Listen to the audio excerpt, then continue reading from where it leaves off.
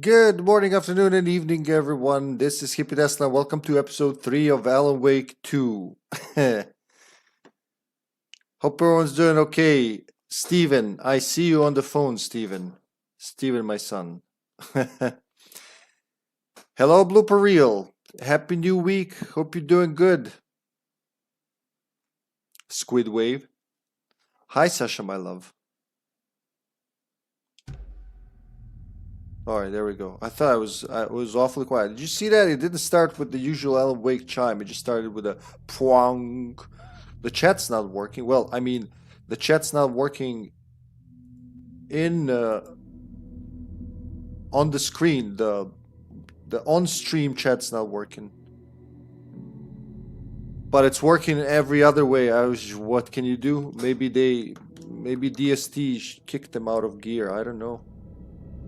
So I'll keep an eye on the phone, Steven, and everyone on YouTube. Just like that's the best we can do now, apparently. Heck yeah, hope you're having a chill week working at the moment. Relax, brother. Hope you have a good day at work. I just got off mine. Forgive me if I blur and slur. Finished the Alan Wake DLC, The Signal. It was good, challenging. Next, The Writer. Yeah. Was it The Signal? I think The Signal is the one, or maybe it's The Writer. No, I'm pretty sure it's The Signal. The one that ends with the sawmill that was supposed to be in the base game, but it was taken out. Like it was removed late in development. Or like sometime in development, not late in development, sometime. There was a location where we're supposed to fight the Taken Agent Nightingale, but that whole concept was scrapped, and we ended up fighting Nightingale in Alan Wake 2 instead. Among other things that were moved, they're removed. I went through some old maps, like from 2006 and onwards. Before it was the Anderson farm, there was just the farms. A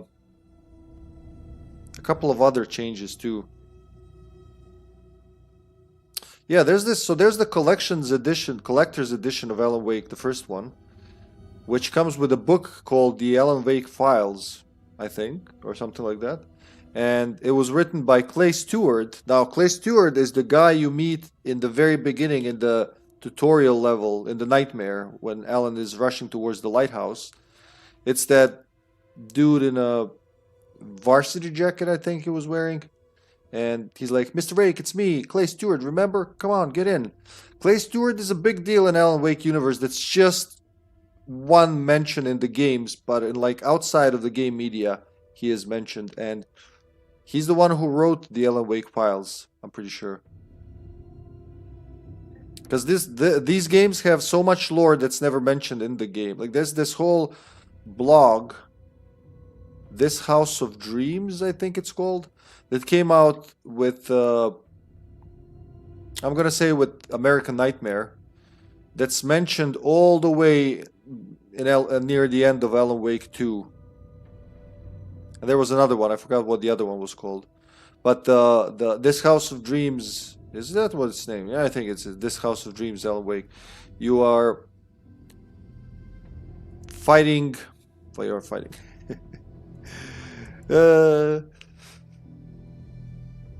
You're basically.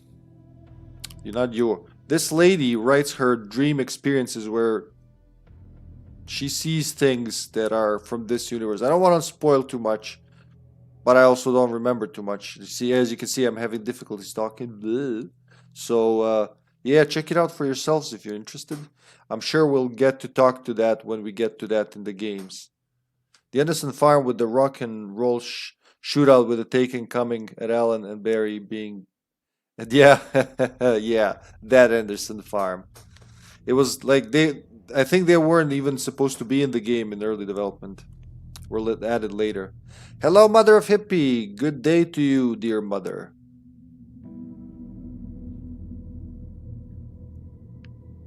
Wait, blooper reel. Blooper reel. Are you close to my time zone? Or is it like late afternoon there, early afternoon, or morning?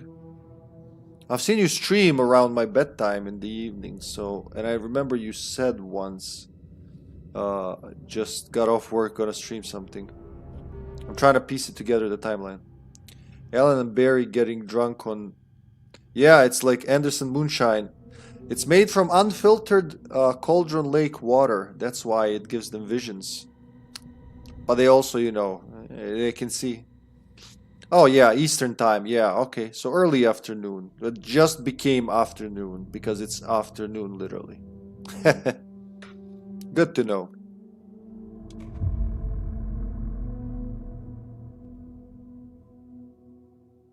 Well, this'll work. I mean, you gotta work with what you have, huh?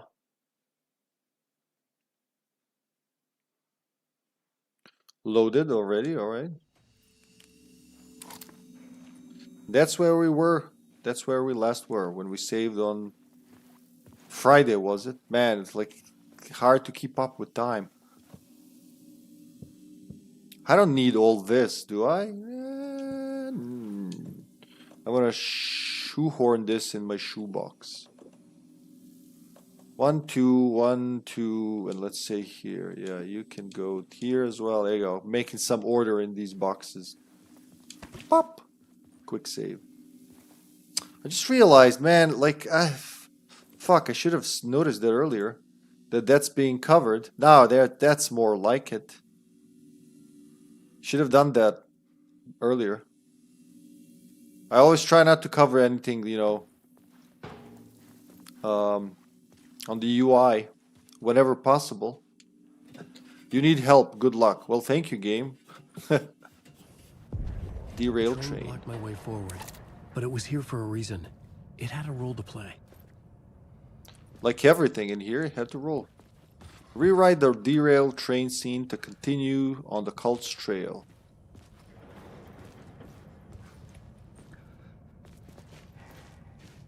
Can't you, like... I'm pretty sure you can... Yeah, there you go. What the... He's having second thoughts. Please disappear. Hope I didn't make it terrible. Oh, he's gone.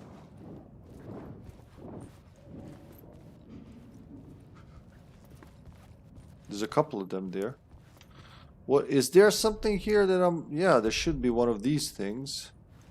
Probably in the ceiling. Yeah, there you go.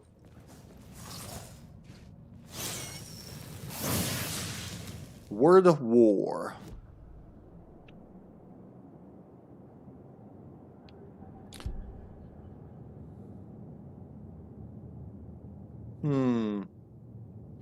Let's do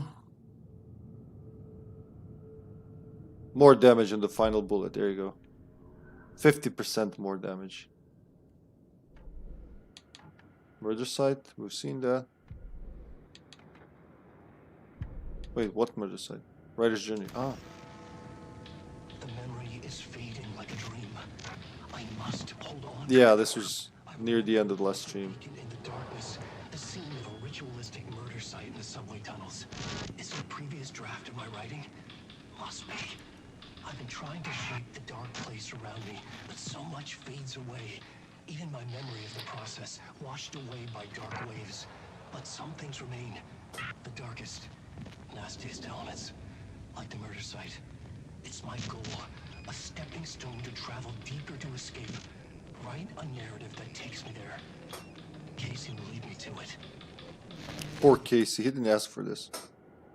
I like this part. There's one in the trains. Yeah. Yeah, I've been to what's his face, Tim. There's gonna be one there at the bottom of the station. There's gonna be that whole part of the station that's not right. That's not quite there. Out on the plot board. Locked door. We're close to the initial tunnel, basically. Oh, I thought it was gonna be like 5 of them here, but nope. 5 of, you know, those shadow dudes.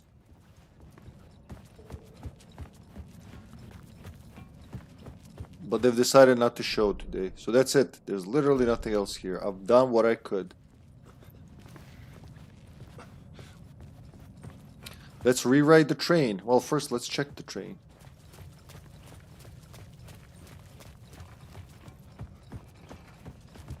So we gotta get in there. We can't. There's a lot of rebar here. Because the tunnels collapsed. I was sure I had the answer on the plot board. I like how he keeps reminding you as if you've forgotten. The story beat fit the story perfectly. Oh, what else do we have here?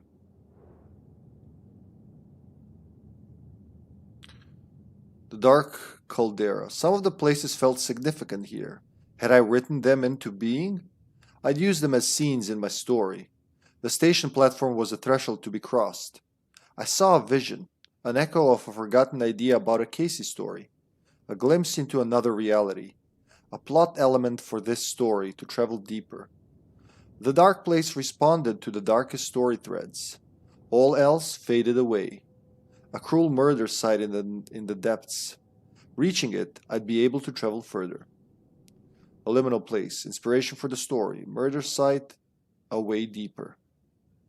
Casey's case. The narrative I wrote to find my way. Casey looking for a missing FBI agent. The agent on the trail of a murder cult. The cult of the word. A place of power revered by the torchbearers. A group of mystic outsiders in the tunnels. The cultists killed them to invade their holy place. Find the right story. Shape the dark place.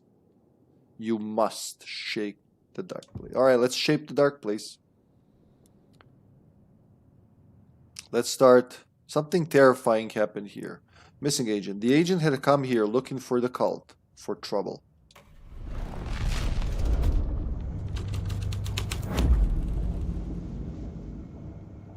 Now the traffic is... The light is red, not green. Hello? Anyone there? Dead. Sounds like Kira. Kira Estevez. That was her voice. I think this ties into the DLC, the lake house.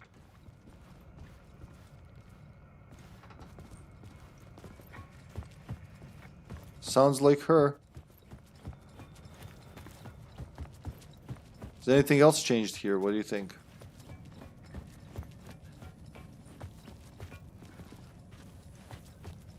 Oh, you can just sneak through there. Well, what's the point of going under the thing?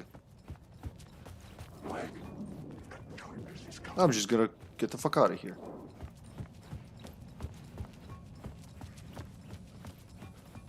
I think you can kind of get him from this side. Unless he's following.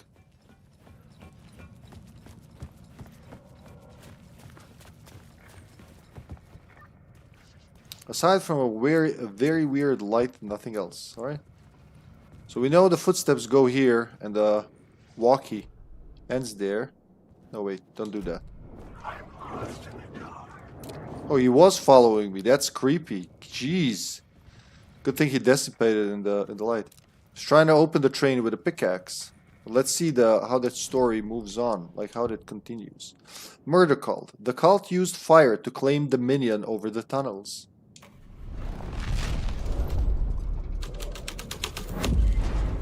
The plot changed the details of the world.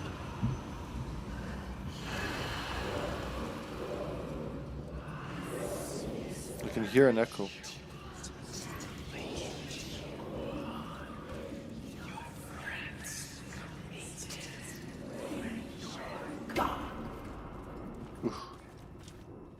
The cult poured the gasoline over the train car. An iron cage that would soon become a coffin. Spill-proof system gasoline. Well, it didn't work this time. The whole tunnel changes, making me believe something else could be there.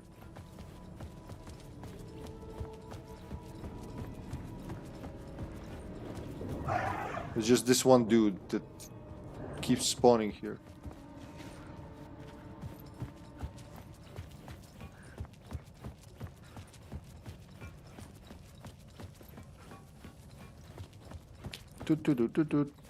Oh, the scene starts here actually, not there. Huh.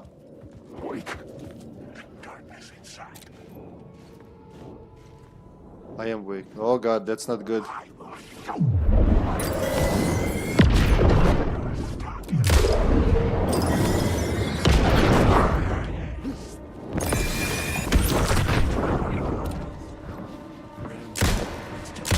Shoot him in the face. This story will eat you alive. This story is a monster. That's exactly how the game started. This story will eat you alive. This story is a monster.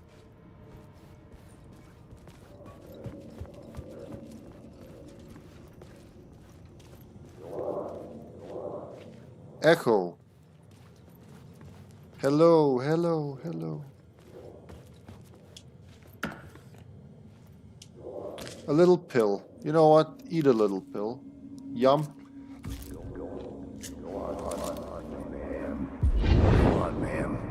This is where the history of the cult gets genuinely disturbing.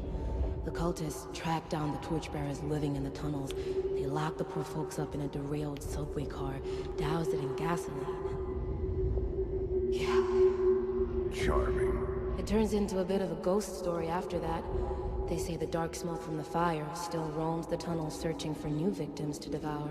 There are no happy endings in this city. The story thread felt important. I could use it in one of the scenes I'd found. In multiple scenes. Look, there's a battery. Deputy Mulligan tuned Thornton's shattered out. He didn't think writers were particularly useful people, and a huge manhunt for once struck him as idiotic.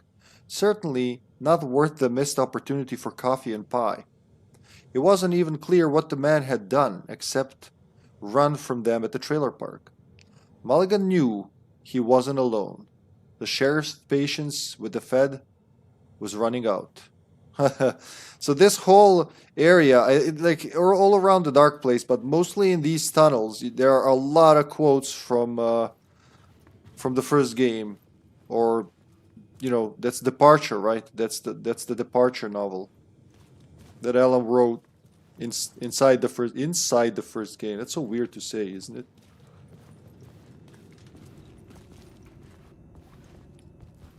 This is gonna be something. Yeah, the trick is not to become. Yeah, that's right, Steven. All right. Oh yeah, this is like one. So this is 1 hour earlier than it was the past few weeks for you, Steven, isn't it? Because we switched to DST yesterday. Hi, Gavin. Good morning. Good day to you, Gavin. Hello, Gavin. How you doing, Gavin? Yeah, but I need to change the scene to get it, right? To get to the suitcase. It's right there behind that. Well, all right, let's burn some people. The game demands it. Here we go. The plot element I found would drive the story forward. The way forward through the bowels of the burnt carcass. How are you? You're doing wonderful. Good to hear, Gavin. Welcome to the stream, brother. Is spring coming all over to southern US, huh? How's the spring over there? Is it kind to you? It's pretty like it keeps changing here. A little sun, a little rain can't settle on itself. Like pick one, spring, please. I know it's spring. It should be like that, but you're like out for a walk. La la la. It's quiet. Suddenly rain. Back to the house, motherfucker. You go into the house. It's rain. I mean, it's sunny again. Sasha, all day was very, very nice weather, and then Sasha walked out just like a half an hour ago. She said, "It's chilly wind is blowing like it's November." There you go. Yeah, didn't His Royal Majesty mark them? I think he should have. Let me see. I remember a bunch of them. Yeah, there it is. See, he marks it. Tim and marks all the good things on the map. The question is, will they disappear once I find them? Because there's a glitch. Some things don't disappear even after you find them, which isn't ideal. But hey, so those are the trains we should go through. All right, are you ready? This is gonna be a little uncomfortable, mostly for people inside the train, not for us. Quite rainy, huh? Well, yeah, your area is wet, so to speak.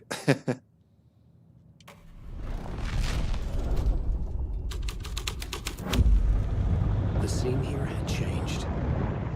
The subway car had become a burnt husk. I could get through it now. The question is, would you want to? Yeah, that still doesn't want to change. There it is, but you can't get to it yet. And the door is locked. You gotta open it from the other side, if I'm not mistaken. Hey, remember surprisingly well. Opened on the side. Considering, you know, well, it was recent, but yeah. Alright, let's go. Oh, God.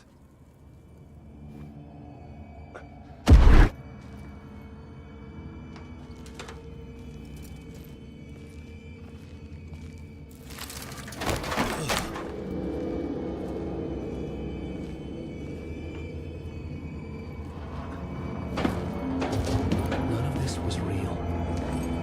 It was all real.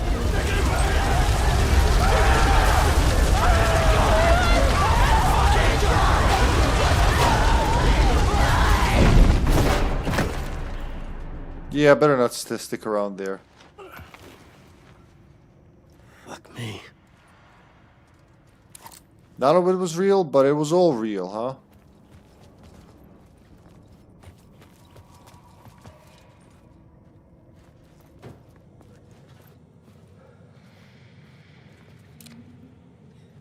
Light will show you the way. At the oil derrick. That's the, I think that's the only one, if not one of two, from American Nightmare. I just steps outside to catch a breath of fresh air, and let me tell you, that's Pat Maine. How did they pick these, I wonder? Alright, now we're talking. Now we have a door.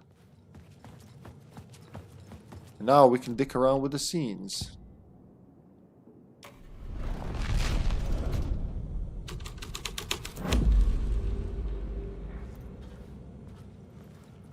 That's where they torture them, I imagine. Why the blue thing? Is that like a blue screen, or they're recording something?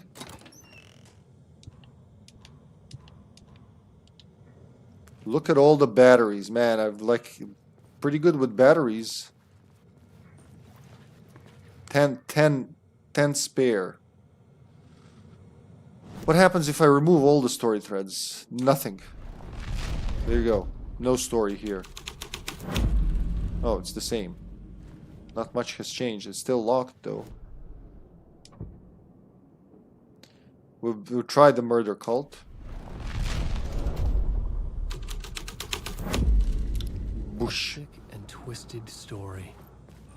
But it worked. Isn't this like the stuff you normally write, Alan? Well, not really. He's like into thrillers, not horrors. Horror. Now, there's one here. Was it here? Where you have to spend the bullet to get to it. Man, I tried like for 20 minutes first time. I didn't occur to me it will snap when you shoot it. I was trying to like everything to get behind that because I've seen it from above. You can see it through the floor, but I couldn't illuminate it. Words of power. Words of action.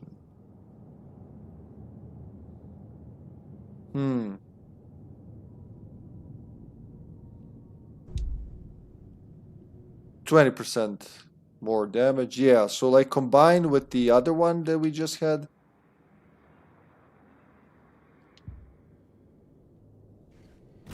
You can make a lot. You can like boost your damage by being close to them. I understood what I had to do now. I knew how to write the ending to Departure. There is light and there is darkness. There's guilt and there's atonement. But the scales always need to balance everything. Balance. Everything has a price. There's a long journey through the night back to the light. It's not a lake. It's an ocean. Should be more around here. Hold on. Yeah, it's in there to the left. That's right. There's nothing else here. Alan, wait. Yeah, I'm Alan. What do I have? Flares? Alan Wake.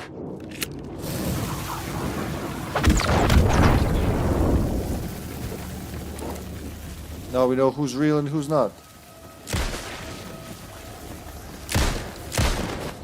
Fuck, I'm missing. There's no escape. These are my words. Final bullet. Free bullet.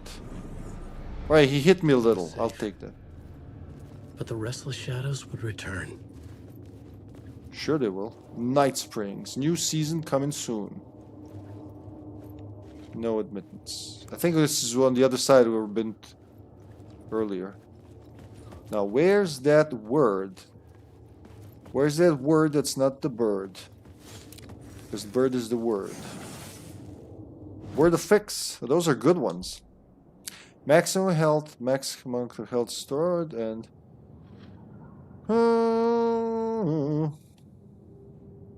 let's go here. 50% max health. There you go. That one's maxed out. I should feel the effects anytime now.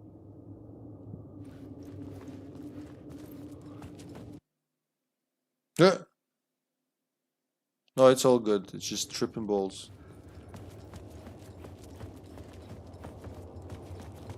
Thank God it's doing that, unlike control, which is like, oh, you control disconnected. Well, tough shit.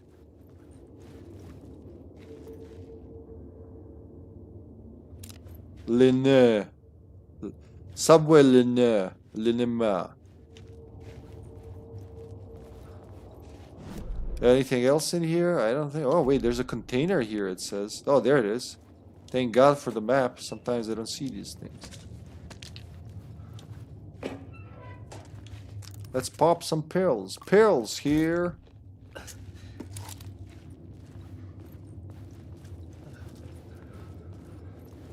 Entry here. So now that's all for sure. Like, we're 100% sure we can move away from this room and never look into it again.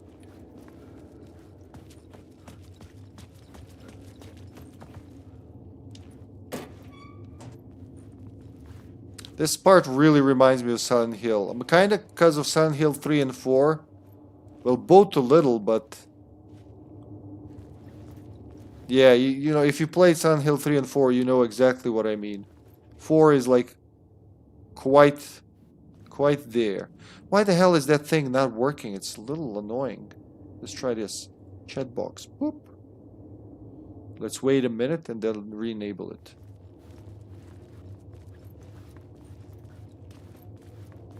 Down to platform.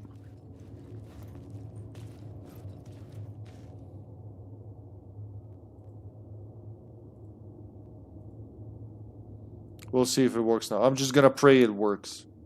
That's all I can do. Hello. Oh, that's the part I was talking about. My path was blocked. I had to find a way through. The Hunted. light would help me. Sir, you are being hunted. You lost her. Well, these walls know a little more than I'd like them to know.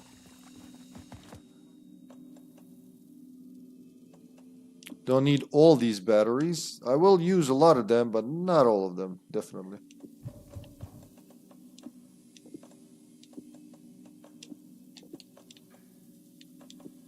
There you go. He's like, his inventory is not as generous as Saga's. That is a legitimate issue with his part.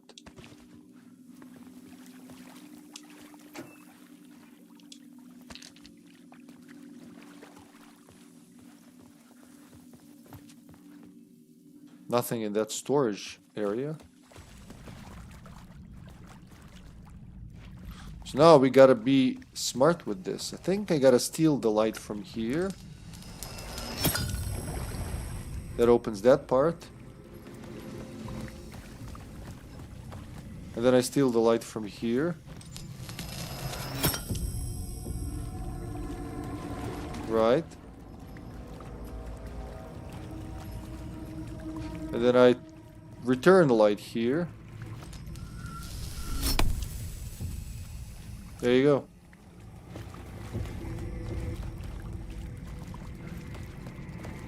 Haunted, haunted, haunted.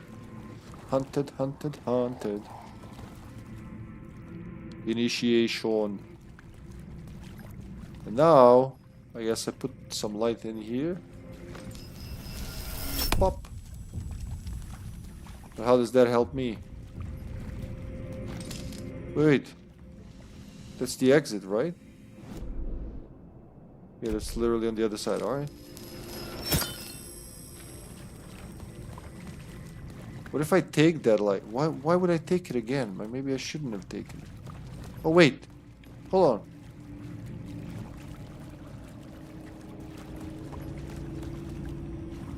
The Silent Hill part, huh? Hey Cubesy. Welcome to the stream. Okay, Cube Zombie Man. GameCube Zombie Man. Put some light in here. What is that?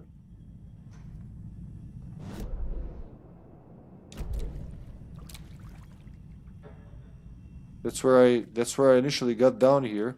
And now it should make a tunnel and I go back because this is like mind bending. If I go back here,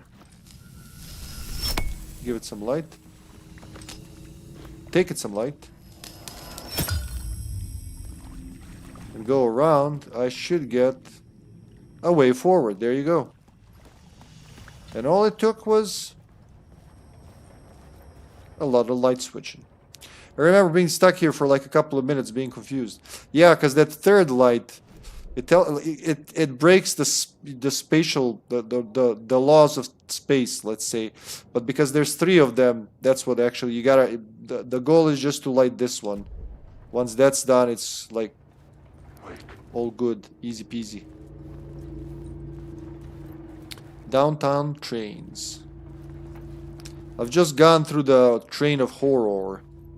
Horror. Some of these guys are real. I don't want to waste any flares. I'm just gonna wing it. Sir, are you real? He looks kind of real and angry. He's walking towards me. Almost real. No, he's not real. Wait, that. Oh, he's gone. If I could just take him on one by one, or pull them into the light. Alright, which one of you bastards is gonna jump me? Is it you, sir? He's dissipating. I'm dissipating. No. I'm drowned. No, this guy is angry.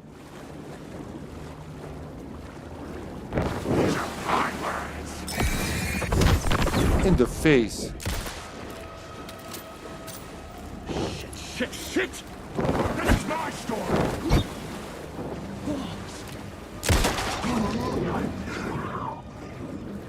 Are you real? What did you get stuck? Oh my god, the corner. Oh, from all those stairs, Alan, you backed into a corner. I'll just forgive you this time.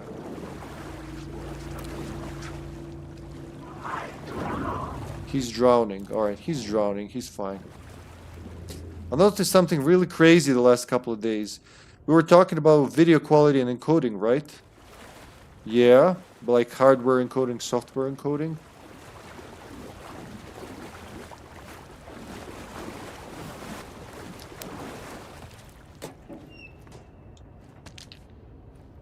And all the other forms of encoding there are. But this is... Oh, yeah, that's why I'm here. That's why. I knew there was something. Words of Lamp. Regain a flashlight charge on killing. Okay. I think I'm gonna go with this one now, huh? 50% chance is okay. As you can see, I have a bunch of batteries, so that's okay. I've never been low on resources in Alan Wake 2, honestly. On this difficulty, at least. Provides 10% chance to stun him. What happens if you, like, what's normally, they seem pretty stunned. They don't rush you right away.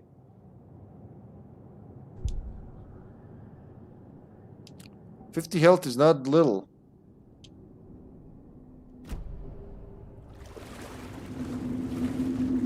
And this is, yeah, you can't go here. Oh. The story determined where I could go and where I couldn't. Well, the story sucks, Alan. I want to go wherever I want. Write a better story. I've noticed that the VODs look better than live streaming. It looks like some bad artifacts are removed. But then when I tested out stuff on Kick yesterday, I rewatched the VOD on Kick. It's okay, it's just having a stroke. App, and then on the PC on Firefox. The Firefox, the quality is a lot better. On the app, it looks like shit. Yeah, that's normal. So I was going to tell you, it's not really... So I double checked after our talk, because I'm like, I couldn't have gotten that wrong, but you know, I'm always open to being wrong. I can't be like, this is my vocation, I'm the best at it. Nobody's the best. You always learn. Look, Rockstar Games is here. But anyway, hardware is supposed to be better, like loads better than... Whenever you can, pick hardware, right? For multiple reasons. But one of them is, and I'm talking about like just hardware encoding. For instance, this webcam has H.264 hardware encoder built in. So it does all the work and just sends the complete video in there. Yada yada, but let me skip to the important part. The artifacts may come from the fact that we're taking like 500 megabit video stream that's coming from the capture card and streaming it over 5 megabits, you know. So that adds definitely some artifacts. But the other thing is, yeah, it's different where you watch. So these services nowadays, like Twitch, for instance, YouTube as well, depending on what kind of device you watch, it sends a different kind of stream there that suits that device. And because it's all done live, yes, you will see those artifacts, especially in the where the difference between light and dark is not as pronounced. You know, it's not perfect. But then you're right, when you take a look at a VOD, it's better because that's the complete thing. It's not encoding it on the fly. It does the you can see it on YouTube once you're done streaming for the next 30 minutes to a couple of hours, depending on a lot of factors in the video and how long you streamed and all that. It'll do some encoding. That's what it does. And then it looks a lot better. They even do the interlacing. I do my own deinterlacing when I work with older consoles. But I've noticed a couple of times when I've forgotten to turn on the interlacing for Outbreak, I was like, oh man, it's going to look like shit. I go to YouTube. It's deinterlaced. It automatically detects that now. Nobody talks about that. I've never, you know, I haven't seen any mention of that. But it's a thing. It happens.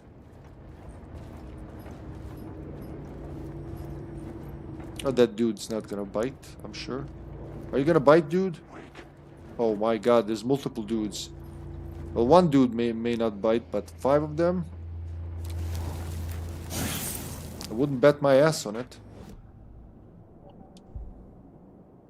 Words of gun. Not consume ammo, huh?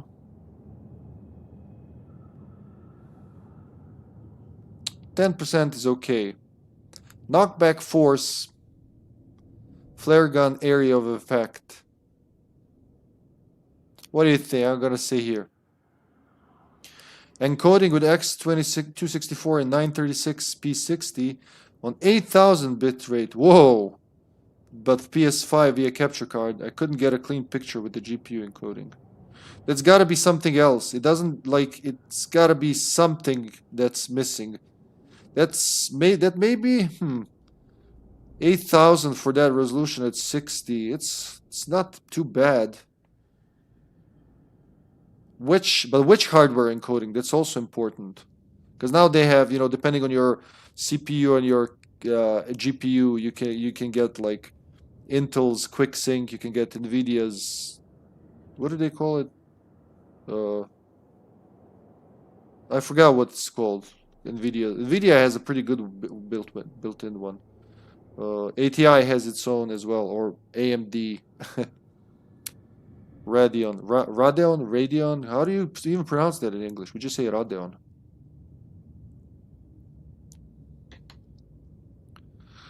I don't know. I mean, 15% for free ammo. I do use the revolver most of the time, but knockback on the shotgun's not bad. Oh, fuck it. Just try something different. AMD X264. I think I've seen another one. Are you drowning, sir? How about you? Are you drowning? He's not drowning. He's drowning. You?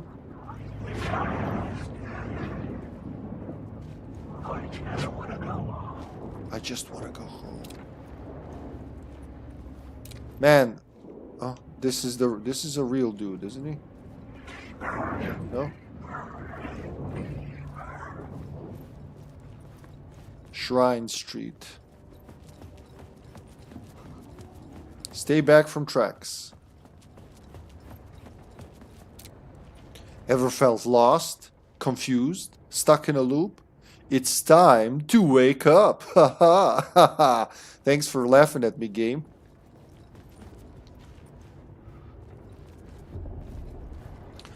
I noticed that a lot of people streaming in 1080p and streaming with like 6,000 bitrate. It's possible. You don't like. It looks better with the higher the bitrate, but it's kind of gotta. You have the best way is to strike a balance between what your audience is watching on, what kind of connection and devices are they're using, and good quality. That's like looks better streaming 720p with 8,000. Well, 8,000 is a little bit too much. Like 6,000 kilobits per second is more than enough for a 720p stream. Yes, it's gonna look better, but just like ideally, I would use up all of my upload bandwidth, or at least whatever is reasonable, like streaming at streaming, I don't know, 720p at 20 megabits per second would be like local, like playing a local video. It would look amazing, but not everybody would be able to watch. And streaming services, the higher the bitrate, there's a higher chance something goes bad. So yeah, I know your pain, man. Trying to find that sweet spot. In the beginning, I was experimenting between even as low as 2,500 and as high as 9,000, and I landed on 5,000, like 5 megabits per second for 720p. It gives the best like balance of both. I told you, like, people would say, I can't even watch, my phone's buffering, yada yada. There's no one-size-fit-all solution, which sucks, because it would be pretty cool if there was. If it was more standardized, like, this is what you do for this resolution, done. But all of this was invented on the go, so to speak, so,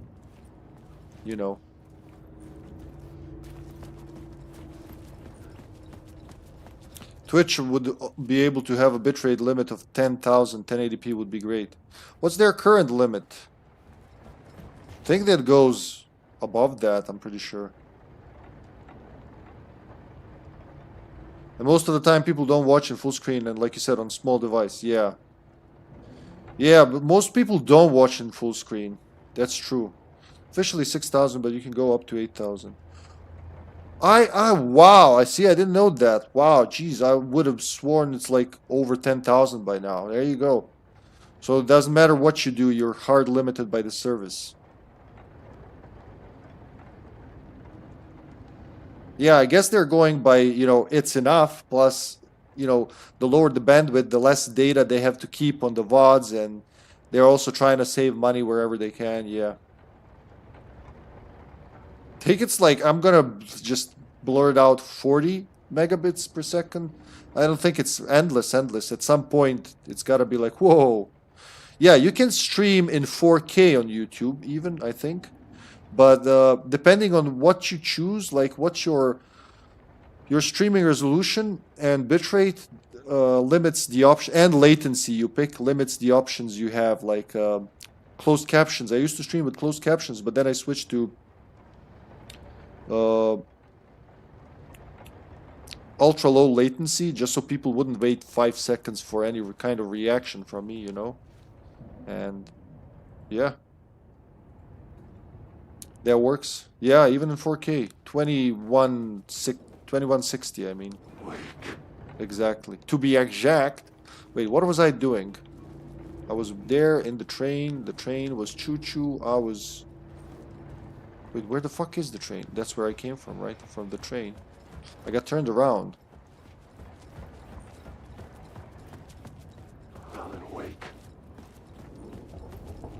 Right, sir, I do know my name. One of them's hiding behind a column.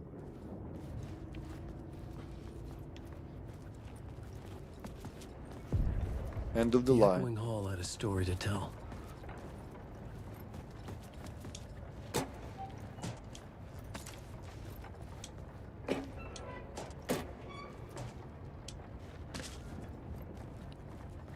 What did you say you did on Kick? 8,000 for 930 936, right?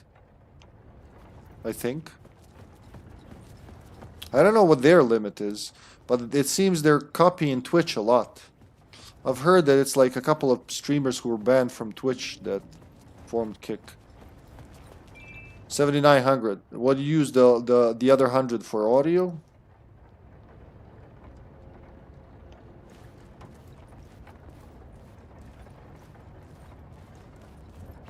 Ideally, I was always looking to, you know, make it divisible by 8, you know. But yeah, that's just a video. You got to think of the audio bitrate as well, because that they add up on top of each other. Oh yeah, the light in the train. That's right. But that's when I'm done here. I'm gonna go do that. That's right. That's right. And that's after I clean this thing up. Yeah. All right. Let's play with the scenes, one by one. End of the line. I had a new scene to use, a new setting. The agent witnessed the cult's depravity and ran.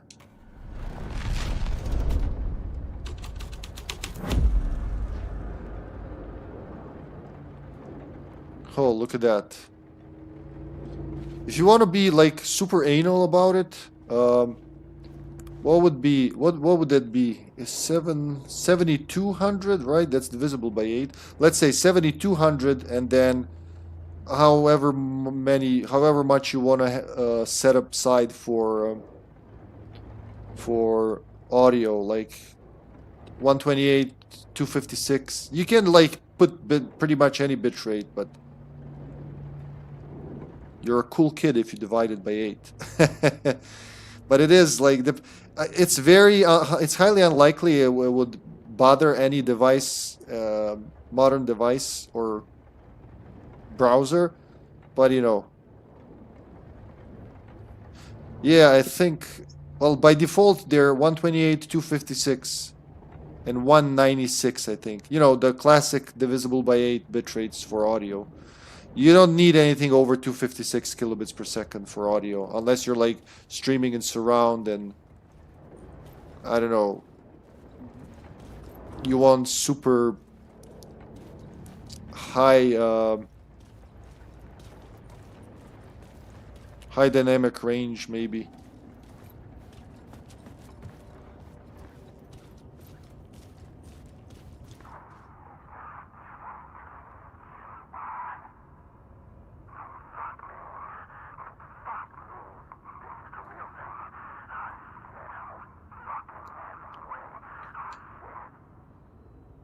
Oh, fucking Hemingway. It's in there when you go to, like, I don't know what software you're using for that. On, you know, standard stuff like OBS or Streamlabs, you have the audio tab and they add up. OBS Studio, yeah, you will see the audio bitrate in the audio tab.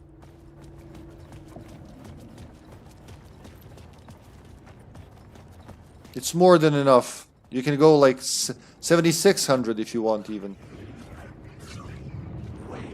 That dude's angry. 320. Could be a little overkill. I mean, I don't think you need that much for audio. It's not. It won't hurt anything. It's just for regular speech and if you have no issues with it, leave it, because you can then. It's better with high dynamic range audio for modern games to have higher bitrate. That's true. I don't know if I'm at 256 or 320. Yeah.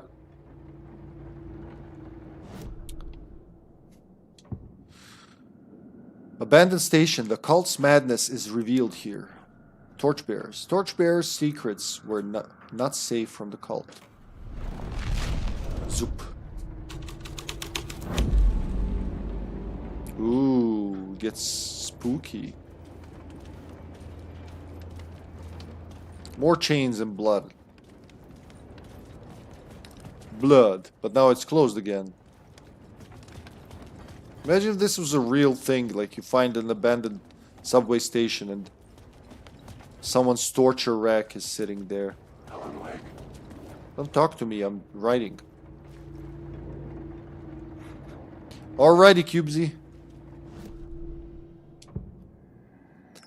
Murder cult. This is where the cult waited for the time to strike.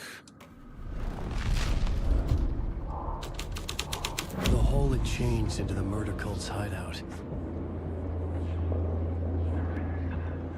Oh god damn it. Sorry, Steven. Like the fucking even the YouTube app that isn't really good for YouTube chat. Like it just stops working at some point. I was like, why is Steven so quiet? There you go.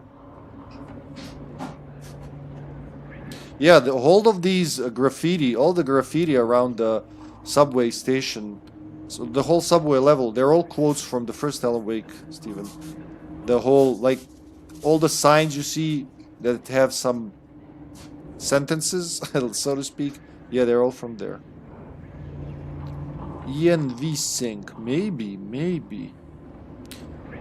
CUDA and ENV sync. I think it's the latter.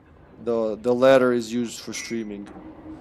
I know CUDA is used for... CUDA is like... CUDA or CUDA. It's like a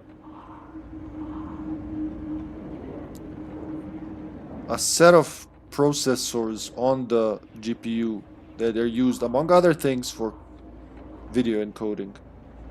I'd pay an extra 25 for unlimited internet. Me too, brother. Me too.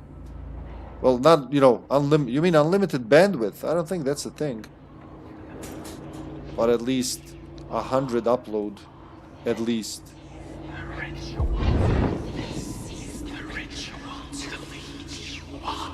The Fed had witnessed something here that made him run scared.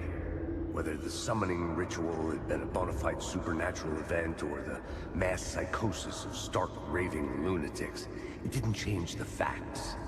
The cult was messing with things no one should mess with. The ritual was a vital part of the story, the key to reaching the murder site.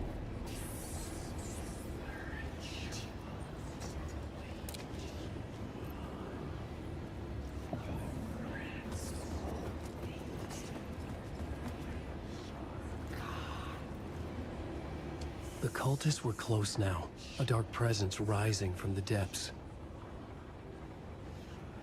The writer, not of the last, the shadow cast. Third eye, project the night, this is your time, when you're gone. Writer, the first word, not the last, and the shadow, eye open, this is your time, ritual, friends will meet. Not the writer, the light, shadow, to write, to lead, will meet. You're supposed to put them together? I mean, I know what it says there ultimately. But I wonder.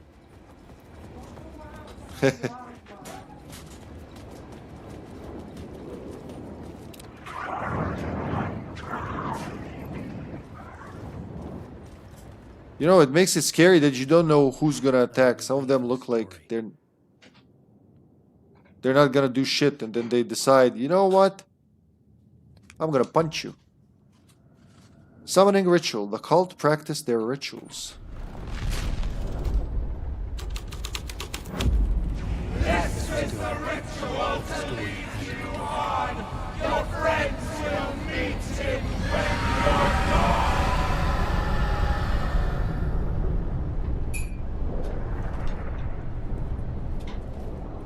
There's a spiral of papers on the ground. There's an Alan Wake Bible here. It's an Alex Casey novel.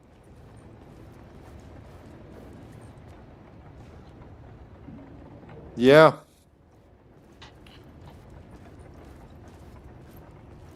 He wrote them in blood. Weak. I just want to fight. But why this part though?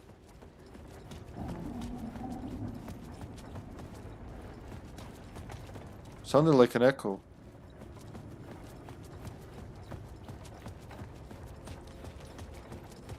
Trains. Are there trains? Game saved. That means I'm gonna get my ass kicked.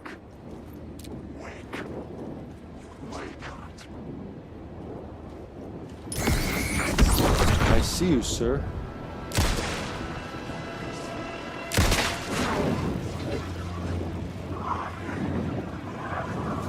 They can still throw you on the ground if you anger them.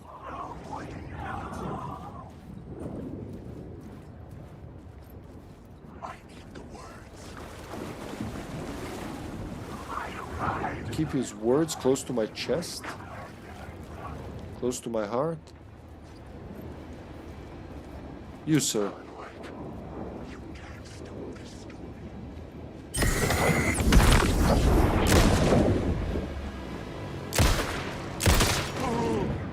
That last bullet hurts, huh? Come on! You don't have to fight it. It's not real. Maybe that other guy is real, though.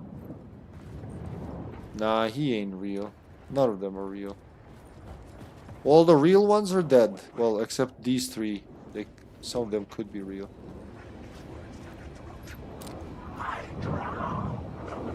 Should I give it the light? Should I take the light?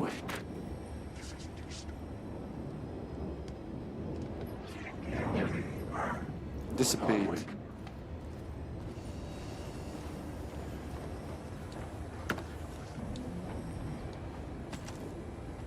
Nice.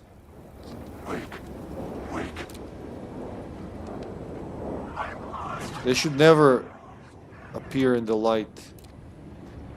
I mean, they are shadows.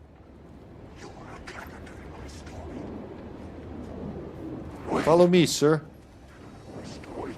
I wonder if he's gonna do that. He doesn't want to follow me there. Wanna shoot shadows at me? No. Light. Oh shit, I didn't reload the light.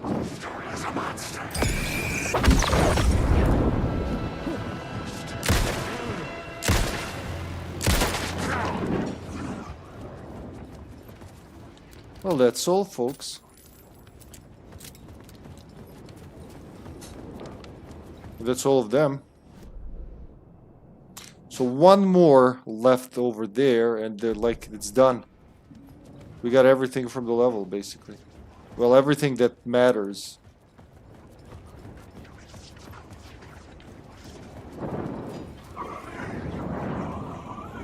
Now they can respawn how many times they want, but once you kill the real ones, they don't come back.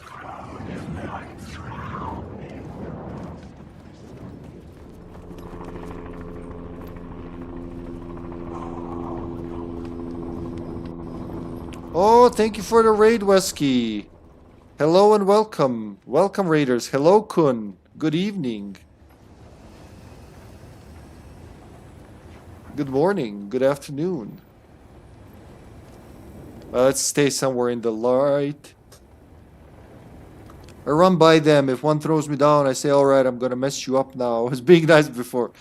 Sometimes even the not real ones will throw you down on the ground, I noticed. How was your stream, Wescaroni? I'm doing good, my friend. I'm playing this game I love very much. That seems to be the theme lately. How was Texas Chainsaw Massacre? Were you chainsawing some kids? Would somebody kill off the kid? They are annoying little bastards. Stabbing you with boy. Just trying to have a nice cannibal family in the heart of Texas, and little bastards have to come there, stab you with their bones and whatnot. Tried Hitchhiker and Sissy. How was it? How did it go? Sissy's an excellent feeder. She's a, like, they're all good characters, really. My friend, I have a friend who's just horrible with Sissy, as in, like, horrible to the survivors.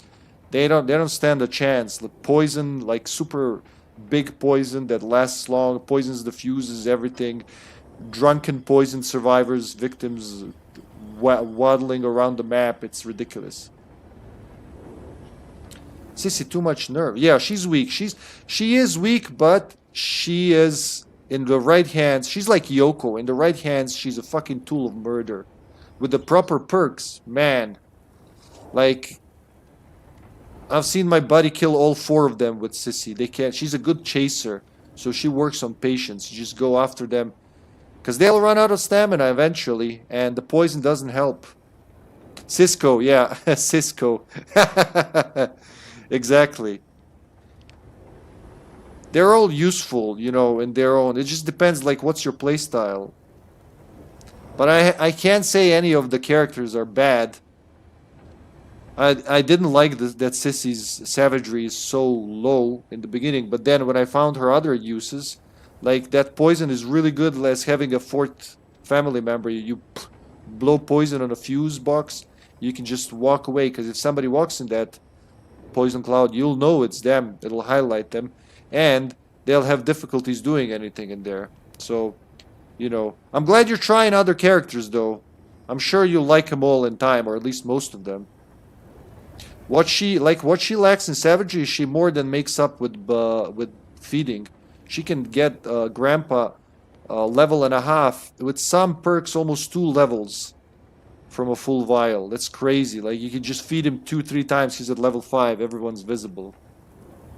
Plus, you can blow poison on Grandpa, and then then little bastards will be, you know, it'll be harder to stab him and run. It is. She has a perk where when you poison like key items like fuses and valves and that, you have 75% chance not to use a charge. So if you're lucky, you can poison 5 things and still have full poison satchel. Hey, but just go over there and, you know, check out for yourselves, guys. You tried it, huh? That's a very good perk. I love it. That, and I forget, Linger. I think it's called Linger, the one where she blows poison, and it can go from, you can blow it here on the ground floor, and it'll seep down into the basement. That's how big the cloud is. People running in the basement can be poisoned from you just poisoning the top floor. You know, it's crazy. But there are ways. Like I said, I'm glad you're trying different characters. I got, yesterday morning, I had 5,000 points with Hitchhiker. Killed 3 of them on what's the name of the map? The mill, the abandoned mill. 3 victims dead. They thought they had us. They were really trolly and pushy, but they didn't get to do that battery. Nah. My buddy was guarding the gen. Yeah, 3 kills with Hitchhiker. I was surprised myself. I just recently started playing him, and they really wanted the battery. Well, Wyatt died kind of stupidly. My friend was playing Sissy, and he was trying to loop us, you know, do the 360. But as he was doing that, we were landing blows on him as he was turning, and so I just killed him in the end. It's still such a fun game. And nice to see you playing it. How do you like it, Kun? I see you're into it as well. Oh, they're calling my name outside.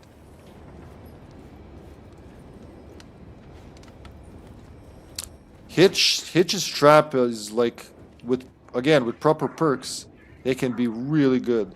It's all about the perks in that game. I try to play stubbornly to my own, you know, just to make shit up, but you gotta have a good choice of perks. You don't have to play, as they say, meta builds, but you still gotta do something, right? Ooh, a medkit. That's pretty cool. You guys played together. Nice. Kun and Wesky playing together. Oh, excellent. Beautiful. Oh, that's very nice. Do you have a third, or is it two of you and a random?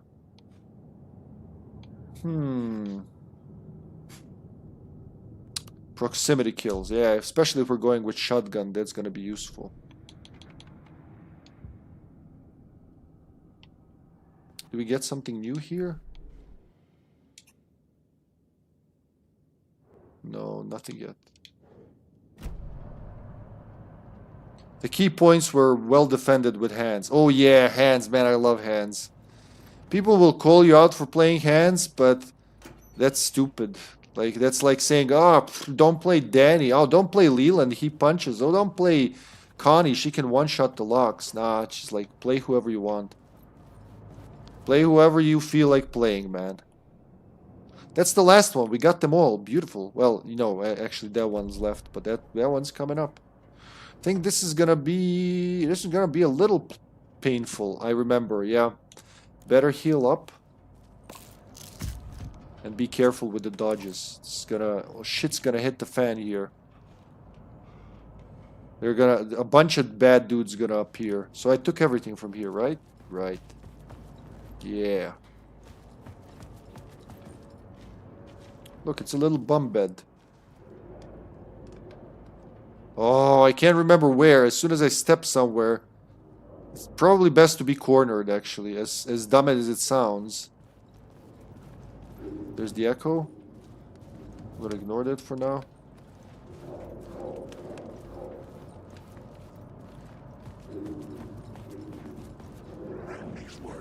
Are you real? Oh, he's real. Oh.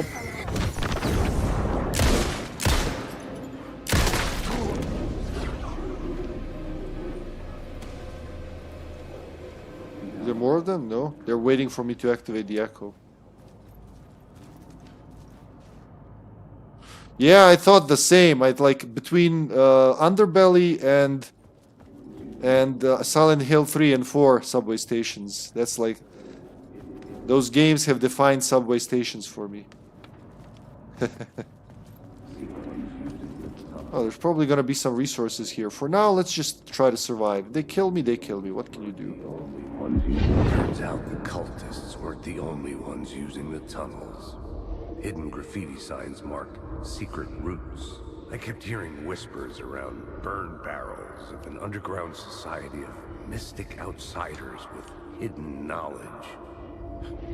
Typical New York. There they are. Yeah, after you hear that, a bunch of them spawn. And now you gotta be careful, because you don't know who's real and who's not. You know what's a good way to find out who's real? This.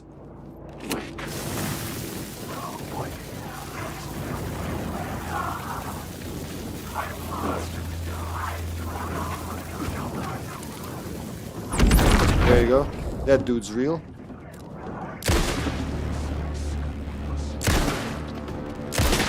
Right, one down. That dude's also real. Headshot, motherfucker. Ooh. He was about to punch me too. There's another one walking somewhere. Oh, he's from there. He is from there. Alright. Alan, one bad shadow guy is nothing. So there was nothing in here. Gasoline. They used that to burn people.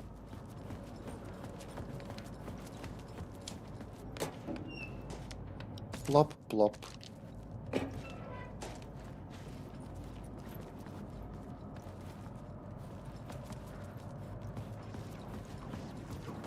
So only two of them were real. Mr. Randolph liked Rose, the little smile she had. How she was still sweet when life had tried so hard to make her bitter. It wasn't any of his business what she did in a trailer, but those strangers, the writer and his smart-ass sidekick, looked like trouble. And they'd been in there for hours, way past her normal bedtime. He reached for the phone and called the sheriff's station. That's the manuscript page from the first game. Wesky's here, yeah. Sexy Wesky brought the party over here. He's playing Texas Chainsaw Massacre, Cubesy. Cubesy also wants to try Texas Chainsaw Massacre. Hold on, let me see if Steven said something, because this sucks at telling me. No, alright. Alrighty then. Anything else here? Because you would tell me, my dear map, wouldn't you? Yeah. Now if I turn left, I'll end up exactly where I want to end up. And that's here. Go back. No, I don't want to go back, game. You go back. Words of fix.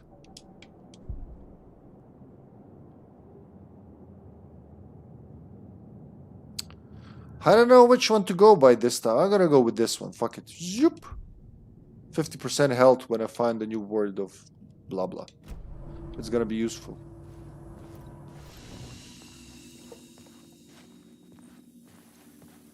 Damn, it's a lot of graffiti.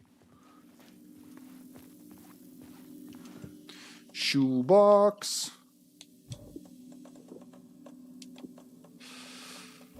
I'm gonna say this is okay. Should be more than enough for what I need. Hey, I don't have a flare though. It would be nice if I had a flare because I know I'll need a flare very soon. But yeah, just for now, let's hope it works out. Initiation 2.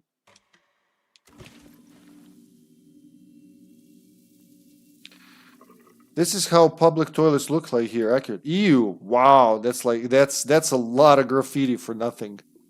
I can't even say what it says, most of them. What's the point? Like, if they're all covering each other, at least get your own graffiti space.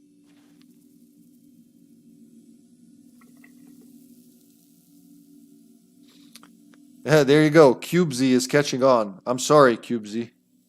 Time for work. See you tomorrow. See you tomorrow, Steven. Thanks for dropping by, man. Have a good day at work. Your Monday, what was it?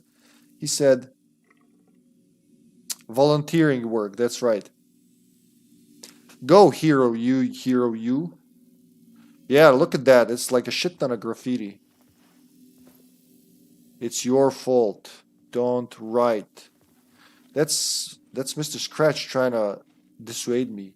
You die here. No, I don't. Return by Scratch. Scratch, you lost her. I mean, I can kind of make out what it says, but it's so hectic. Cynthia Weaver worked hard, following her obsessive rituals, sometimes fighting them, always giving in to them in the end. She haunted the halls of Bright Falls' abandoned power plant.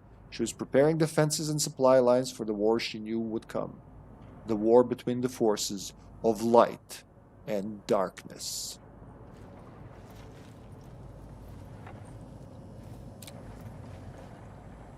It's amazing how they put so many quotes from the first game there. It's basically his first novel. Well, his first novel we know. Following a typical nightmare pattern.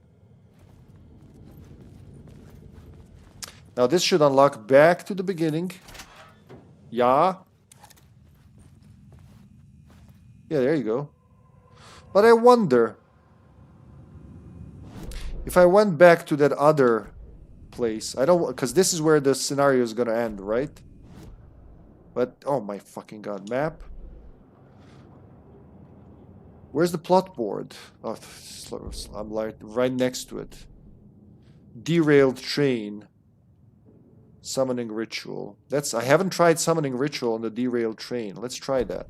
What's the fastest way of getting there? I think through the tunnel over here.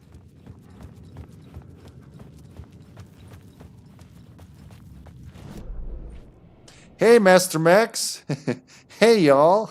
Now you sound like Scott the Woz. Hey, y'all. Scott here. How you doing, Maxie? Happy New Week.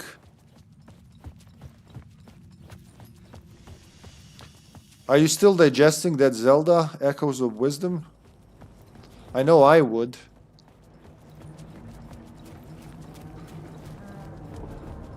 Na na na na na na na na na na na. Wake. Relaxing and playing Elite Dangerous. Ta-da-da. Yeah, that's what I meant. Like digesting the ending. You know, when you finish a good game, you're like thinking about that. It looked very. I haven't played the game, and I'm a big Zelda fan, but it looked very emotional. The ending. So this is just for shits and giggles. We've already been inside and seen the horrors. I think they're gonna scream again. No. They only screamed the first time. Oh yeah, they do. You can hear them. But in the distance, not as hard. But what happens if we put summoning ritual here? Ugh. This is the ritual to lead you on. Your friends will meet him when you're gone. I guess they were chanting that when they were pouring gasoline on the train.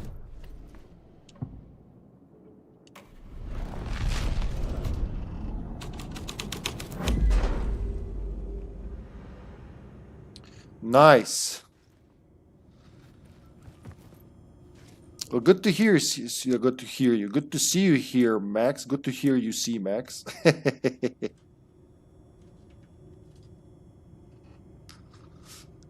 You're playing Elite Dangerous. But what are you streaming now? Nice. That's the first Zelda where you play as Zelda, right? Well, not counting the CDI one. I think so. Yeah. Maxi, please confirm. Oh, he was replying to Maxi. Okay.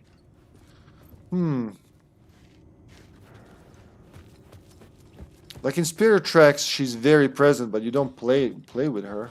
You actually do. No. Actually, you do. You do play with Zelda in Spirit Tracks. You play with both Link and Zelda. Link on Zelda.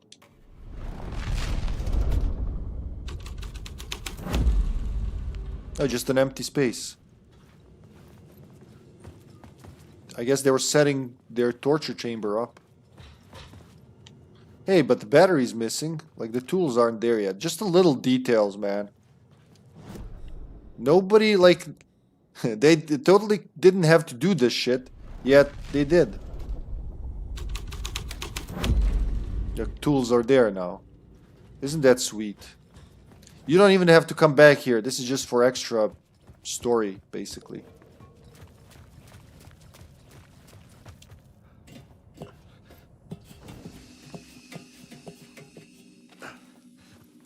Hey, listen.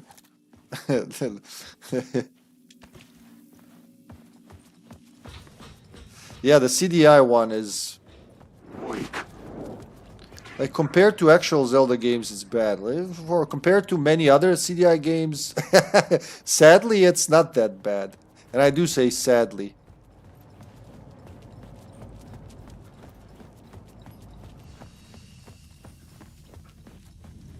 But yeah, in Spirit Tracks you can play with Zelda.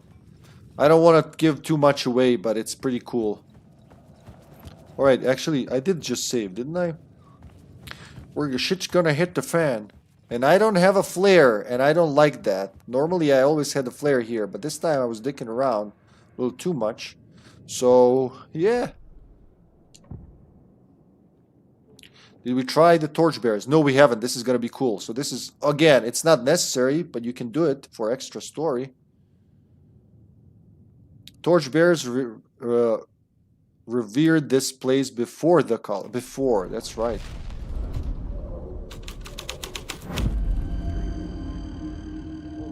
There's the tree. The torchbearer symbol.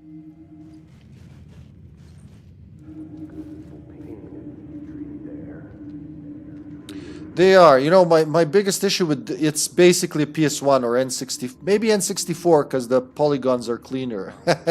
But it is basically an N64 in your pocket with two screens and a touch screen. That's my issue with it. I'm not like I like having a D-pad and sticks and buttons.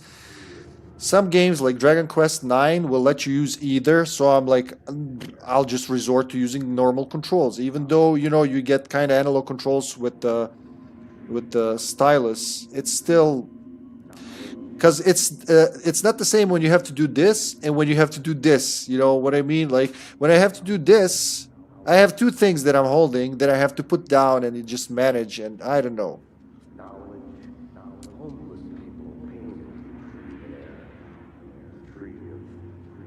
It's just not comfortable all the time playing with the stylus, you know. Now the Zelda games on the DS, they can Phantom Hourglass didn't click with me. Like next to the Wind Waker, that's my least favorite Zelda. It's still a pretty good game. That doesn't mean it sucks, right? I'm not saying it's bad. It's just others are better. But Spirit Tracks I expected to be the same, and kinda is, but it isn't. And yeah, they improved on some things. But also it's trains, not ships. They're probably what what I like about it. Most of the games later in the era, and especially on the 3DS, have a better implementation of the screen. So it's just a menu or a map.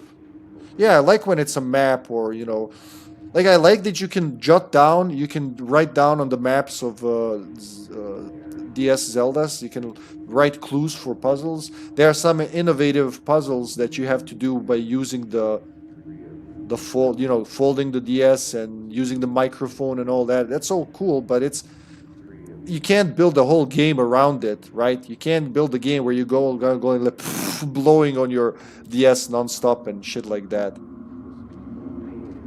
Have you ever held a 2DS? They have a form factor which suits bigger hands. Actually, no, I've never gotten further from the regular Nintendo DS, honestly. Never held the 3DS either. I have a couple of light ones and all that, but this is my guy, man. The classic DS, not the light, not the, I forget what the other one's called. It's good enough for my hands. Like I can hold this pretty easily. It's not uncomfortable or anything. I tried the light ones, but they're like little toys. There is that even bigger one, DS XL. That one's just unnecessarily big. And I know when they say it's unnecessarily big, they just jealous of what they don't have. But it's true in this case.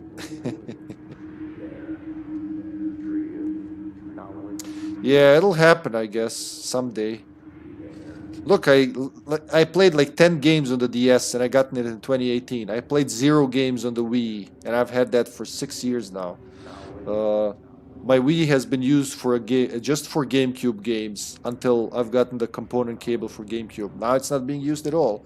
Mostly because of this space here that I'm always like talking about, but guys can't see what's going on around here, but it's pretty tight.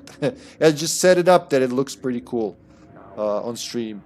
But yeah, if I had to do something with the Wii here, it would be a disaster.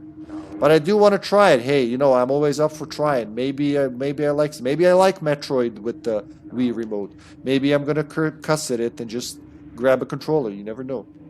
Technically, your favorite era of video games, 6th gen. What is the 3DS?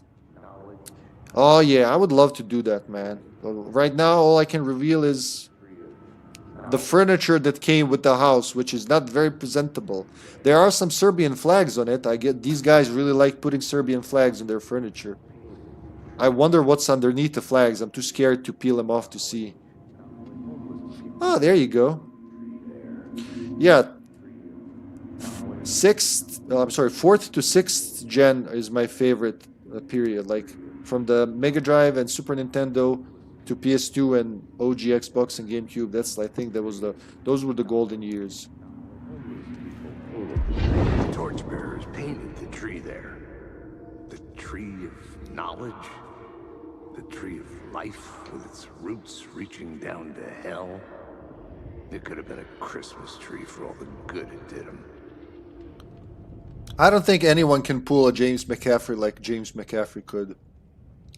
It's a horrible thing we lost him, honestly. I don't know who's going to take up that mantle for future projects, but good luck to them.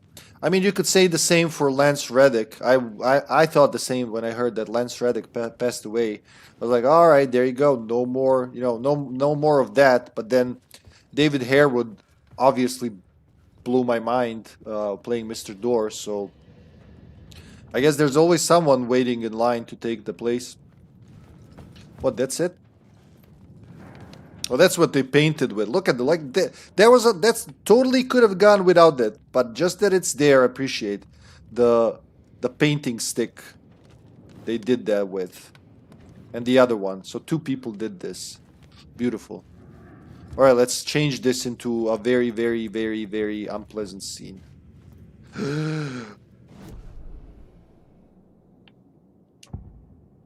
Summoning ritual. Out of the depths, the dark presence comes. The way now open. Ayaw?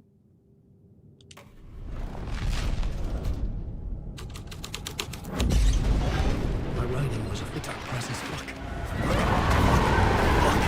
Fuck. Fuck is the word. Fuck. Fuck, fuck, fuck, fuck, fuck. Wait, what's gonna happen now that I don't have a flare? Is he gonna shit out a flare for the cutscene?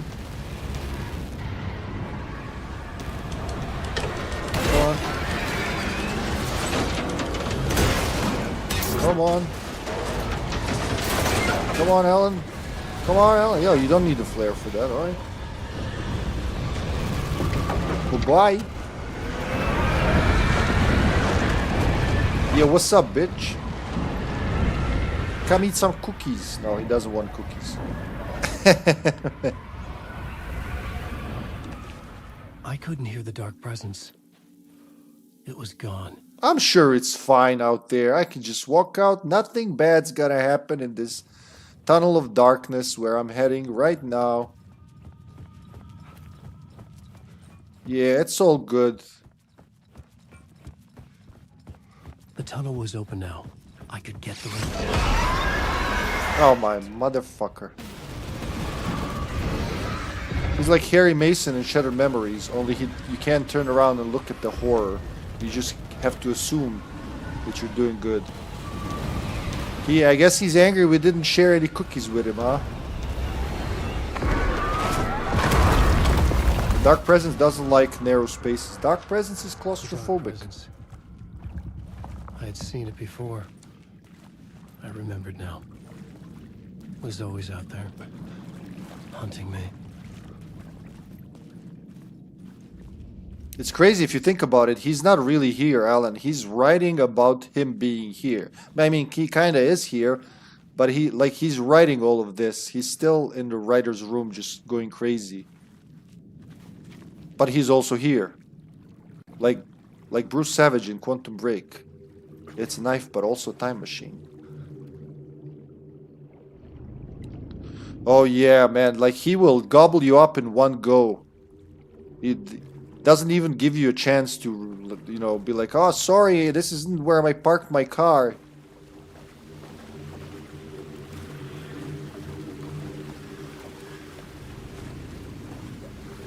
That's a pretty cool overlap. As if I'm right there. I had found the murder site. Somehow the victim's heart was the key. Investigate the murders.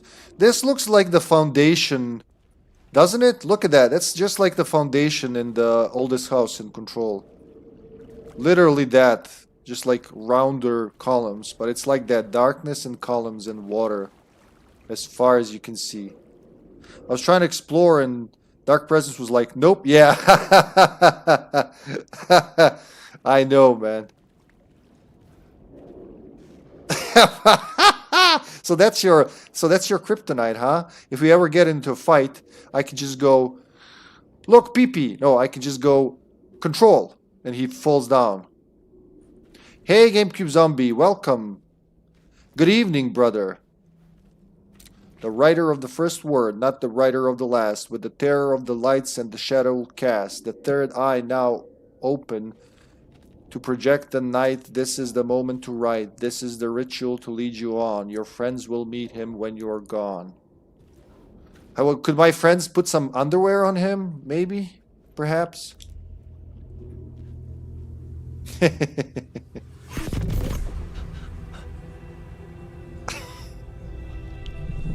Something had shifted.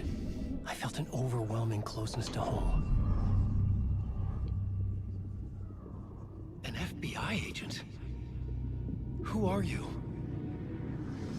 What is this? Who are you? She can hear me. I'm Saga Anderson, FBI. This is Alan Wake. I'm trapped here. The dark place. Under Cauldron Lake. Cauldron Lake. Who are you? I'm trying to escape. I'm making progress, but I'm in danger. The dark presence. Help me. Please, help me. Help me, please. I could sense it. I was closer to home. Had the woman in the vision helped me somehow? Something had changed. Outside. Parliament Tower. Where I had lived with Alice. It was out there. Waiting for me. I would ask how the fuck does he know that?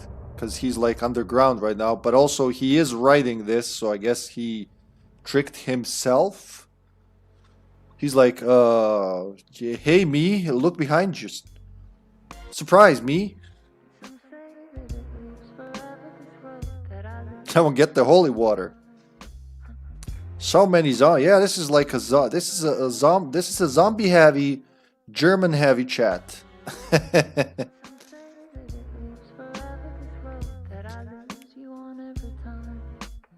How are you, Zombie Chow? At work right now, huh? Or heading to work? I can see you there, but you don't see me anywhere. I'm right in front of you, I'm right here on this long ending road. Man, there was something on Saturday. I gotta say I enjoyed it thoroughly. I was Is it your face on a pane of glass? pretty scared that Comes a trap.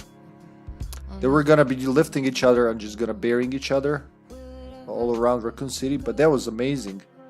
I'm very proud of that. I will say again, I'm very proud of that. Fade into black. We almost finished the whole game, man, in one go. I blame Dylan. He went to eat. Just to fall into this trap. Hello, Jay and friends, survivors of the West. Kevin, help me. Help me, please. How you doing? Oh, Zombie was on YouTube as well. Yeah, the chat's not working today. On-screen chat's not working. So I'm just like, I'm using several devices to try and follow what's happening. You gotta do what you gotta do.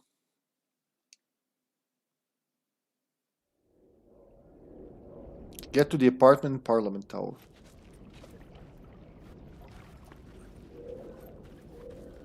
So, like, he's both here and in the real world.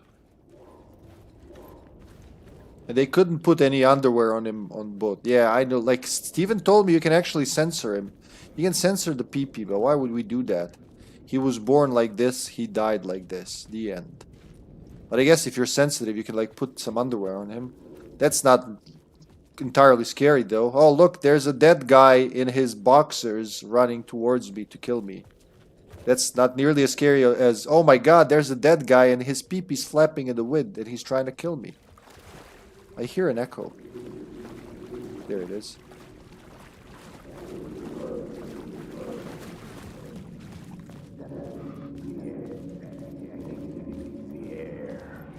Stepping to the murder site, I'd felt it, hanging in the air. A meaning, the violent emotion of the act, like a cloud of wrath. The dead eyes of the victim staring at something you couldn't see, and yet making you aware of it.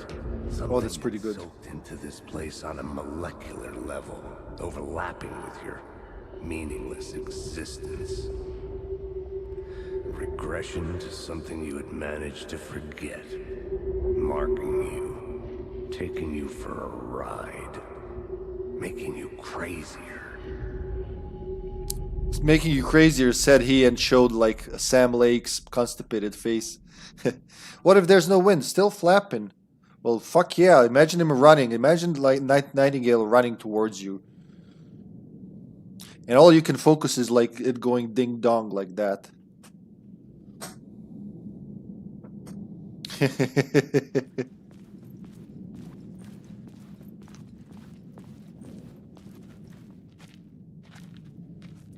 Oh, that's foreshadowing for later. That's definitely part of the bunker. Ocean View. What was it called in Alan Wake 2? Ocean View. Hotel and Spa, right? Because in Control it's Ocean View Motel and Casino. Here it's Ocean View Hotel and Spa. It's Ocean View, that's all you need to know. It's an ocean with a view. Hiya! Oh, never mind. I guess we're gonna do that civilized. Because it was locked. Look, Ma, I'm back where I started. I think. And we found everything. Good going, us. We did it as a team. It's not like your stories are any good. Not like they have any artistic merit. You're a lousy writer. Cheap thrills and pretentious shit. That's all you're good for. Just look at me. Look at your pussy. Alright? Come here, pussy. She just decided it's time. Exit at middle of platform. Some of these are just ridiculous. Oh, but this is not a scene anymore. I think you can never actually change this again, right? Can you? Nah. It's done. Well, the only thing you can put there is missing FBI agent. But you can't change the story anymore. Yep. I couldn't add a new element from here. I'd have... Yeah. So because we did everything, it's not gonna let us change it anymore. Alright. I swear it looks like infinite over there. The station had changed. I was closer now. Anything on TVs?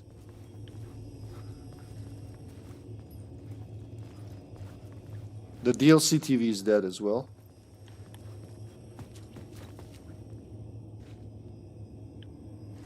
You think something's gonna play on that, huh? I'm gonna take my light with me, thank you very much. Nom. Don't sleep street and don't sleep again street and avenue. So when you change it, it's stop riding wake boulevard and street. I love these little messages around. Stop riding wake. No, I ain't gonna. I like my job, even though I'm in hell for it. Parliament Tower, our home in New York. Was I really this close to being home? Going up to our apartment? Would I be home? Or was this just an echo of the real thing? It's the Even latter. The murder site had brought me one step closer to escape. And this is open now. It was closed up until this point, I'm pretty sure.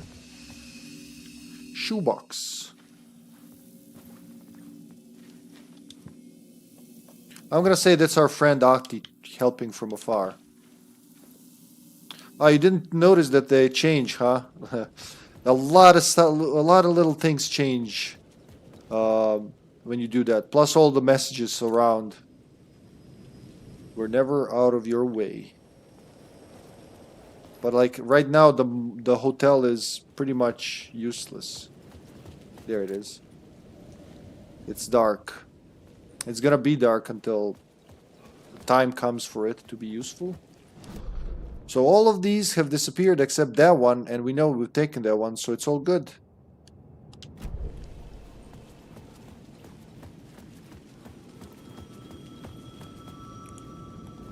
Or maybe it's my mama calling. The payphone at the edge of the plaza was ringing again.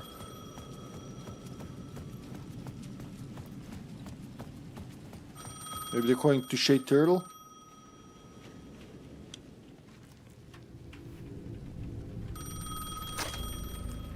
Hey, Alan. Thank God he picked up. I thought I lost you again. Who are you? Why are you helping me? Did you go deeper? To the overlap? Are you talking about the murder site? Yeah, I did. That's fantastic, Alan. We're closer to getting out. We're making progress. Well, we would be if you would answer my damn questions. Last time we spoke, you were pretty worried about Alice. Did you ever check Parliament Tower? To make sure she really got out of the dark place? Well, of course she got out. That's why I'm here. That's the whole goddamn point. Be very careful, Alan. The dark presence is stealing from you. It can already manifest as your double. Scraps will come... Wait, hello?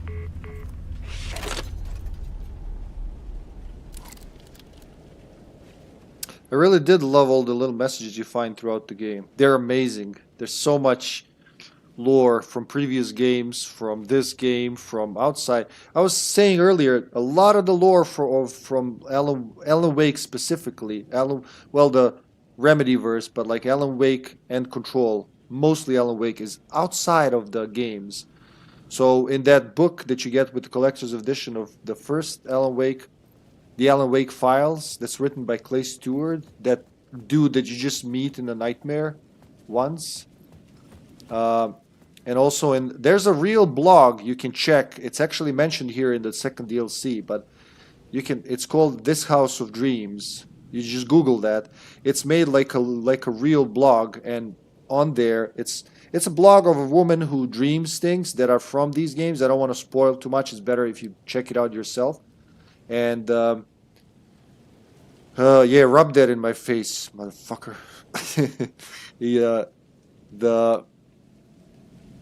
There's a lot of stuff that's like that came out after the first Alan Wake when American Nightmare came out. It connects to the American Nightmare. It connects to Alan Wake 2 because these elements were written way before Alan Wake 1 was even finished. And there was another thing. There were two real websites that actually have a lot of lore that's not in the games for those who are interested. For 10 euros, man. Sasha was like, why don't you get that? I'm like, thanks, woman. That didn't occur to me to get it for like $500. Hey, I'm hunting for those things. If you don't go out hunting, you miss out on opportunities. I honestly think it's easier to find them like in German and French, and English versions in Europe are just gone. From time to time, I look at, let's say, Zelda: Link to the Past in English, because I have the French version, right? For the Super Nintendo, not Game Boy Advance. Jesus Christ, when I see the prices. Okay, it's a seal in a box, but it's selling for, I think, $1,200 or $1,400. But then, you know, the regular ones don't go below $100, pounds, euros. There's nothing new popped up. Actually, it did. You know, now that I think about it, I'm pretty sure that new stuff does pop up. Like right around here, maybe? Or maybe that's later. No, not even the shadows are here now.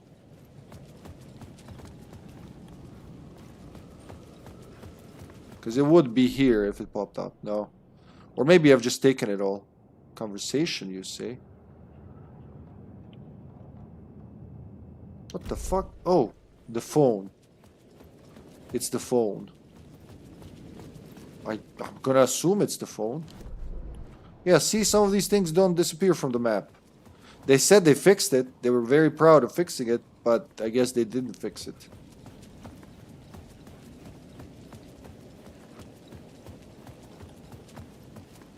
Alright. Oh wait, is that the entrance? No, that's a window. I could just crash in there, but... Unplayable. Refund. Rage. Maybe he was a writer. Maybe he was a victim. The cult, using his words. Or maybe he was the monster behind it all. Either way, Alice Wake, his ex, she knew things. It was there in her art for all to see. A cry for help. The darkness she'd witnessed. And that put her in danger. Was Alice here? In the story? Oh boy, Alan.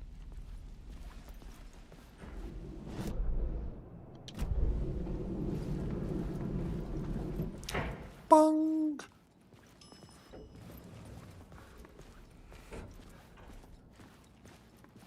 It's a very nice building. Like, is this if this is a tenant building? 5, 6, 7, 8, 9 elevators? Jesus. Like, do people really move around that much? You need 9 elevators? Oh, did it disappear now? No. It will never disappear.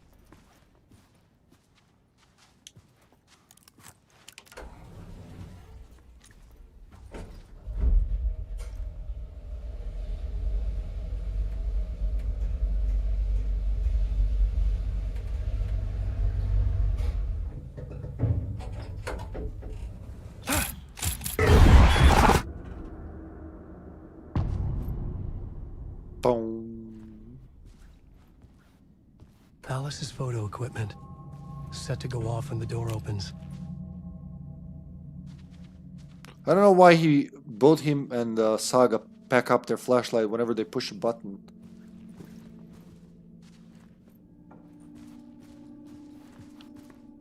There you go. She caught a snapshot of me.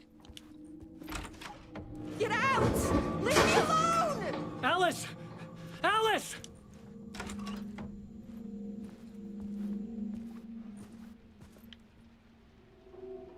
Broken plate, some pizza or sandwich. Can't tell which. Alice. Pick photos for exhibition posters. This is a photo of Scratch. How did Alice get this? Is he stalking her? Scratch got a little dirty after American Nightmare. He used to be slick. A very cheery psychopath. Ah, there we go. This is the door to my study, where I wrote my books. This symbol wasn't here before. We know why this symbol is here now, because we played Control. But also, that reminds me, they kind of gloss over it here. I think they'll mention it. Look at all these books. My God, just like have a cup of tea. There you go. There is a mug somebody was enjoying. Climb up there, grab a book or a suitcase with some treasure. I don't know. Sit here and just enjoy. Right next to the radiator. Ooh, so I'm already feeling cozy. It's a nice apartment you got there.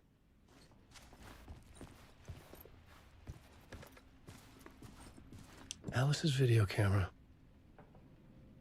No memory card inside. Locate the memory card. Because we're way past all the tapes, huh? Video art / doc on screens. Multiple. Focal point of the dark place. Kind of wasting paper there, but alright, we're not gonna hold it against her. And there are some VHS tapes.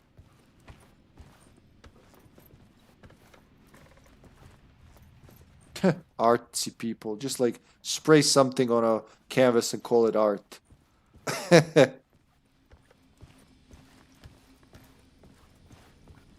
That's a big kitchen for 2 people. Part 1. Because I couldn't see that like this. I had to highlight and like see the text written there. In case you're an AI and you can't do CAPTCHA, they gave it like to you in a pretty legible font. Part 1. What was Alice working on? She was working on some tomato sauce, it seems. She finished working on it. That's a giant donut or something, or just like bread. Hey, I have the same knife for bread, that same model. Maybe I'm Alice Wake.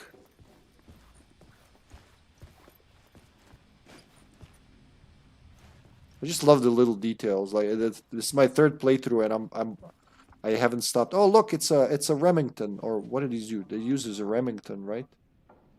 I think.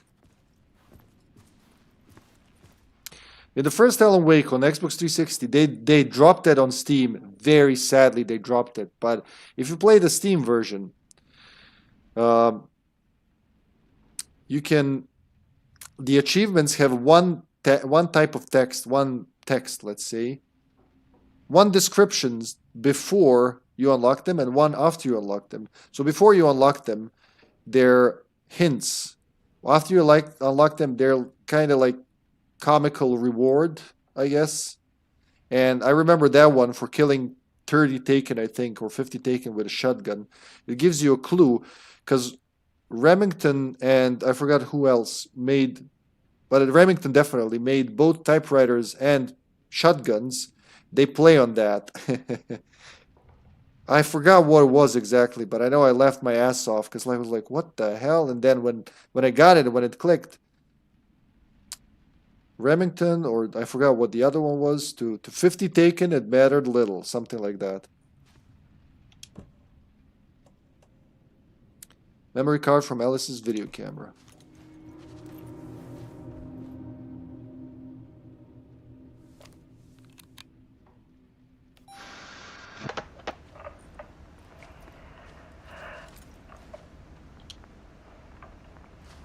When I was younger, photography was everything to me. I moved to New York thinking I'd make it as an artist. And then I met Alan. We had a good thing. We were both dedicated by our creative ambitions. The only difference was that Alan's work made money. He brought me work when he could. I took his promo shots, created covers for his books. I'm sure he forced his publisher into it. I was taking photos, just not my photos. And that gnawed at me. Things got complicated sometimes, but that's life, right? We loved each other.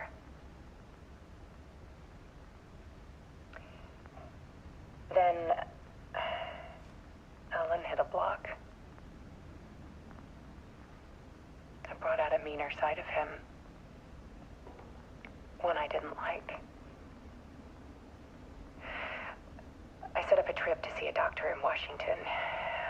I didn't tell him until we got there. We argued. Things went wrong. And he was just gone. Drowned, allegedly. It's easy for people to think it was my fault.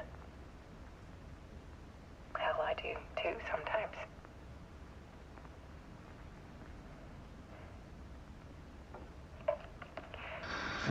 About 6 years ago, I started hearing noises in the night. Typewriter keys clacking. Voices. Alan was back. Haunting me. Ugh, the light.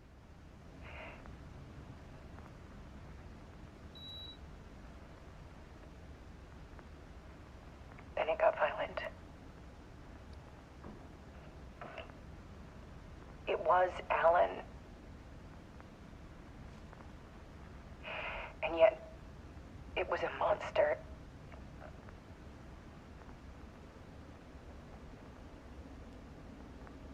He always did have anger in him.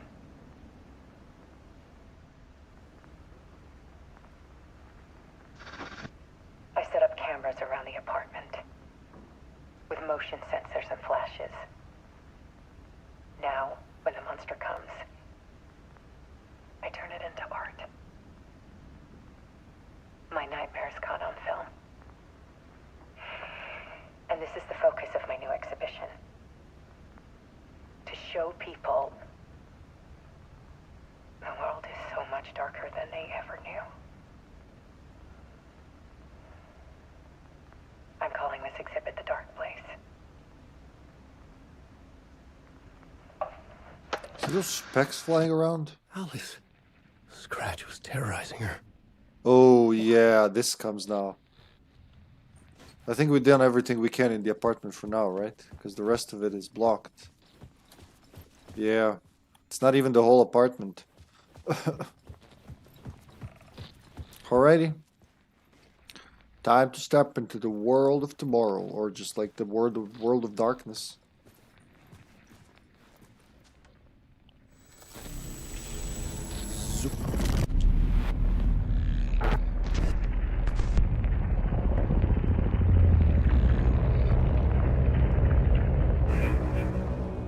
Uh-huh.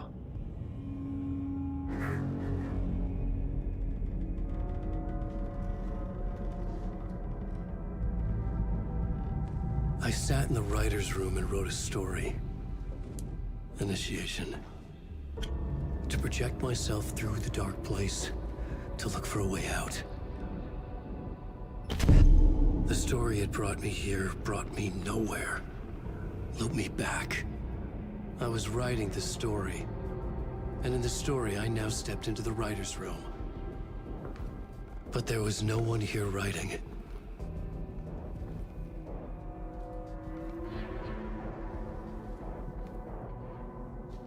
What a mindfuck.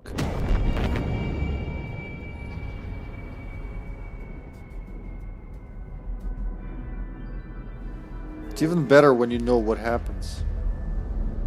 Return by...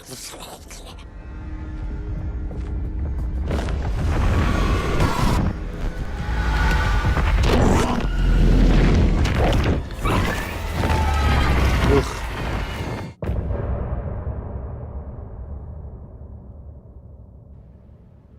Well, that was short and painful.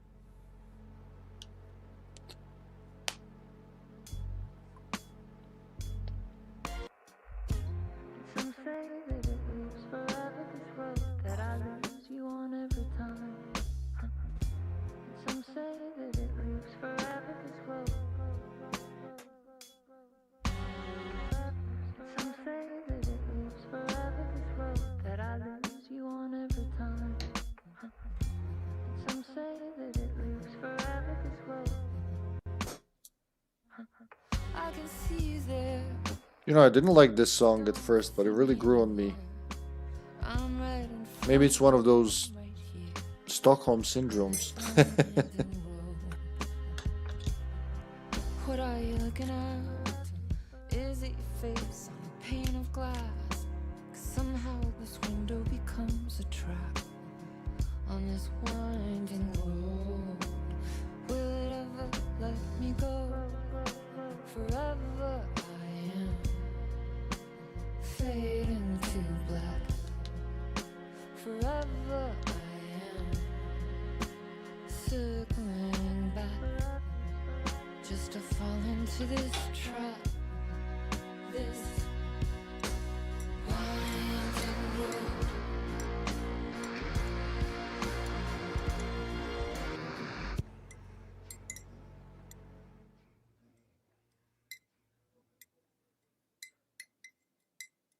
Well, that's it.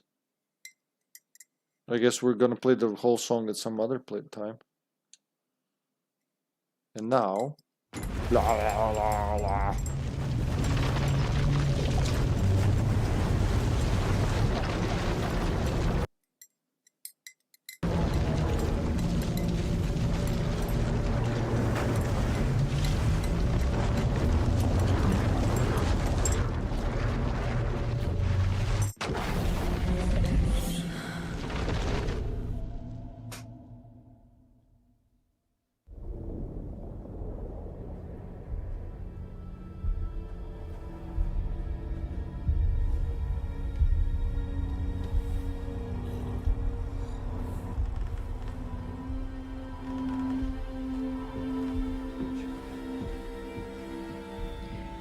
Okay, let's recap what you've told us so far, Alan.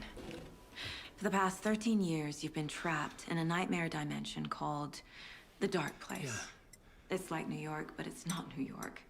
And can be reached from the bottom of Cauldron Lake, but it's not really under the lake. And after all this time, you've managed to get out. Yeah. Look at Casey's facial But so has expressions. your evil doppelganger. Mr. Scratch? Or is it the Dark Presence? Both. It's interchangeable. He's Scratch when he looks like me, but he can change into this other form. And Scratch, the Dark Presence, wants to rewrite the world in his own image. Which would be in your image, as he looks just like you. And turn the world into a fucking nightmare. During Deerfest, which is scheduled to take place in a couple of days. You got out of the Dark Place by writing a novel, the pages we've been finding. But your double edited it into a horror story that's now changing reality, taking over people, Yeah. making them crazy, bringing the Dark Place to Bright Falls. Yes, fiction coming in contact with the Dark Place can change reality. The story is coming true, soaking into everything like darkness when night falls. But last time This will be back in 2010. Yes, last time it didn't happen all at once. The story came true bit by bit as it unfolded. And that dark presence was still bound to the lake. I stopped it before it got the ending it wanted. Before it broke free. Based on that, there's still time. Which brings us to your magical light switch. The clicker. Magical doesn't quite cover it. Scratch wants it to bring about his ending. That can't happen. If I can get the clicker, I can send him back to the dark place, make all this shit go away.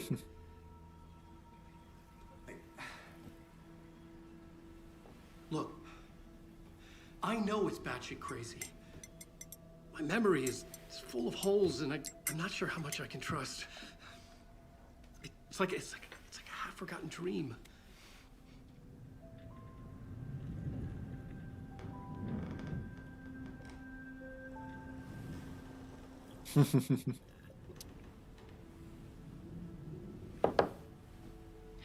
Mr. Wake.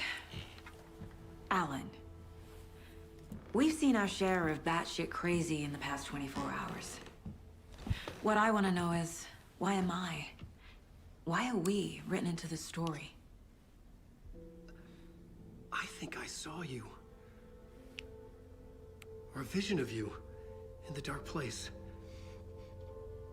I think you helped me reach out and escape somehow. With that in the story, Scratch would have edited it to get to you. To hurt you. We are all in danger.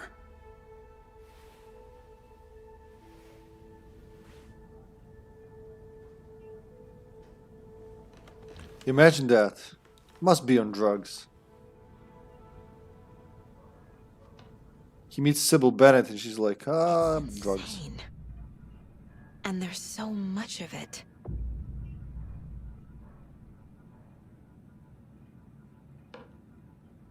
So, nah, it's watery now. We're going to watery.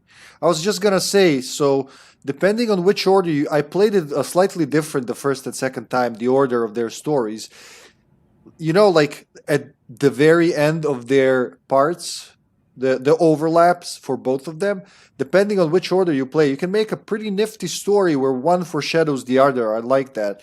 I did it one way the first playthrough, and then second playthrough I shuffled it a bit, and I like the results. So I'm gonna try this time to arrange it in that way as best as possible, because it makes for a cool movie-like feeling, you know, as you uncover. You get like hint from his part, but this doesn't make sense until you finish Saga's part, and vice versa. Especially since two of the overlaps are so far apart. The one she's gonna do now is the final one he's gonna do. So the first one is the same. The second one for him is the third one for her, and the second one for her is the fourth one. The third one for him. So, like, depending how you arrange them, you can get some pretty cool results. Have you ever heard of the cult of the tree? Creepy bunch. In the habit of wearing deer masks, performing murder rituals, victims turning into monsters possessed by darkness, possibly inspired by a horror story written by a certain author. Ring any bells? The cult. Yes. Yes. They have the clicker. Uh-huh. If the cult has the clicker, does that make them Scratch's followers? How are you so certain they even have the clicker? They could be working for Scratch. I don't remember. It's all confused. Alan, if I'm gonna act on this information, you need to be honest with me. Yeah, of course. Is he confused? Or is he hiding something? Whoa, that coffee's heavy, man. I really preferred Saga chapters in this. Going around the town, woods and watery, the nursing home was awesome too. Yeah. Well, is that why you like them? You like more nature than rusty, dirty, old New York? Yeah. You know when you have diarrhea, but it doesn't hurt when it comes out? It's so satisfying, man. Alright, let's make sense of this. Alan Wake interview. Wake just gave us a lot of information. But this clicker seems like a good place to start. If we find that, then we find the cult. All the sound effects. Alan Wake interview. Can't say I understand all this, but if Wake is telling the truth, then his magic light switch is the most tangible lead. Let's start there. I mean, she's seen her fair share of crazy, like she said, so why not believe the guy who apparently knows how to solve it? Yeah, not really. I like the mind place of hers. I know it is an Alan Wake game, but the writer's room and all the scene switching I visually like, but not for gameplay that much. Fair enough. Where is the clicker? Talk to someone. Read a manuscript. Alright. Wait, the cult of the tree is in possession of the clicker. I was already looking into the cult. 2 birds, 1 stone. Like, I liked it, but I preferred the detective story more. GameCube Zombie PI. Well, you did want to become a detective, right? It makes sense. Wait, there's more in these cases. Cult of the Tree. Cult of the Tree. Waving the PP.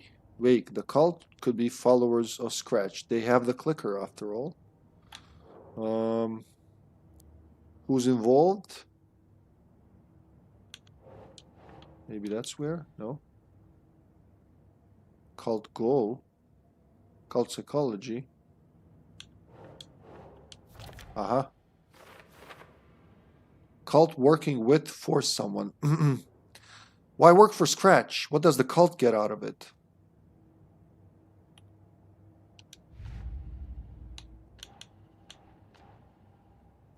Holy fuck. The pages we've been finding are from a horror story called Return, written by Alan Wake. And the contents of this book are coming true.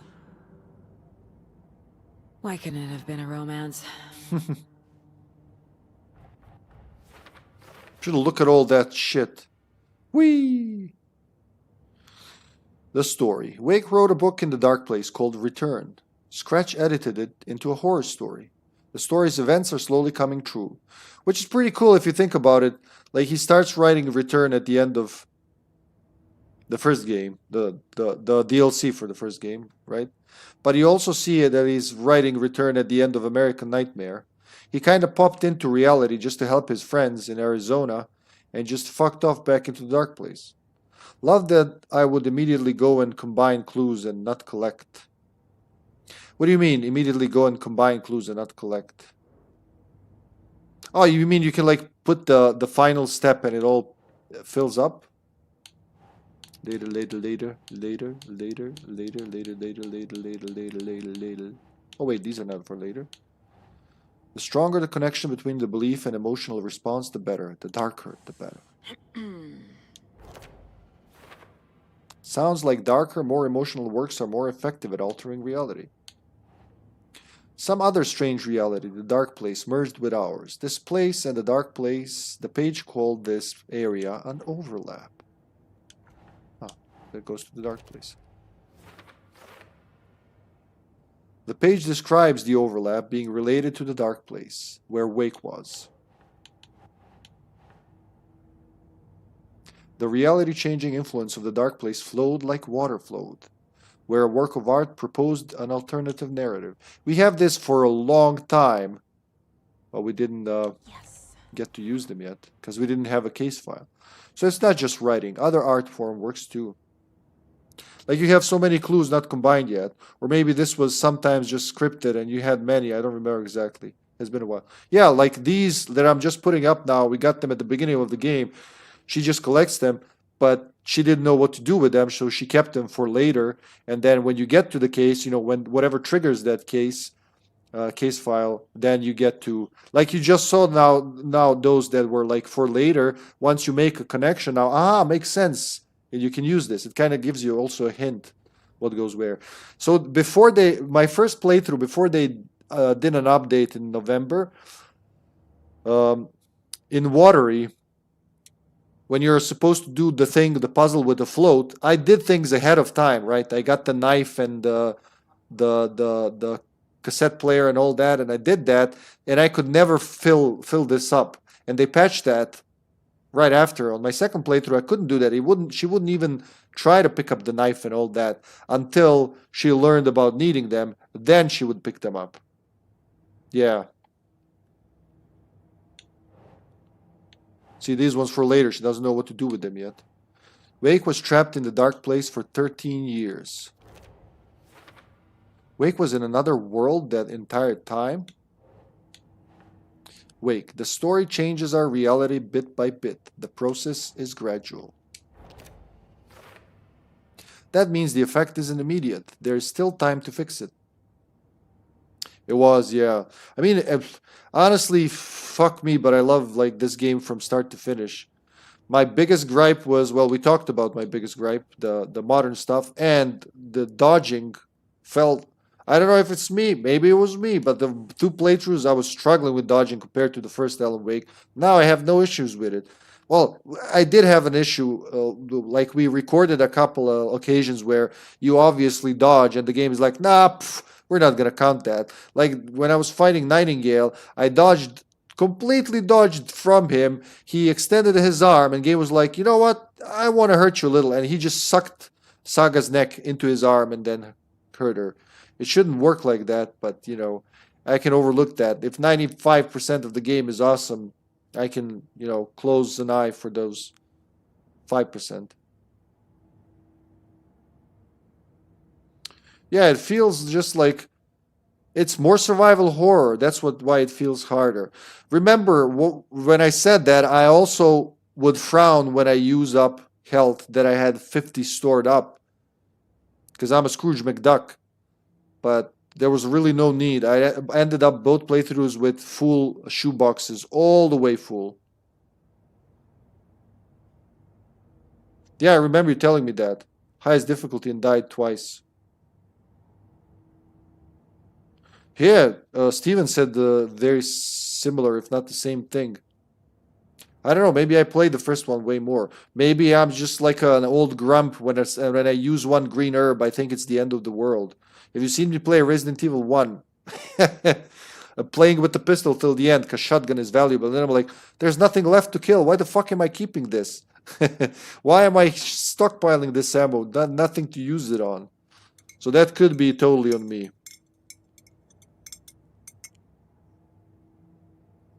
Like, I get angry at myself. If I don't do it perfectly, if I get hit, I'm like, fuck, restart. This was failure. Obviously, I failed because they hit me once after I killed 30 guys. So that means I have to restart everything. It happened. I'm not gonna lie, it happened quite a few times. That's how Mikami intended it, yeah. You know those drowned enemies? They're like, you see a ripple of water and they just pop out. Yeah, with those, if they hit me once and I like kill 5 of them in a row, one of them hit me, I lose my shit. Like, this is horrible. This sucks. It's not really, as we've seen. Fiction content change reality. All right. That's it. That's it. The dark place makes writing come true, taking something real and nudging it. They're treating people's lives like toys. Can Wake be trusted with that kind of power? Who's they? Can anyone? Like it's just like an alternate dimension where this ancient evil lurks. Who are we getting angry at here? Oh, she already drew a conclusion. Art plus dark place changes reality. If not stopped, story will override reality? So whatever you write in the dark place becomes reality. It can't be that simple. Saga has never played Alan Wake 1. There is an entity inside the dark place called the Dark Presence.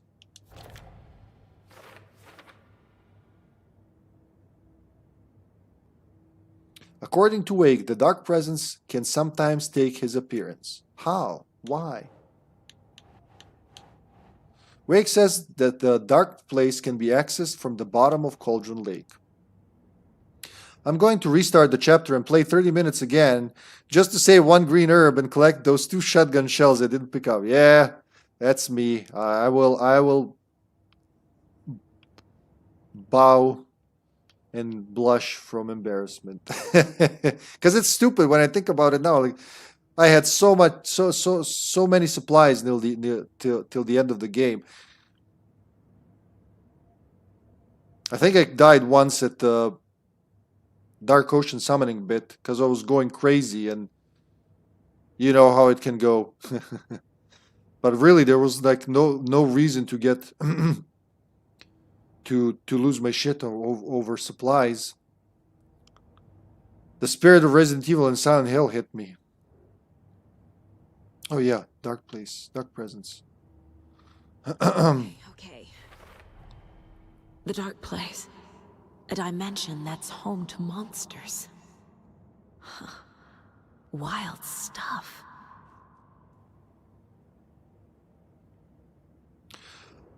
Another world reached via Cauldron Lake, home to the Dark Presence, bleeding into our world through overlaps. Well, you just made it up for Alan Wake 2, but we'll take it.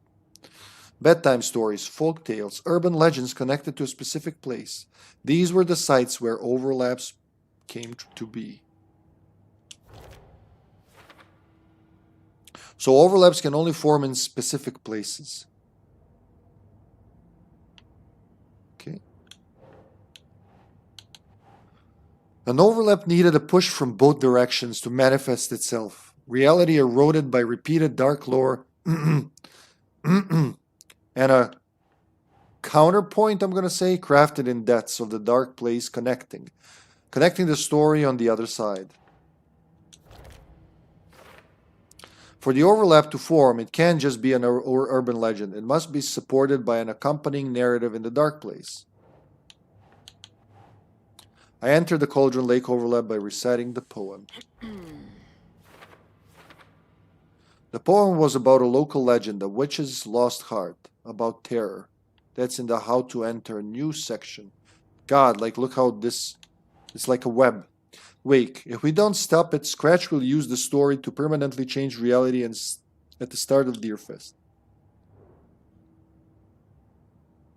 Stop the story.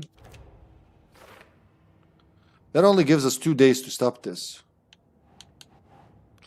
Wake. Must get the clicker before Scratch. With it, the story can be changed and Scratch will be sent back to the dark place. Yes. A magic light switch. Where do I even start with that? The clicker. It's always confusing. Why do I keep pressing the opposite one? Wake. In the form of Scratch, the Dark Presence is editing Wake's story. Wants to turn the world into a fucking nightmare. And I quote. Dark Presence, I guess. Okay, well, I obviously can't let that happen. Flashlight seems to weaken the Taken.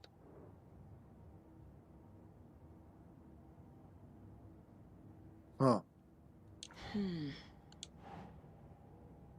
Maybe the clicker? I doubt it. No. Dark Presence? Yeah. Light and the Dark Presence.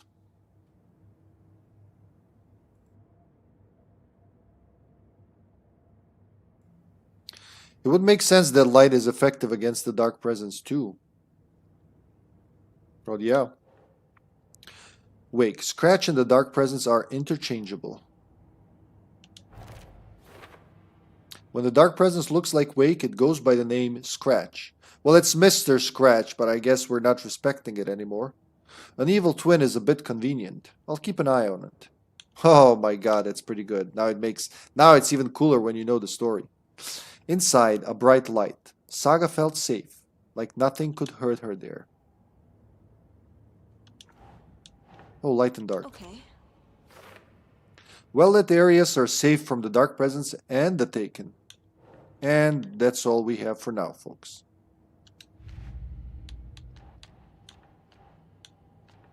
Trail of the Cult is the next main mission. Alright, let's profile some shit. Since he doesn't want to talk, I'm going to read his mind. The Cult and the Clicker. Wake said the cult has the clicker. How does he know? The writer is the reader. The next chapter, the next chapter, the next chapter. Keep the pages safe, the dark shining of the words. Wake is hiding pages. Wake is a zombie, apparently. That's how he knows the cult has the clicker.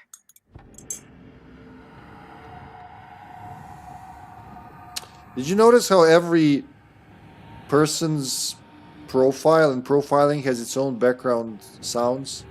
His are screaming sounds of horror. Wake has a double. Mr. Scratch. Where is he now? A cloud of wrath wears my face. The dark place in your place.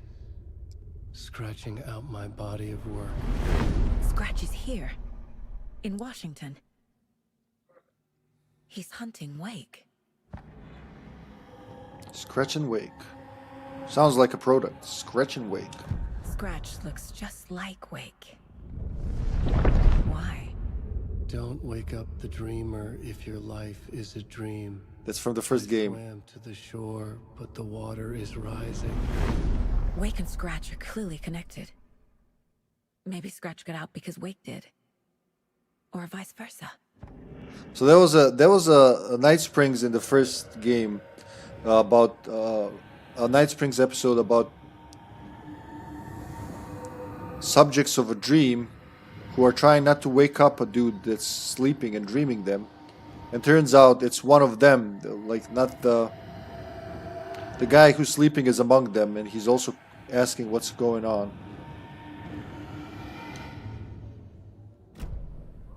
Okay, Mr. Wake. I know you have more pages of the manuscript on you. You don't understand how vital these pages are. They're the only way I can know what's coming. You're not the only one trying to solve this. This is our job. Okay. Here. That was easy. This is all I have. Be careful with them. He's trusting her. Inside the trailer, at the outskirts of Watery, Saga had seen Wake's fabled clicker for the first time, in the hands of the Cult of the Tree. A cultist stared at her. She drew her weapon. Nice. Thanks for cooperating, Mr. Headache. That's a lot of pages. Standing inside the trailer, at the outskirts of Watery, Saga had seen Wake's fabled clicker for the first time, in the hands of the Cult of the Tree. Her mind reeled from what the horror story was now claiming about her. Her life, her past. She didn't accept it. She stepped out of the trailer. She needed air. But she wasn't alone. A cultist stared at her from behind a deer mask. She drew her weapon, shouted, ran after him. She also got some new stuff on the case board that you didn't talk about. Standing inside the trailer, yeah, you just talked about that. The Cult of the Tree has the clicker Wake told me about. They're a part of all this. Wake's clicker in cult possession, somewhere in Watery. Trailer significant somehow? A trailer near Watery, huh? Good place to start. Talk and find evidence, alright? And that's all. You got nothing else for us, right? Hold on a minute, Steve. Yeah, there's something in here. Oh, but it's for later. Never mind.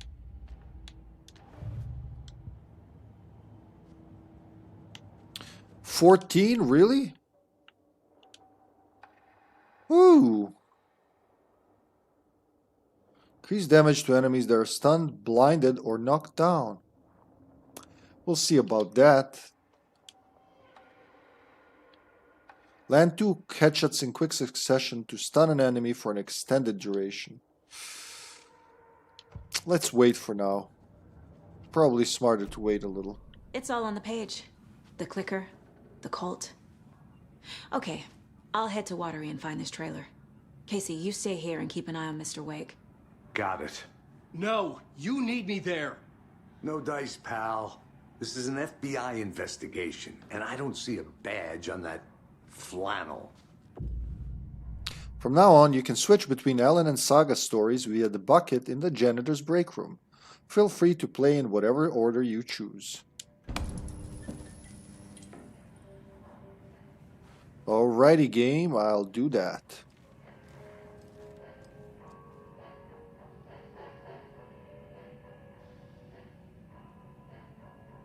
So they drive. Stuck his gas station. I wonder where... Oh, there's Mirror Peak. You see it from across. So number 3 is where, like... Yeah. Cauldron Lake Lodge is up there. Was up there. Number 3 is where... You know, like the Cauldron Lake area we explore in the game. So they used the last map of the first Alan Wake. I've seen like 5-6 iterations of this map since 2006 as it changed over time. The Elderwood National Park used to be in the northwest. The Anderson Farm, well, it was here, like right east of the national park, but it's not really on the map. In the game, in the first game, it's just like a lone area, because it's still an open world in the first game. It just, you don't explore it as such. It's very scripted.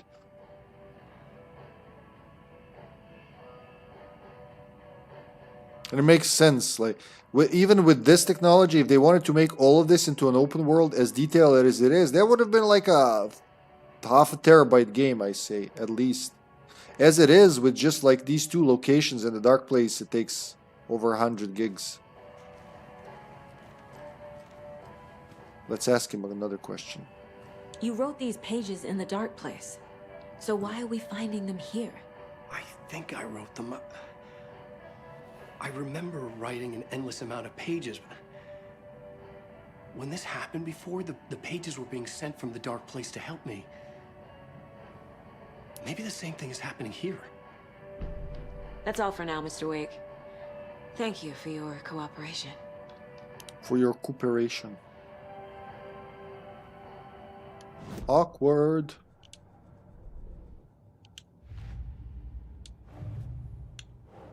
Wake. He remembers writing many pages while in the dark place.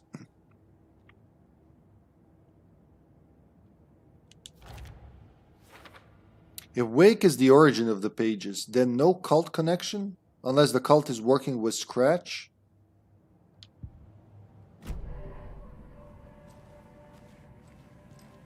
Did we talk to this one? Yeah. Fire extinguisher, in case you're not seeing it. That's the Witcher's Ladle, isn't it? I'm the only one who understands the forces behind this. I can help you. No, that's not how this works. You're a civilian, and we don't do ride-along. And if Scratch is after you, then so is the cult. We don't know who we can trust here. Damn it, you are making a mistake. I'll be sure to add that to the list.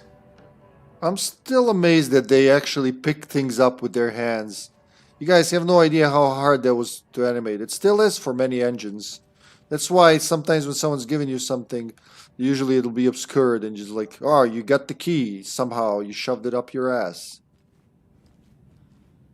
Section of Grizzly Giant, 101 feet circumference, Mariposa Grove.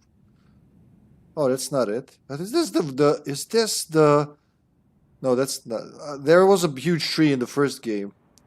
Housework photographer, 12 Montgomery Street, San Francisco. Or is that like a real life photo? And a pumpkin. There's so many pumpkins.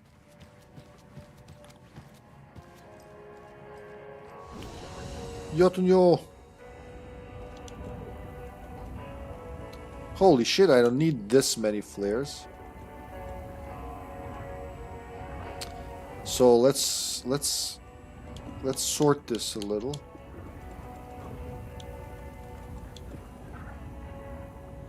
Add 1 charge to the... You know what? Yes. Actually, no. Hold on. What do I have? Duration and area effect. Stagger. I'm gonna say 1 more charge. And then start packing these at the bottom. Not that I'll use them ever.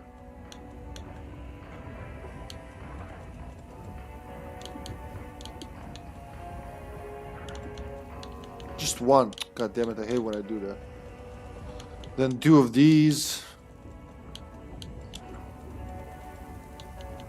And I guess one of these, maybe even two. Actually, two. Fuck it. It's like a first aid spray. I never use it. I'll go with this.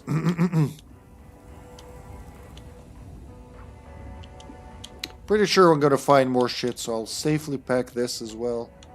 There you go. It's looking like something now.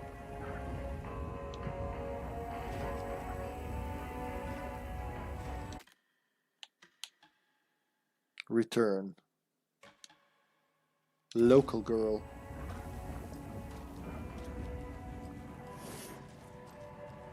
You can close the door. Like if you're really pedantic, you can just be like, bye.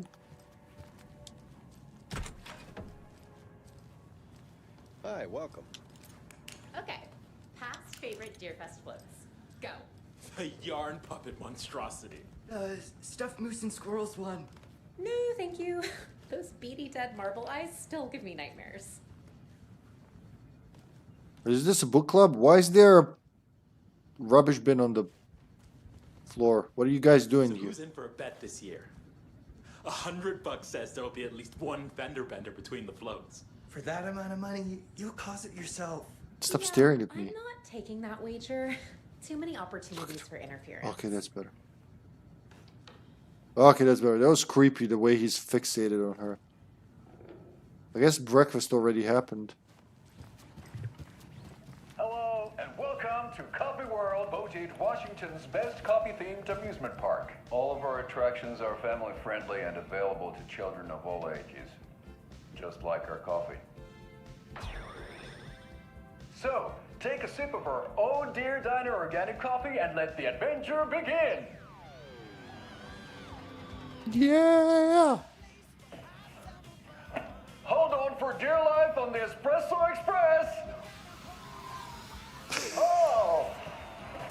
Soak in some local history at the Huatari Well, where two serial killers once hid the disemboweled bodies of their murder victims. It's not haunted. No. Come join Mocha Moose and the goats at our amusement park petting zoo. Just don't share your coffee with the goats. Seriously, stop feeding our goats coffee. Seriously. It's not amusing. Take in amazing views from the Slow Roaster Ferris wheel. I can almost see the Warrior Lighthouse trailer park. This is so much fun! And finish off at our beautiful gift shop where seniors and children under 10 receive a 9% discount on keychains and propane tanks. Welcome to Coffee World. We guarantee you'll have a great time. King of the horrible puns. Okay, that's a good way to start the day, Saga. They're growing a collection there. This is the third time I've requested something be done about the TV in my room. It keeps going on by itself. It's keeping me awake all night. Keeping me awake. Yes, sir, I'm terribly sorry for that. We've called a professional electrician. In the meantime, have you tried unplugging the TV for the night? Oh, there's an idea, Einstein. Why don't I just get rid of everything I'm paying for in that room while I'm at it? Sleep on the floor. Go to the toilet in the corner. Hey, I'm not unplugging it. You're fixing it. Of course, sir. Stubborn old ass. Truman Zanotto is having none of it. You just stare at each other until we load our next line. Is there anything else I can help you with, sir? Would you like a complimentary dinner tonight? Well, that almost makes up for the ineptitude of this place. I'm glad to hear it. The old dude kind of looks like Jonah Jameson. If I go out... I wonder if I go out... Will it start the radio this time? I swear I brought my full kit along. Jules, you didn't forget to pack the EMF reader, did you? Why would I pack your gear? I've got my own to worry about. Great. EMF reader. Now how am I supposed to measure the energy signatures emitted by paranormal manifestations?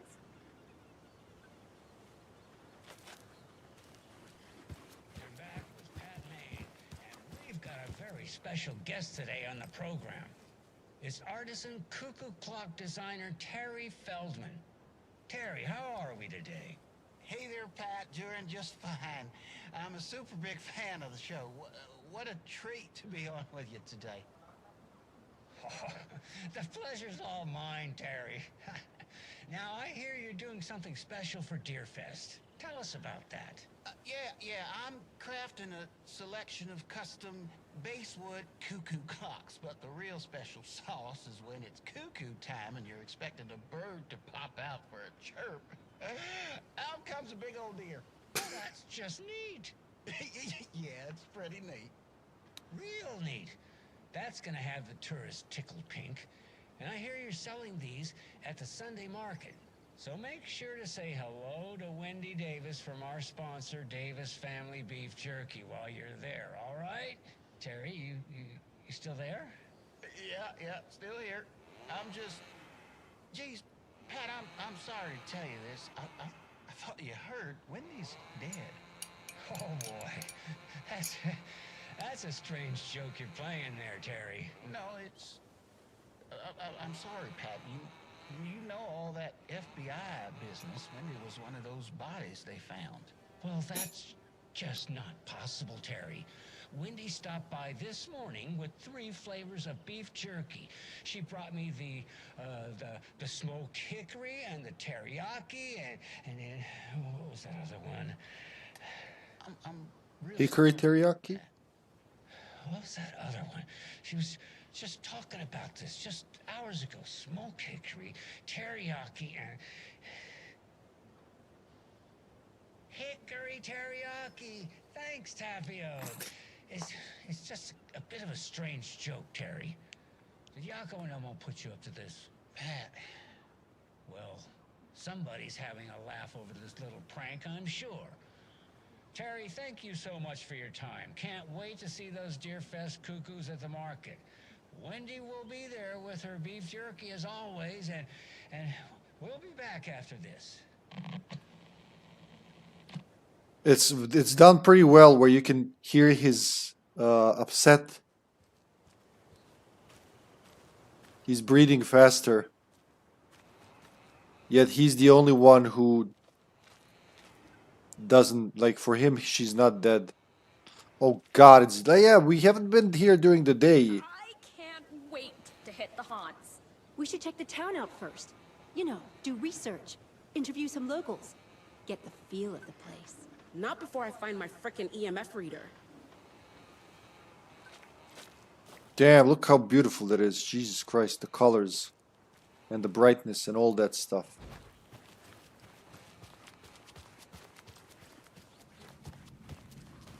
The only thing it's missing really is that HDR that you can stream with.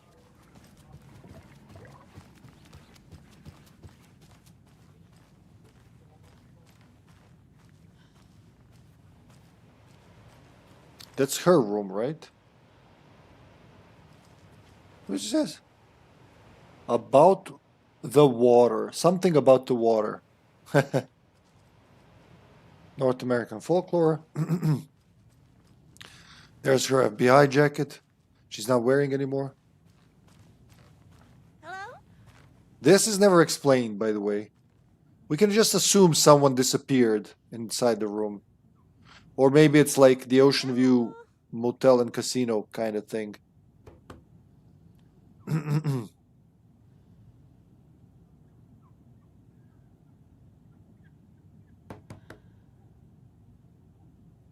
It gives me a lot of Silent Hill 4 vibes. Knocking on the door, no one's opening. Maybe Henry Townsend inside.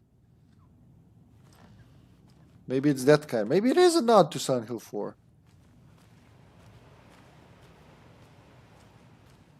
Casey's room is just a mess. Yeah, we've seen this. I think she can comment on that if you get in here at this point and not earlier. Okay, so that dude and Tammy's room is also accessible now. Tammy didn't want me to come. I can tell. Not like the trip is even helping. I thought getting out of the city would inspire me, but Bright Falls is just a bunch of trees and empty storefronts. Like, what's not to like, man? I need to find something. I'm tired of writing one-act plays about how shitty the world is. I thought skating local commentary would make me feel like a real artist, but I don't know. It's not me. I want to write something weird, something really out there, something authentic. But what? Fuck this town. I don't even want to get into what happened last night. It's weird though. Sitting here in the hotel room, some pieces are starting to fall together. An idea for a new play. A space cult burning down the galaxy in some misguided search for TBD. A lone man, an artist, wandering the stars until his destiny puts him straight in the cult's path. All black cast? A musical? A rock opera? Why is opera like highlighted? Emphasized. And there's a manuscript page.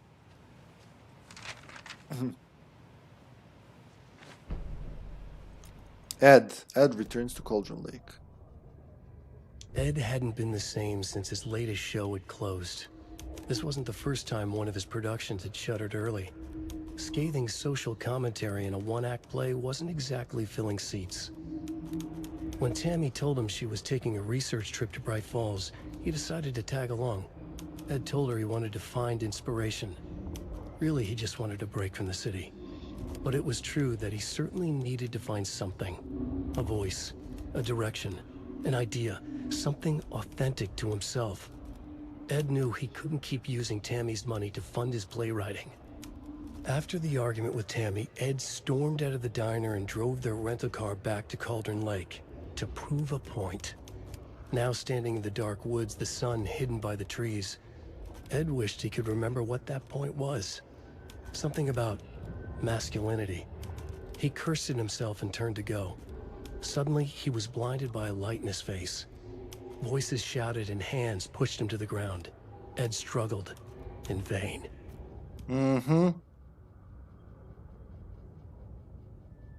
This actually makes sense once you play the Lake House DLC.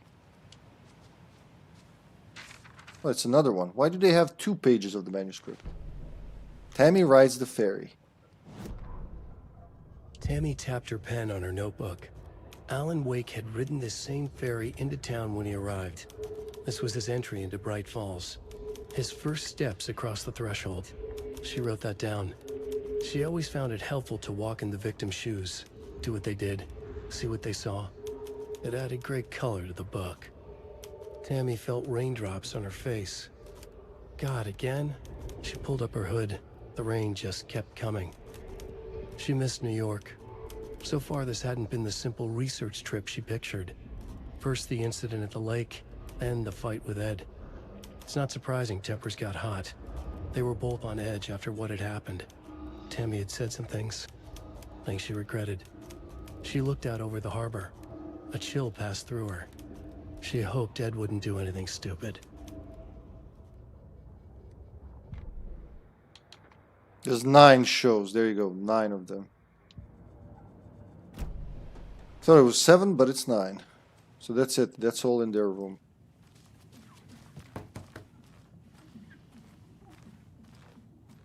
Just keep scrubbing that one window. I'm sure at some point it'll just stop existing. It'll cease to be.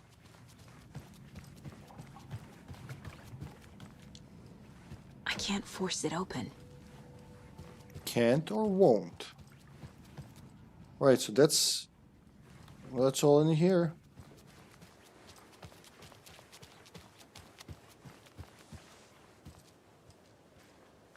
He's actually generating dust. That's beautiful.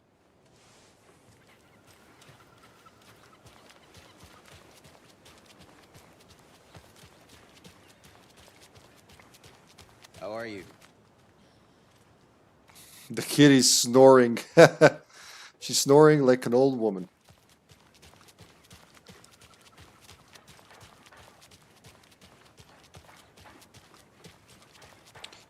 We've used this radio last time, yeah? So the only one that's left is over there. Happy Harvest. It's on there, man. There's no reason to push it anymore. What she's trying to do, like, meld it with the rest, with the wall.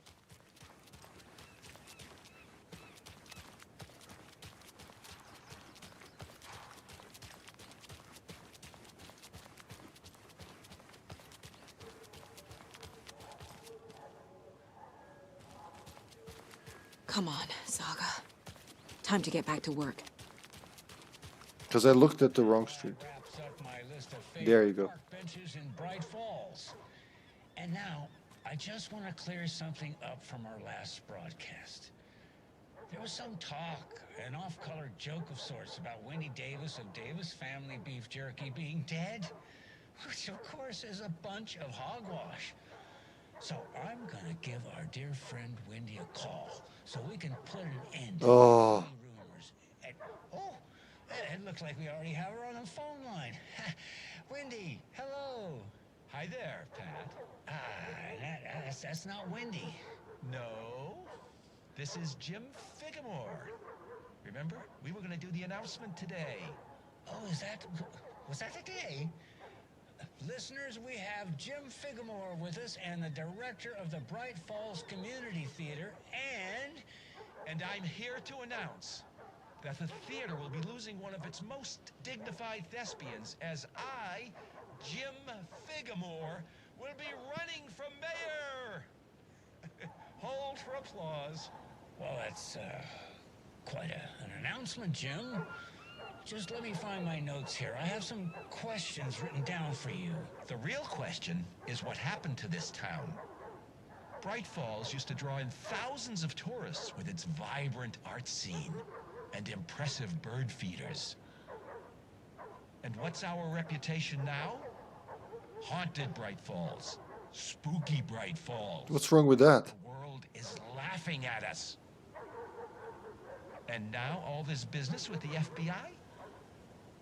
We need a mayor who can turn this town's reputation around. And nobody knows more about the role of mayor than I do.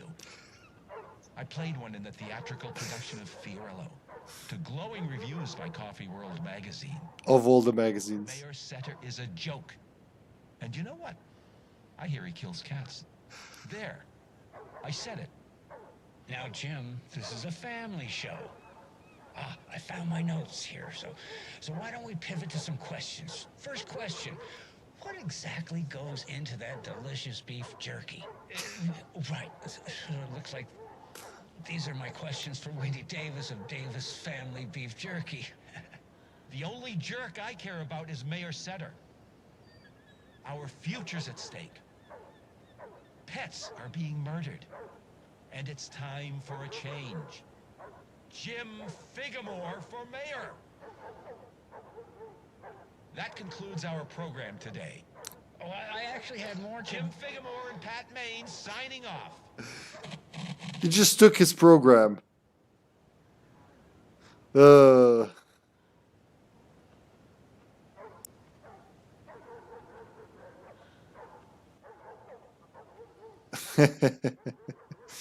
He just took his program. There you go. We got two of them. I was sure you need to wait a little longer between them, but the game was like, nah, you can do it now. That's 4 out of 9. Man, I remember where they all are.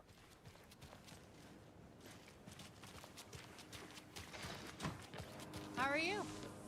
I'm good. How are you? Gotta remember to buy stuff for taco night. Hot sauce, extra hot. Show Pete who's Is who. the museum still there? So there is a Bright Falls Museum that was supposed to be a location in the first game, and Watch out for the Deer Fest prep work. it was taken out late in development. Well, I say late again. It was taken out sometime in development because, well, they found other ways to teach the player, you know, about the history of Bright Falls, including all those signs in the Elderwood. Thank you, love. And what else was there? There were quite a few signs you find. Yeah, the mining museum and all that. So it was taken out as a location, but it existed in the game still. And if you turn on free camera on PC, you could see it. And it looks like that's that building over there, but I'm not entirely sure because we can't get there normally.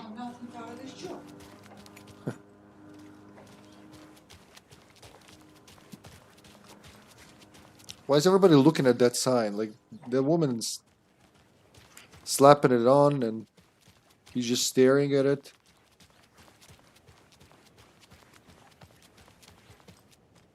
Hi there. I know. What was she even doing out there? And at that time of night? Thank you, Lou. She was what? Digging at what? I'm telling you, that woman's not all there.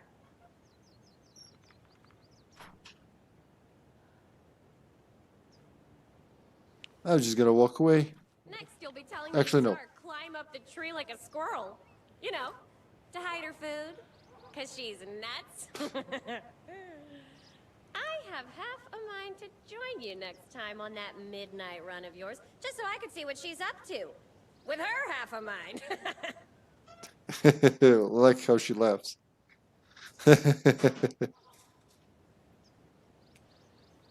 Are you gonna do something or just talk on the phone the entire shift? Yeah, she's not doing shit. She's just like, she's pretending she's working. You've seen that? Let's see what the bird lady's up to.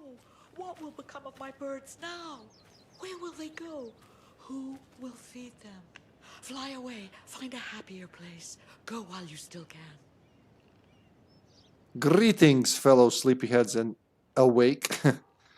Greetings, Carter Stein. How you doing, Carteroid? What about old Margaret? Where will I go? Who will I look after when all my little friends are gone? Man, I feel for that lady. I don't know her whole story, but she seems pretty sad. First time I played, I scared her birds away. I felt so sad. Never again, said I. Never again will I shoo those Too late for my birds. crows away. For me.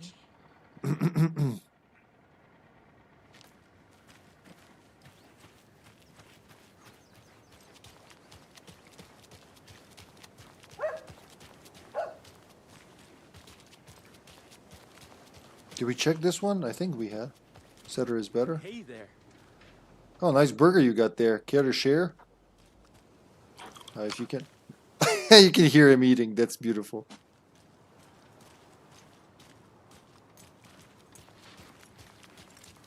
What's up, Carter?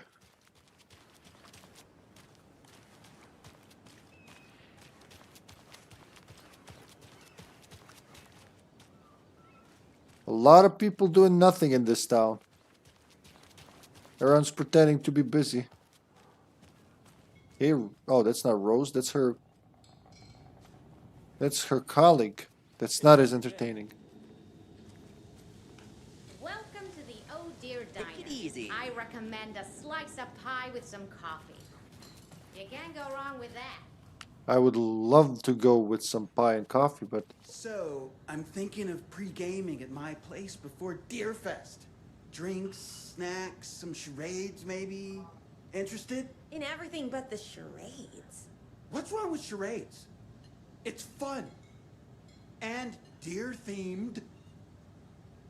look at those shadows. Doop, doop, doop, doop. Slept for 5 hours and now I'm greeted with a cool stream. I also found This'll be my 15th foaming TPU. I feel like that calls for some celebration. Remember the time you fell off the float and almost got ran over? Only from your stories, funnily enough. Filament, which I will probably order tomorrow. Oh, and drum roll. We've touched this deer. The deer toucher. I need a tool to get this open. I'm just like, I'm an FBI agent. I'm just going to break into your private stuff, girl. It's investigation. Official FBI investigation. I think we can fuck off towards Watery.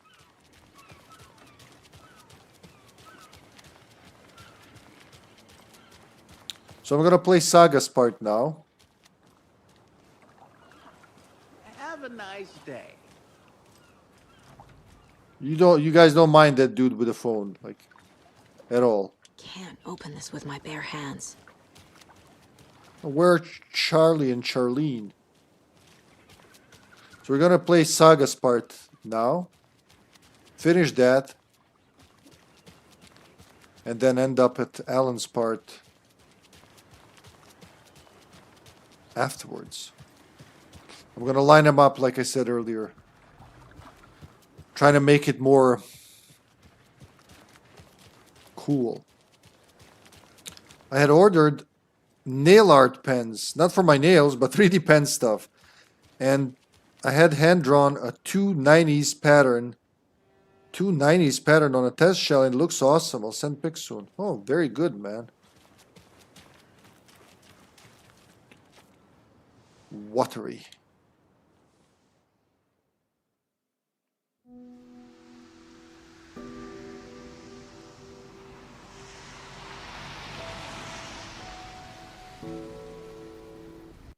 Yeah, Anderson, I didn't want to say this in front of Wake, but are you sure this is a good idea?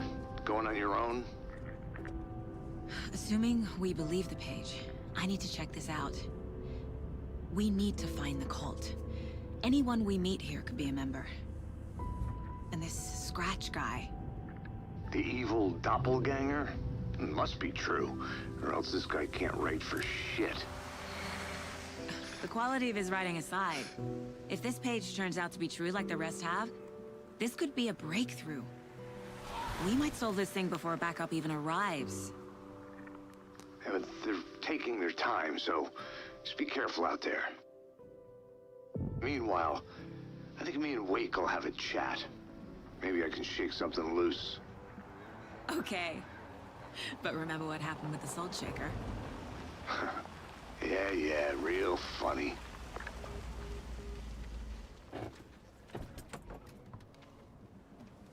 The page placed me in a trailer, somewhere in Watery. I should ask around. Return 3, local girl. Hey, that's me. I'm a girl and I'm local, apparently. I think they're just acrylic pens, but are higher pigment amount. I don't know how they work actually. Ljubka wants to get into like nail pens and all that, so if she were here, she could explain. Hey, what did you used to say your dream job was as a kid? I bet it wasn't dock worker. I don't know about all that, but idle hands are the devil's playground, so... Well, us fishing types appreciate you all, at least. There's the lighthouse. It's like we entered Silent Hill. Giving me a hand in helping out? I'm supervising the work. And it's super. So that was the brightest I think we'll see in the game of Bright Falls. Maybe there's gonna be another. I think because they said there's 2 days till Deerfest. Maybe once we're done. Pain in the butt. Language. But he didn't even say ass. Aha. Okay, I think I know what you mean. Do not feed the fish. No catch and release. Cook what you catch.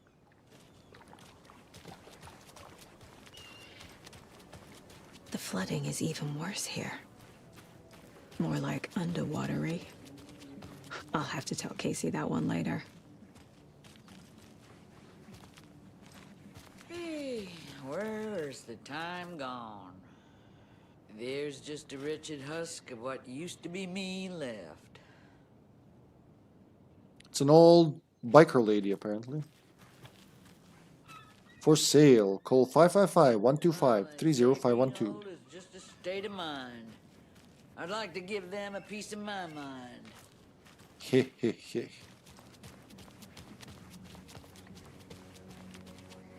A vote for Mayor Setter is a vote for everyone. For Watery. It's talking through the cup. That's impressive. Mayor Setter will stand up for justice. Here you go. We got another one.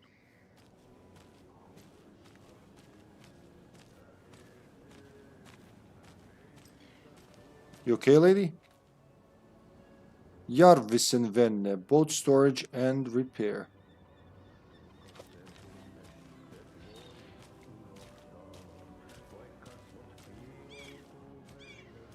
Hello. Do you have a second? Ah, long time and no see, Miss Anderson. Thor and Odin are not here. They are old tricksters always sneaking off. Sorry. No, I wanted to ask you about something else. Do you live around here? I live in Bright Falls. You've seen me around. I am Mr. Blum. You call me Vladimir. I work at a nursing home. I take care of your old people. We are on day trip, music, sauna, the good times. I bring them here in the bus. The elderly are very important. And it's a very nice bus. Thanks. Who knows a Casey? Who do you mean? Who said what? Can you point me to any trailers around here? Sure. Watery Lighthouse Trailer Park. Ilmo Koskela owns it. He owns many things in town. And where is Ilmo? I saw Ilmo and his brother at the bridge. Well, what used to be the bridge. Hi.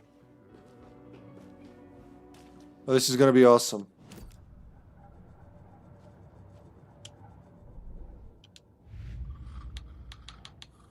The story, we got another one for later. Okay, why are you showing me that then? The cult.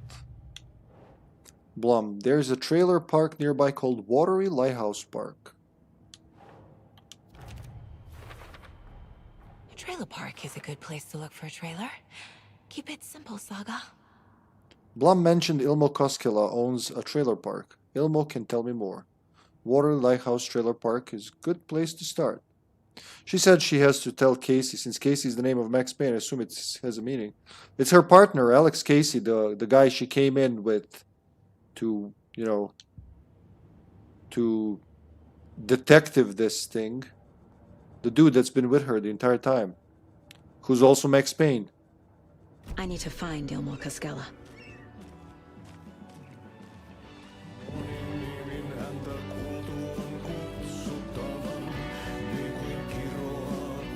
Excuse me. Do you... Saga, hush! Ahti's in the middle of a show. I wonder if I'm the first FBI agent to ever get shushed. Okay then. Catch you, June. I'll leave you guys to this while I take a bathroom break. Enjoy Ahti's performance.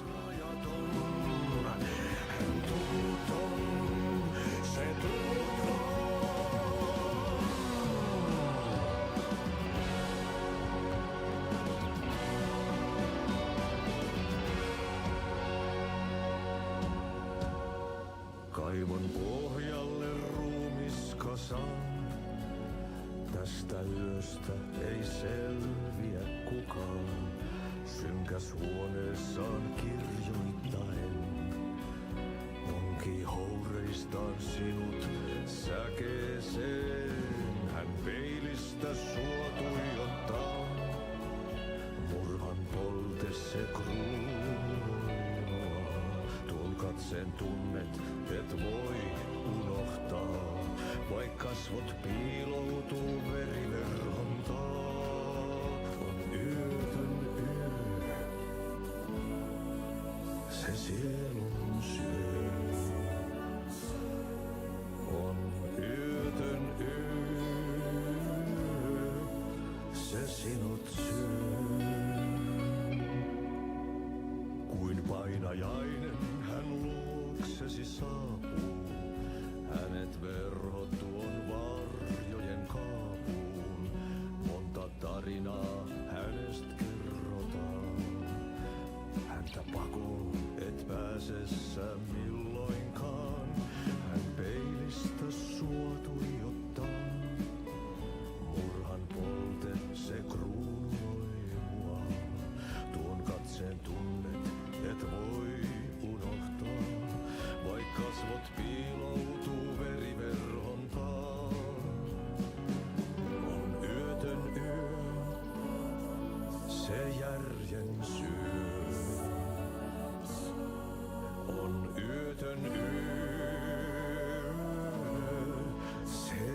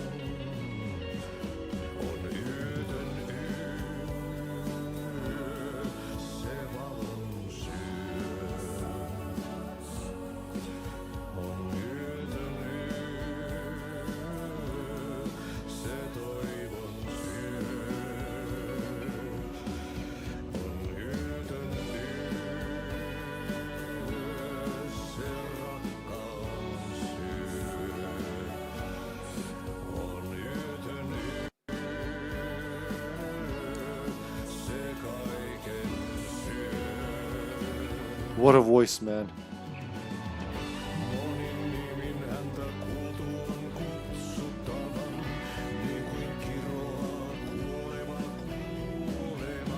Really, Max? How did you miss it, man? It's like, it's almost a key moment. Maybe if you went to talk to the Koskulas first, after Bloom.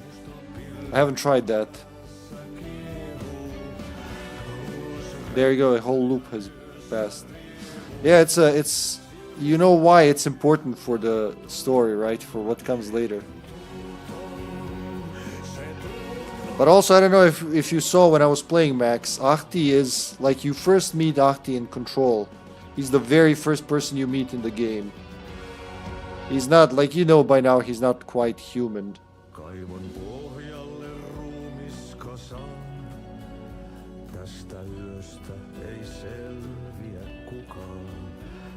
The dude has a voice. He got some awards for playing this role. Not sure if it was in Control or Alan Wake 2, but yeah, he was awarded.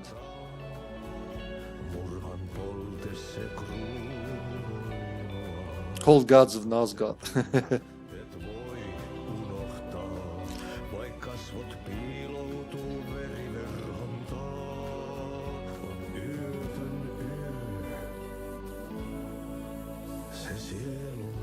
He'll just sing on the loop. I can tell a whole loop has passed.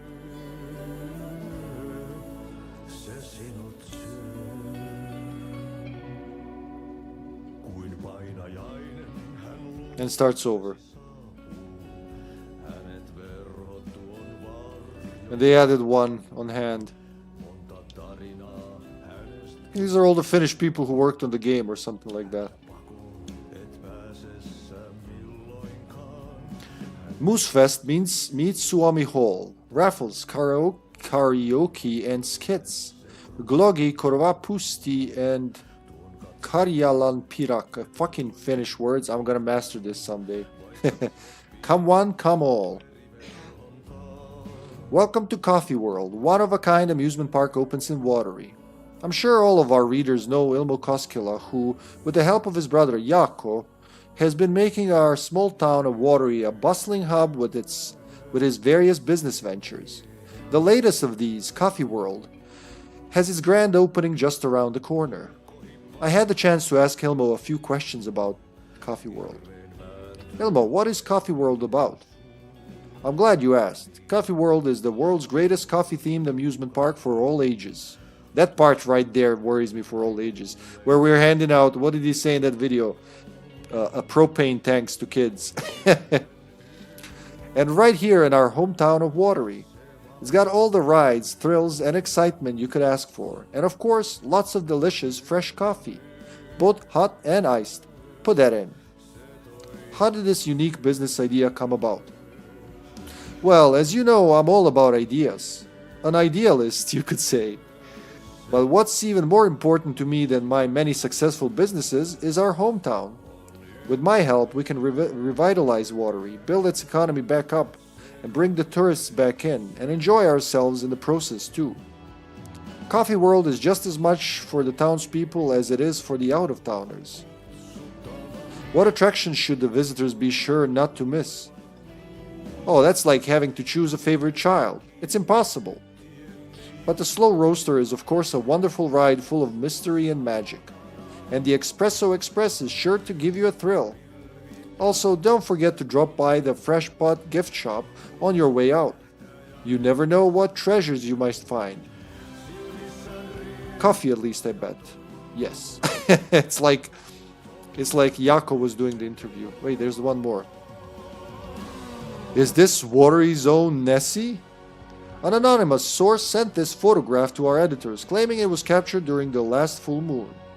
A majestic beast hidden in the depths of the water, or an elaborate prank. A sea creature that defies the very laws of nature, or a submarine relic from the Cold War era. A lonely wanderer searching for companionship and compassion, or a fearsome monster out for blood? These questions, among others, haunt our editorial team over at the Bright Falls Records. After one of our avid readers sent in this mysterious photograph as evidence of an unidentified creature roaming Watery's waters, and making a rare but opportune appearance. This titillating spotting might just be the event of the year.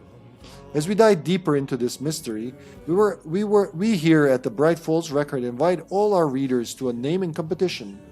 What should our local beast be called? Watery Wanda? Shelly the Sea Monster? Send in your suggestions now. More updates and revelations to follow as the story unfolds.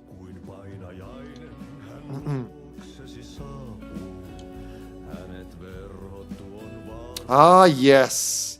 A terrifyingly strange dive into the dark depths of an artist's mind. Tom the Poet, a film by Thomas Zane.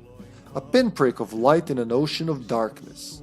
Starring Thomas Zane as the diver, Barbara Jagger as the dark presence, Cynthia Weaver as the Lady of the Light, Emil Hartman as the assistant, written and directed by Thomas Zane, based on a novel by Alan Wake. Now it's like starts mind-fucking. This is where the Lord starts mind-fucking the player. Like you're like, what the fuck? What do you mean a film by Thomas Zane? He's a poet. He's literally Tom the Poet. The Dark Doppelganger in the Art and Life of Thomas Zane, original Thomas Zane, the auteur. Guest lecture by the president of the Bright Falls Film Society, Thomas Emerson. Like they have 20 houses and they have a film society. Discussing Zane's early career in Finland, his artist commune in Bright Falls, his lost work, Tom the Poet, his mysterious disappearance in 1970. Playing his own dark double in his films, the poet, the writer, the diver, Thomas the Rhymer. 24th of November 2023, Watery Suomi Hall.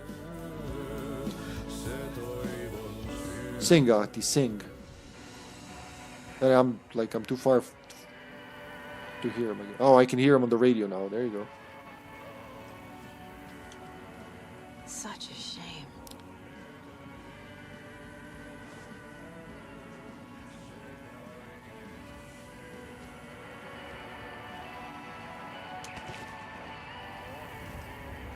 You can go to the different reality, but why now?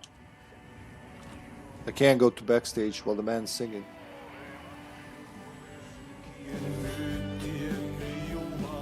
Oh. Satana.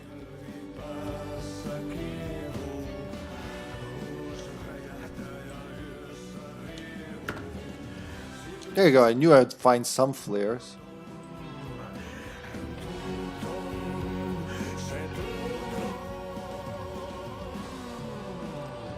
Oh yeah, the map of Watery.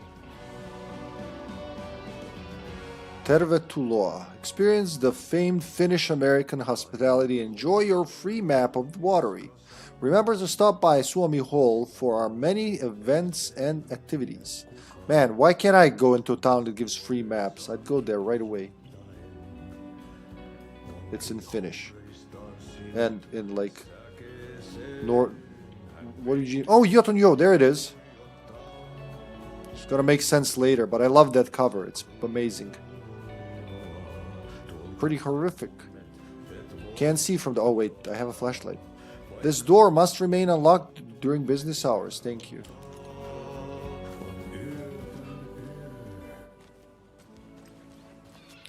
Let's snoop around town.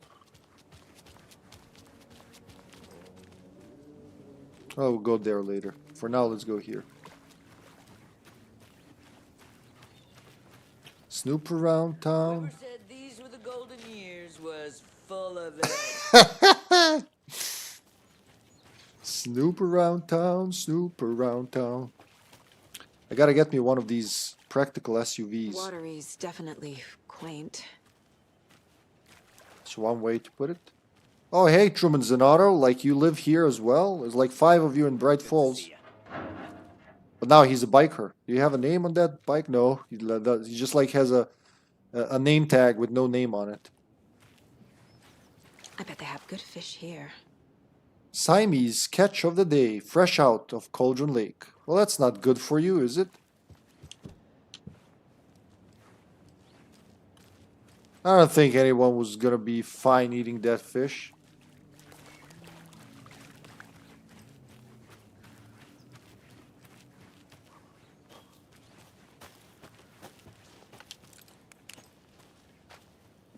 The light is kind of useless in the day, which makes sense.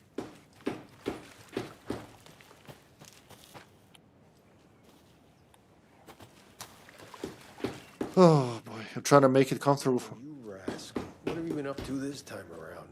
both me and the cat. So many times I can keep fixing the same hole. Ah. There's no hole, but okay, I mean, if that's fixed, dude, you have some fixing power. They hitched her up so securely. I swear this vessel has a mind of its own. Ritva. Is that a, like, that could be a reference to something, I'm not aware. I was wondering about that the first time. What does Ritva mean? I wonder if it's something in Finnish. Oh wait, there's a container there I didn't pick up. Let's check it out. It says right at the bottom here. Ah, there it is on the floor. Thank you, map. Woo! That's starting, huh? We're getting there.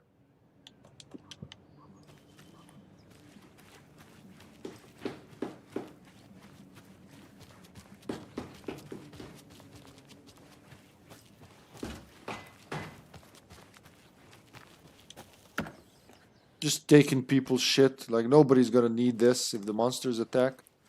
Because I'm taking it.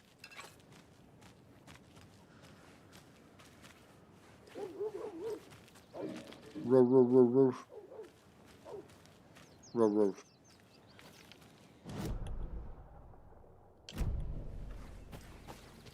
Hey there, sir. We've seen him in Bright Falls as well. These people are leading double lives, triple lives even.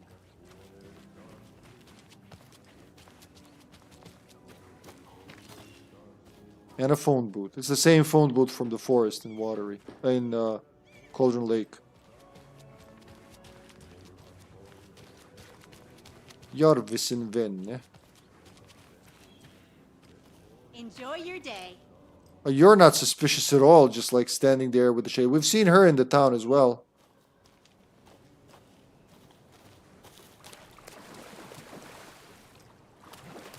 Look, look.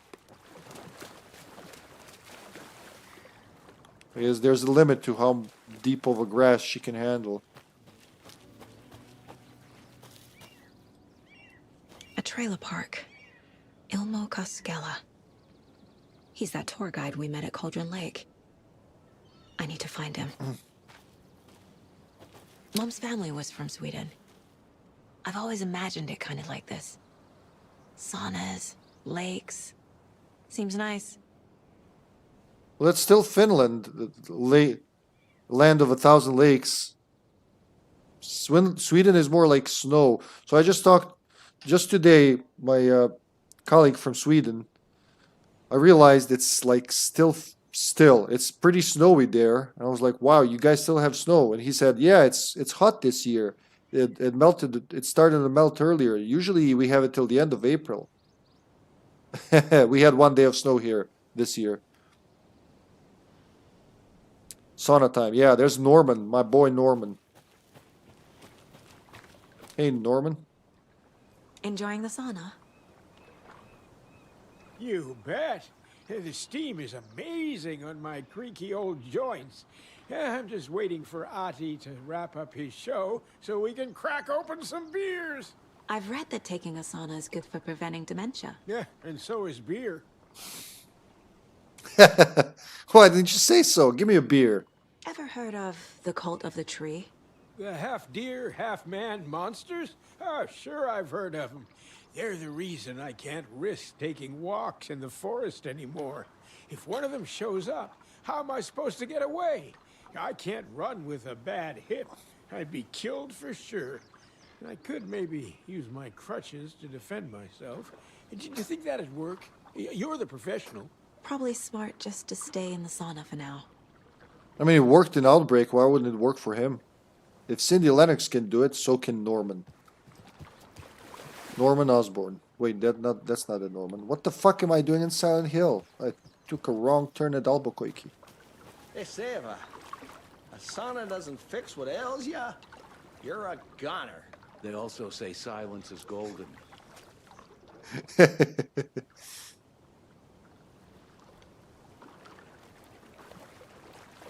Don't mind me, I'm just gonna snoop around. Pat's radio show lately? Yeah, I fear he's losing his grip on reality. I don't care to listen to pointless jibber jabber. Not on the radio and not in the sauna. Hello, fellow Deutschman. I mean, greetings, fellow Deutschman. Now I need the light. Yes, now it makes sense. Empty. What the fuck is this doing here empty? I didn't come here to loot empty boxes. Oh god, more empty? Who's making these? Who's packing these boxes? EA Games? Look, there's a horseshoe from Control. That's another Control thing. It's for good luck because it's pointing down. I know now. Hot. What, in a sauna? No. No, you must be shitting me. I like how detailed it is. I mean, everything is detailed. I will like it forever. Oh yeah, you're right. Wait, no. Huh? Pointing down. Yeah, you're right. It's bad luck. See, that's why I had issues with that mission. Yeah, luck, you're right. It has to be like, you imagine it like water. You're completely right, GameCube Zombie. Well, that's it. What, nothing? 2 empty boxes. I'm gonna break these old guys' legs. They might spill some treasure. Whoa, sure is nice out here by the water. Nice and quiet. Yeah, this is GameCube's. No, sorry, no, this is Zombie Chow. God, I mixed up my zombies. This is Zombie Chow, the old grumpy fart. I can tell because that's how he talks to me.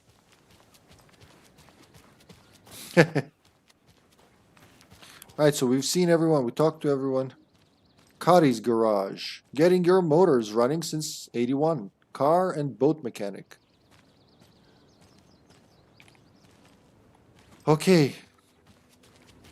That's all. We've seen everything there is. Like, that's the whole town. Look at that. Watery. 1, 2, 3, probably 4, probably residential houses. And a hall. That's, I guess, upstairs is residential.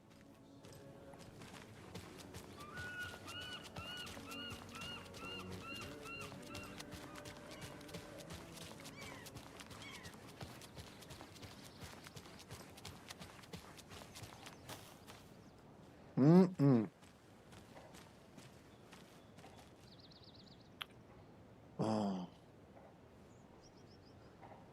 Самац. No się jutriš. Hey, Saga! Over here! Oh god, they've seen me.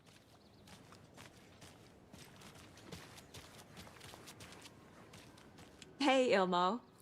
How did your walk in the woods with Steven go? Another satisfied customer.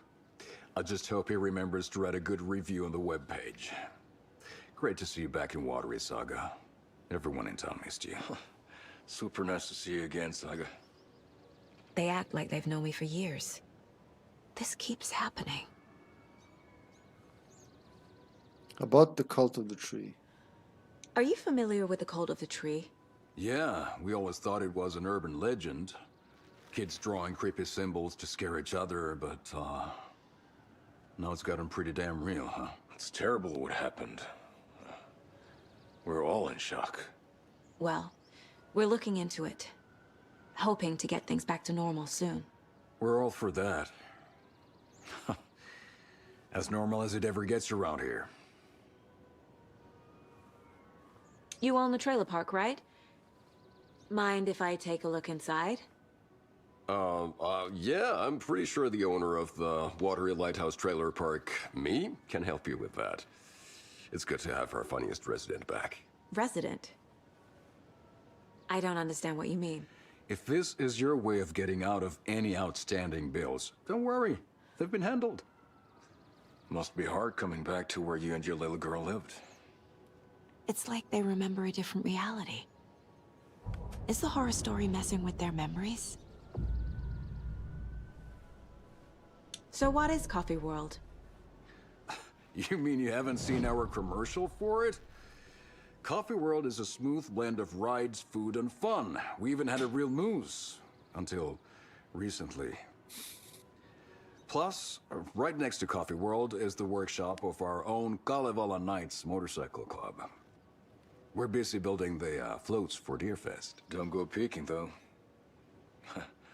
You know, we're saving the big reveal for Deerfest. Kitty, stop touching the keyboard. I want to play with the controller. So... your commercials? They're more than commercials, Saga. Our goal is to both entertain and educate local viewers about the fine products and services we provide. And, Yako here really comes alive in front of the camera. Really. Fuck off. I'm just there for the free beer. It's your brother. Sure what Ilmo's excuse is. Hey, I'm writer, producer, co-lead, director. Do yourself a favor and, check them all out. You bet. Profiling is the key. I'm just gonna stand there and stare at you guys while I do this. Let me catch up with that. Hello, cubes. Oh, that's how we would write cube. Cube, literally Kaya-Ube. I should take up German, man. Surprise these guys one day. Just kalte Apfelschorle trinken. Drinking apple tini? Apple martini? Apple... I forgot what it's called in English.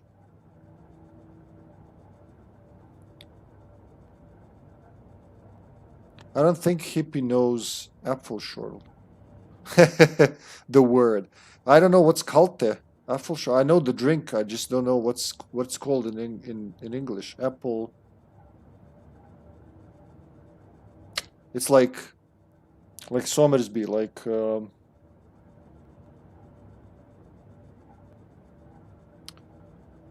oh god, I think they call it cider, maybe.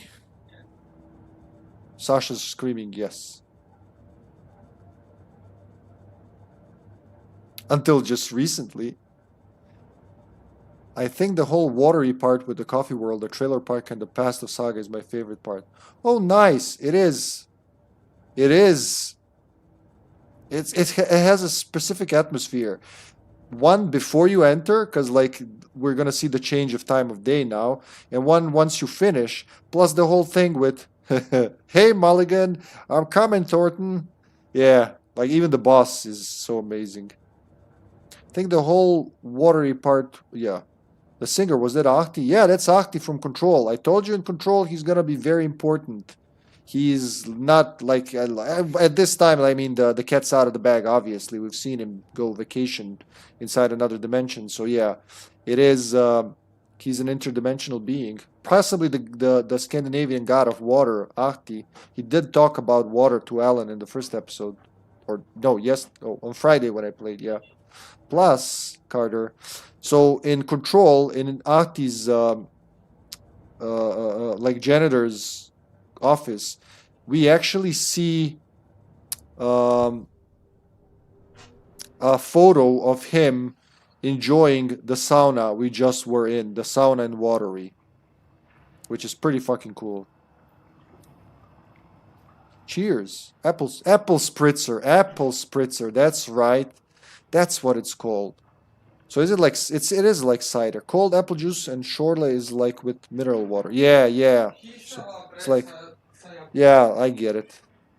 Acid water. Is Mario Party here yet? Yeah, can't you see? Look, we have 4 people playing Mario Party. Good morning, Joseph. How you doing, man? Let's reboot that. Pop. Let's profile these bastards. Well, yeah, there's a bunch of those. Okay, I'll check back another time. Yeah, you do that, sweetie.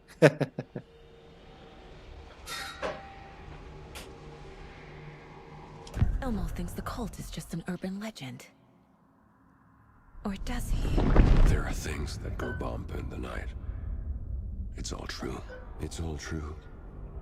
Sound the alarm, brother. Gather the troops, brother. Yako, the shadow of the forest is creeping closer. They don't think it's an urban legend at all. They understand it's dangerous. Her mind reading is very specific. Bye. I think it's funny you said I'm just gonna stand here and do the profile and you standing in front of the tuber. Yeah, in reality she's just standing there and staring it blankly into space and they're like, okay, while she's probing their minds. Ilmo made it sound like I lived here. Does he really believe that? Light, laughter, and love will guide you home. Saga and her daughter. Oh boy. Happy faces raise property value. Family comes first, Ilma. We take care of her trailer while she's gone. She's one of us, Yako.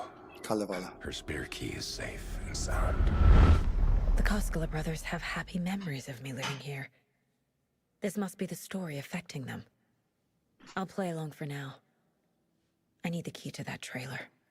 It must be. They know everything about me, but that can't be me. It's gotta be someone else. What Ilmo knows. Ilmo is certain that I used to live here, that I own the trailer here, that I am a member of the community. Joseph, say hi to Gavin, you bastard. Maybe he really left. You can never know with this guy. They really think I lived here. This is unnerving, but at least I can exploit it to get inside his trailer. Well, it's as if... Oh, fact versus fiction. Here we go. Wake says the story will change reality around us. If that's true, then I need to know what's real and what's fiction.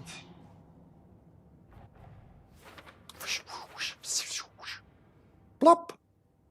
According to Wake, the story is changing people's memories. That's why they think they know me. But I'm not a character. I'm real. Well, isn't that exactly what Maria in Silent Hill 2 said?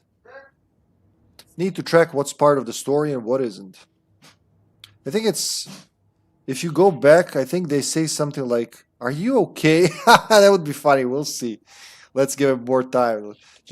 I'm just doing my shit here. Don't mind me. Rose, recognize me in the... Oh, wait. Which parts are false? Which, if any, are real? So she's trying to figure out which part is real reality and which is, you know, the story changing reality. Hugs to you too, Gavin, my boy. Rose, recognize me in the diner at Bright Falls. Says I moved away after Logan died. That's it. That's it. Logan is not dead. But what else did the story change about her life? Knowing might help me fight this thing. Logan's part in the story. It branches and branches. Ilmo owned the trailer park where I supposedly lived. Calls me his funniest resident. But not the evilest. Finally, someone appreciates my jokes. But seriously, what kind of life did I live here? My Life in Watery. You can make a movie called My Life in Watery. With Saga Anderson. And we got Yoton Yu. Alright. Just like, is everything okay, ma'am? You've been just staring at us for the last 5 minutes, muttering to yourself? All joking aside, yes, I would like to see my trailer. Do you have a spare set of keys? Good for you. Yeah, I have a spare set. They're just over at Coffee World. I'd get them for you, but Yaku and I have to head to Bright Falls. The spare keys are in the gift shop safe. I'll call ahead and have someone get them out for you. Oh, the road's flooded, but if you just follow this trail behind me, it'll lead you there. Call the gift shop so they can give Saga a hand. Oh, this is pretty cool. He sits on it, even. I'm not gonna be rude, I'm gonna be looking this way. Nothing? What am I paying them for? Guess they're busy. Just like my marriage. Well, after they finally pick up, we really need to get over to Bright Falls for that, thing. Yep. Must be busy at the park. These are off-peak hours, Jaakko. They're just slacking. Off-peak hour. How many people visit Coffee World? They make it sound like thousands of people flood in. Flooding did this? Damn, it even brought the bamboo.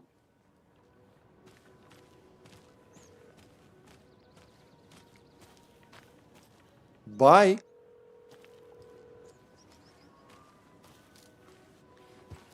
There's Coffee World. Need to get across the river.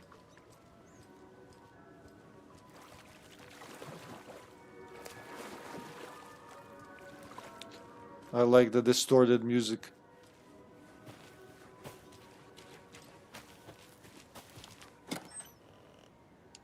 More of that. Thank you, game.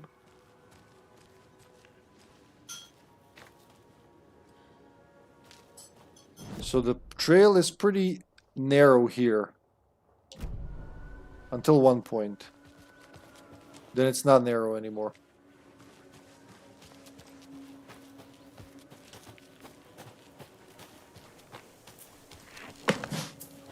What was that? What the hell was that?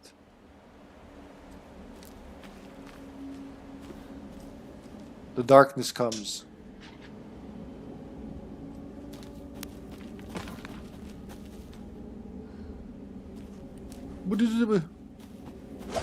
Fuck! Woo!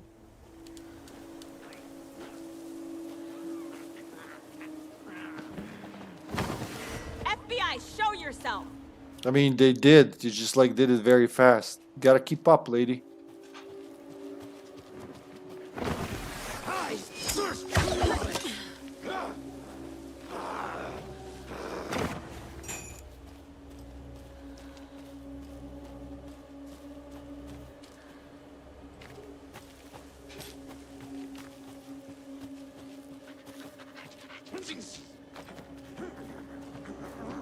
Too fast!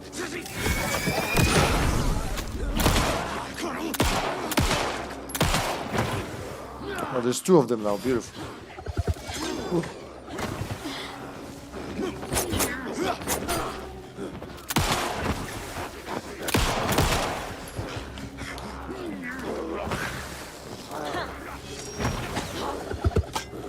I gotta keep an eye on that guy. Did I hit? There you go, one down. Now the other guy comes in play.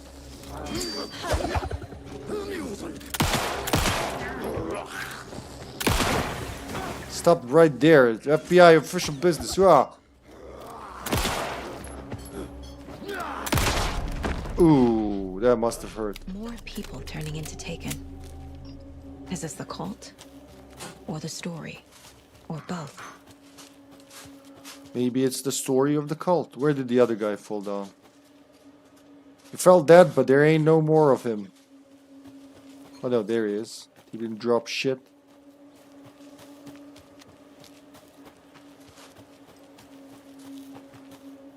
Ma'am, do you mind? You there, behind me. In real life, not in the game. Sasha.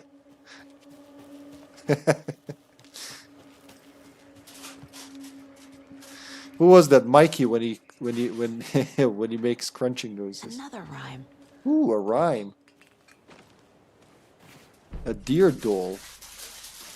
A moose doll.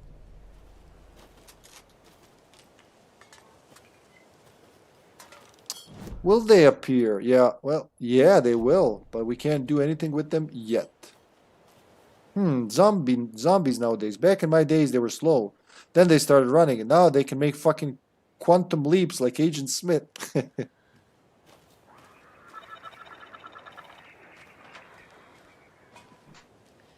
Alright, let's do this. The gentle beast with a beautiful crown runs through the woods with a worried frown. From the hunter he flees between the mighty trees to make out alive. Well, who's the hunter? And where is he? Wait, between the trees. So who's that? Moose or deer? Ugh. Alright, Saga will get it. Fuck. Oh, it's Yeah, Moose. yeah. Alright, reality affected. Bullshit.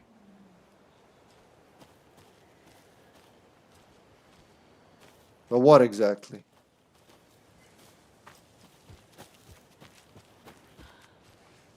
We follow the tracks. Yeah, there it is. Oh, damn. A charm. That just appeared out of nowhere. Fucking coffee mug charms. Get out of my face. Waste of space. Ha, that rhymed. That was unintentional. So is that all? The rhyme and bolts that we like she can see but won't pick up yet because she doesn't have a crossbow. For now, I remember that.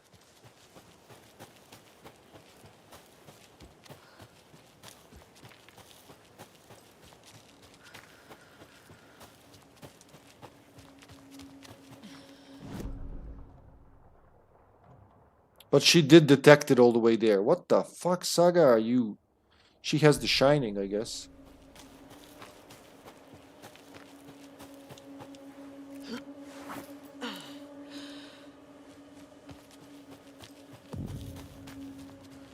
Hunting shack.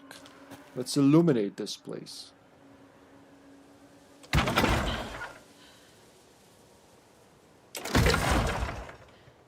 And a 3. Ooh. Good.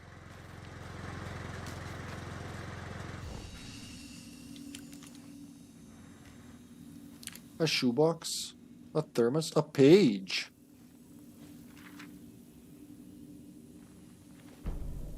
Saga in the watery woods. Saga was beginning to see why Casey disliked the woods so much. They felt oppressive here. Too many places to hide. The distorted carnival music drifting from the amusement park ahead did not help. What the Koskalas had said about her living in Watery with Logan unsettled her. For the horror story to involve her was one thing, but involving her daughter was crossing a line. Something darted across the path ahead, too fast to see.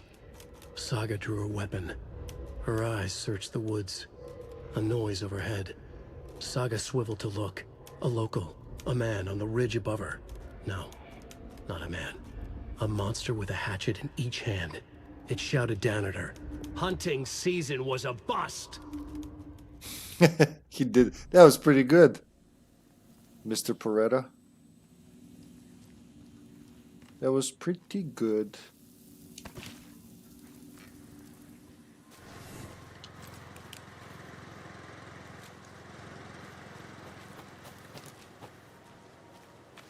So we gotta get over there. She can't, like, swim across the river and go, you know, avoid going through the horror woods because that would be silly, wouldn't it? Wouldn't make much of a game if she just did that.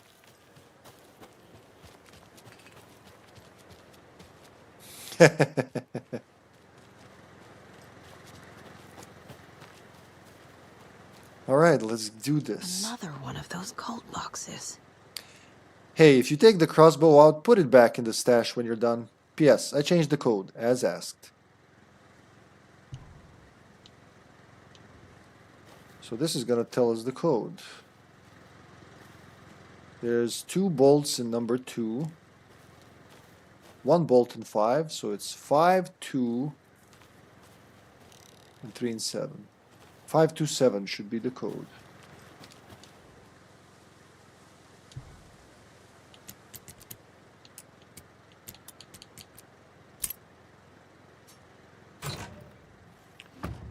If you aren't wearing the mask, this does not belong to you. Well, too bad.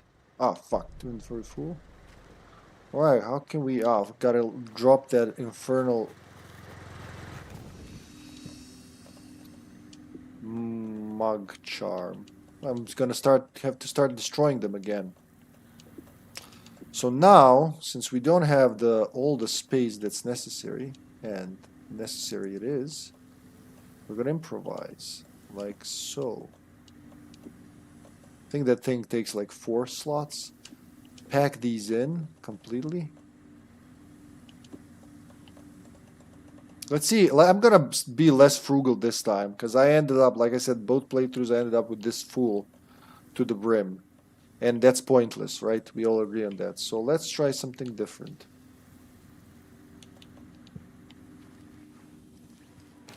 She definitely gets less batteries than Alan. Alan gets way more battery. And you put it up there. Alright, no, so it's okay. She couldn't know.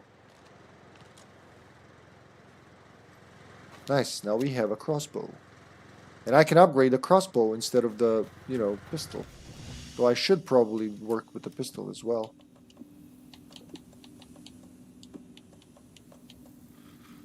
That's more like it. Don't need this many flares again, so I'm gonna put one of them for now here. That's some inventory space left. That'll do, alright.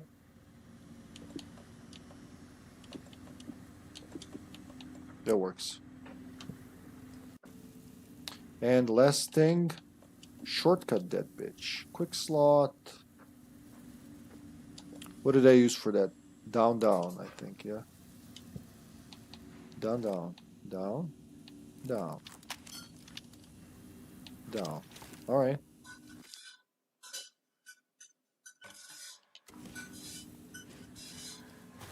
Now take all the bolts. Now she wants them when she has a weapon, which kind of makes sense. Why would you clutter your inventory with bolts you can't even fire? It's 4 per stack, right?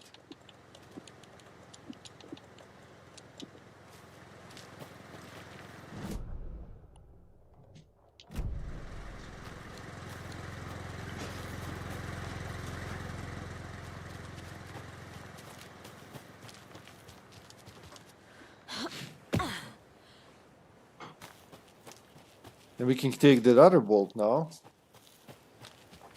Or bolts, maybe.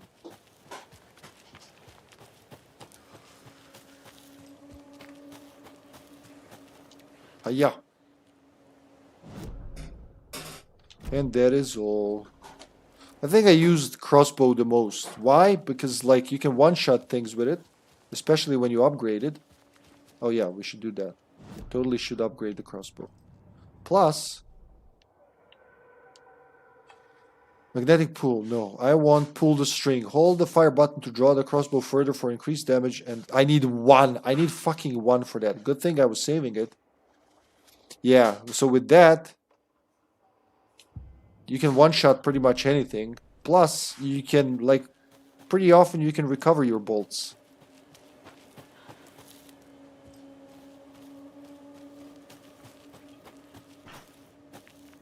What is the cat doing? She sounds like she's being skinned alive. Oh, there it is, up there. Oh, because she saw food. Poor thing. Can't reach for the fridge herself. Ooh, okay, I'm not here. I'm just gonna play like I'm not here.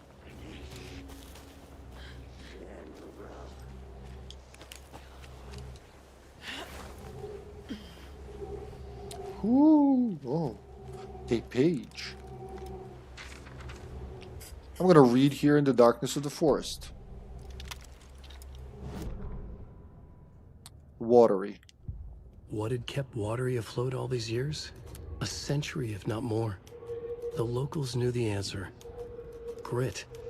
Or as they put it in the language of their Finnish forefathers, sisu. These days, sisu was needed more than ever. The town was fading. It never quite recovered from the lumber mill shutting its doors. Now the fishing was drying up as well. Most people had left to find jobs in other towns. Only the most tenacious stubbornly remained. Dug in. Parasites in the body of a terminal patient. Sisu. Some people tried to resuscitate the town. The Koskela brothers double-handedly warded off the impending darkness with their ventures. Coffee World brought tourists, money, and jobs. Coffee-themed fun for all ages. The Kalevala Knights Motorcycle Club built parade floats. The bikers repaired vehicles and volunteered locally. But it wouldn't be enough. Watering needed a miracle. The end of the road was in sight. And it was coming fast. Like, how many tourists can Coffee World bring? Seriously, guys. Another cult stash? Yeah, but like, how many people want to go to a fucking coffee-themed amusement park? Probably many, like 2 or 3, says GameCube Zombie. Yeah, I would imagine. Because they, you know, off a month. Well, Ilmo did say it's off peak right now, so probably one person is there. Do Taken count as tourists? Sisu, like a see-through King Caesar. At least it's not Lord Zenu.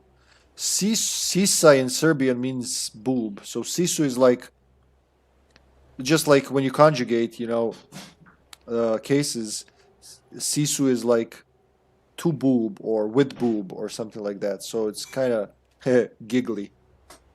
I love abandoned spark like that. It's spooky. Well, we imagined like in Silent Hill, it wouldn't be abandoned. It would be off peak or, you know, or peak hours. There should be people only because, you know, you're stepping into another dimension, right? Like in Silent Hill, the protagonist never sees what the world as it is. They see the world as they are. Holy shit, that is so awesome that I connected those two things. But yeah, for normal people out there, it's like sunny in Silent Hill amusement park. What was it called? Hillside? No. I'm rusting in my Silent Hill skills. What was the name of the amusement park near the lighthouse? Shit, I forgot. But yeah, they're all having fun while Harry or Heather are just losing their shit. Boobs are god. I think you just woke up, senpai. There's a lot of in East Europe and the old Soviet Union, also in Asia. Send boobs and bobs and coffee.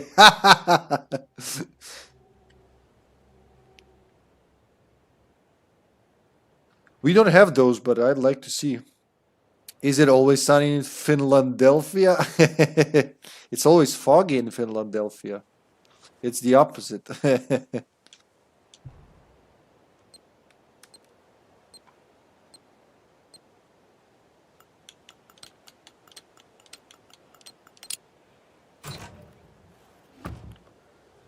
I found another dead taken over by the radio tower. Looked like it was bashed to death. There was a lunchbox and some weird knitting by the corpse too. I took care of the body, but that's the 3rd one this month. Everyone keep your eyes peeled. We need to find this guy and let him know the cult of the tree means business. Ah man, they intentionally give you confusing messages.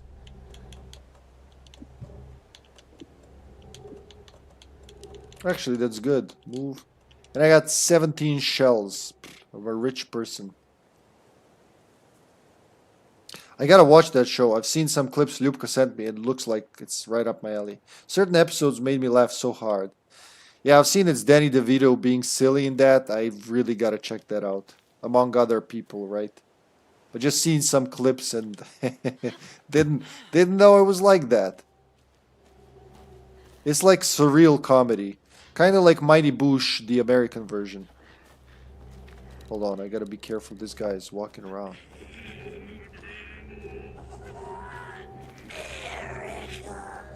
There they are.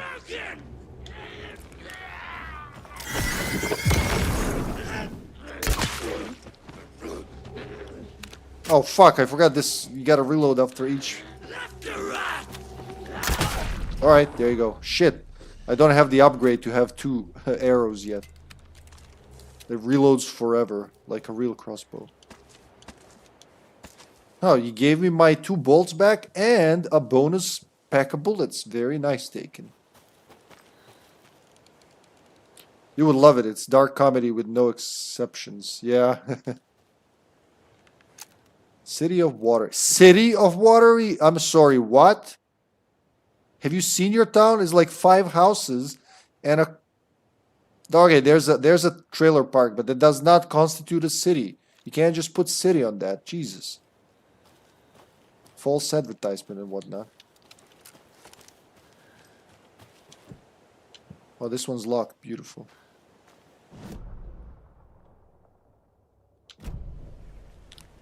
Let's snoop around a bit. Wait, can I snoop around up here? Yeah.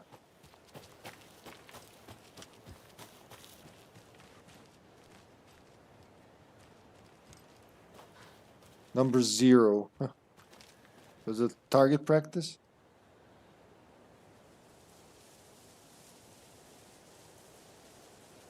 It's a shame it got a bad review nowadays. People don't like that humor. Really? Real dark comedy or dark humor? Apparently you can't make jokes like that no more. Speaking of dark comedy, did you guys ever see the British dark comedy, actual dark, well, I mean, horror comedy called The Dark Place? I wanted to ask like 5 times, but I keep forgetting because I keep cutting myself off.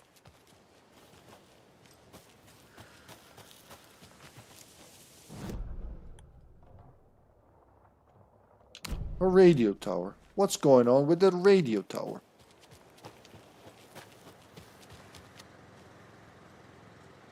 Both definitely in that case. Racist jokes or jokes about people dying? Do they both count as dark comedy?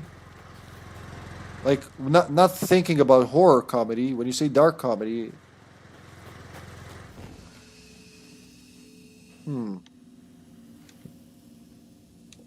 That's something to think about. Okay, yes. I'm just gonna pack these up because I'm gonna need them later. Just like so. Like so. Like I said, both. Fun of minorities, there are no exceptions. No, not picking any sides, Han. So that corner, I think I've snooped around there, but let's check. I give it a try. Trust you, fellow German. Don't disappoint. Because otherwise he'll turn into a taken Carter and bite your head off like...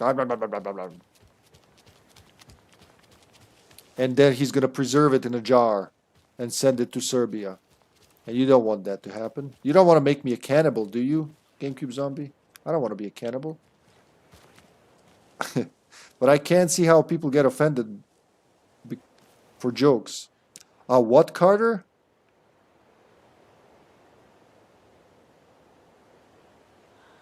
Did I say a taken Carter? I already forgot what I said. I'm already in the next story, Carter. So we now have left and right. Oh, fuck, there's a person down there who's probably not a person, but a dead guy. So we can go, let's go to the radio tower first.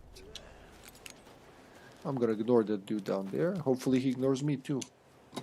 Don't want to waste bullets. What the fuck? This is empty. How am I supposed to survive in the forest if there's no survival equipment?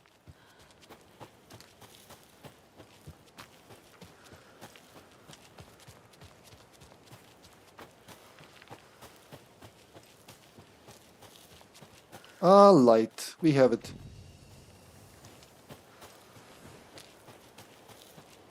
Go visit Windy Davis and grab some of our sponsor's famous beef jerky. Up next, we've got Deerfest. Oh, hold on now. We have a call coming in. Which button is that? Hello? Wrong line. Hold on. Hello. You're on with Pat Maine. Yeah, Gil Davis here. What a pleasant surprise. We have Gil Davis on the line from our lovely sponsor, Davis Family Beef Jerky. Gil, any thoughts on those crochet dog sweaters? You need to stop. What's that? Just stop. Whatever this is you're doing, stop. I'm not sure I understand, Gil. There's no such thing as Davis family beef jerky. I don't sell beef jerky. I've never made beef jerky. I don't particularly like beef jerky. I'm getting crazy phone calls for jerky orders, day and night. You got confused old ladies all over this goddamn town on the hunt for imaginary beef jerky, asking for insane flavors like hickory teriyaki, which clearly isn't a thing. If you don't sell beef jerky, then somebody needs to tell your lovely wife Wendy, because she's out there at the market every Sunday selling it. Wendy is dead, Pat. No, that's not right. I just saw Wendy at the market last weekend. Wendy went missing 13 years ago, Pat. They found her body. She's dead. We're trying to make peace with that, and you're making it so much harder with all this goddamn beef jerky bullshit. No, that's just not true. She's there. Every weekend, I see her there. This joke's gone far enough. Now go get Wendy on the line so we can have a laugh about this. She's fucking dead, Pat. Stop. Gil? I think we're out of time. Dog sweaters, Sunday market, and yeah, Pat Main signing off. God, that's so good. So the entire game, you keep finding these radio episodes with Pat Main, where he keeps talking about Wendy Davis, Davis family beef jerky. And people keep telling him, but like, Wendy's dead. She died in 2010. I think the spoiler is she's one of the Taken Alan was fighting with. But for him, it's a different reality. Let me catch up with that. This is the culmination of that. So far, I can't remember what else is going to be there. Where's the radio? Fire at the... Okay, so 4 more left. I don't know if they're going to deal with that. Can't remember right now. Hold on, let me be in the light.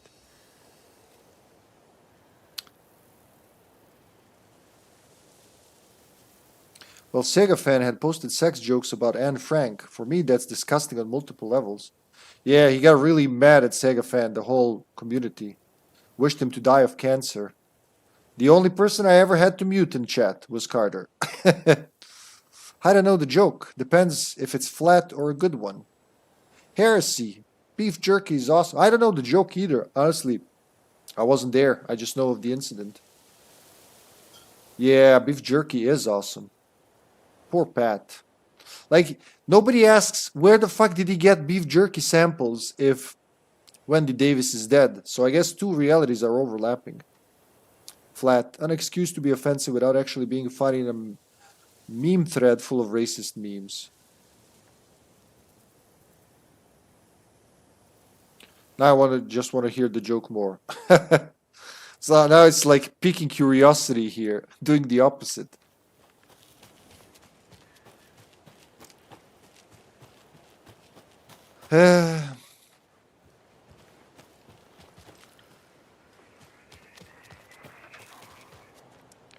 Like, that's what happens when tastes don't match, I guess.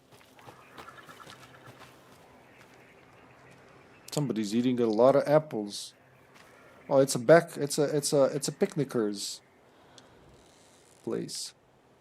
3 little deers ventured to Rome and found a nice place to eat and play. 1 little deer never came home, and 2 of the deers cried all day. I guess on the eye? Nope. Found a nice place to eat and play. They eat leaves, don't they?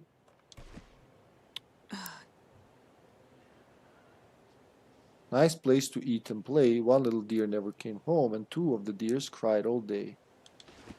Maybe forest, because they eat in the forest. Doesn't look right. Deer, moose, crow, hero, wolf. 3 little deers ventured to roam and found a nice place to eat and play. 1 little deer never came home. Yeah, there you go. Like, it's not that difficult when it's just one. Oh, there's the deer. Oh, deer, follow that deer. I mean, comedy is always subjective. Yeah, I agree. It wasn't a real joke. He simply wrote something about raping Anne Frank. Well, when you put it that way, Louis C.K. made rape jokes before and a million people were laughing. And I don't think any rape victim was laughing at it. Yeah. It is subjective. Yeah, I totally agree. Like, there's something, we were talking about that recently. There's something for every one of us that just, like, is too much, I guess. Oh, shit. Okay, I'm gonna get circled. Better be... One. Gotta put him in a place. Oh, fuck. Alright, that failed. Gotta put him in a place where they're both in front of me. What the fuck?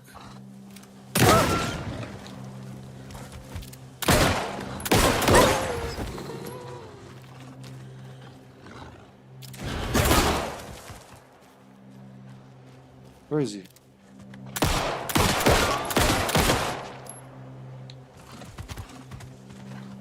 When he starts rearing up again, actually. Free health.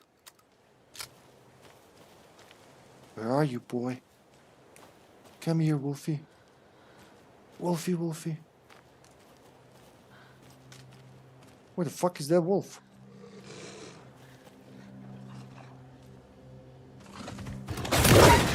Fuck yeah, alright. Free health. Thank you for the free health. 1 bullet in the chamber. I was gonna use the crossbow, but fuck, I got nervous, couldn't remember where it was. It was just 1 place down. There's the poor deer. Oh, it's the same deer from the intro, I think. I can use this charm on my bracelet. Deer charm increases resilience against being staggered or interrupted. 'Cause stag? Is that the joke?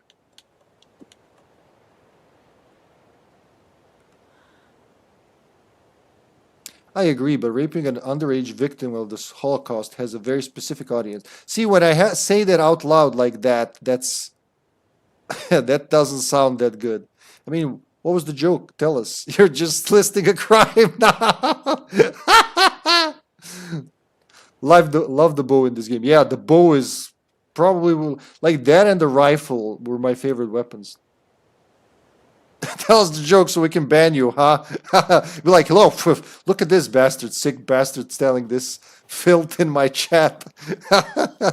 Like, frame the guy for banning him forever, huh? Oh, boy.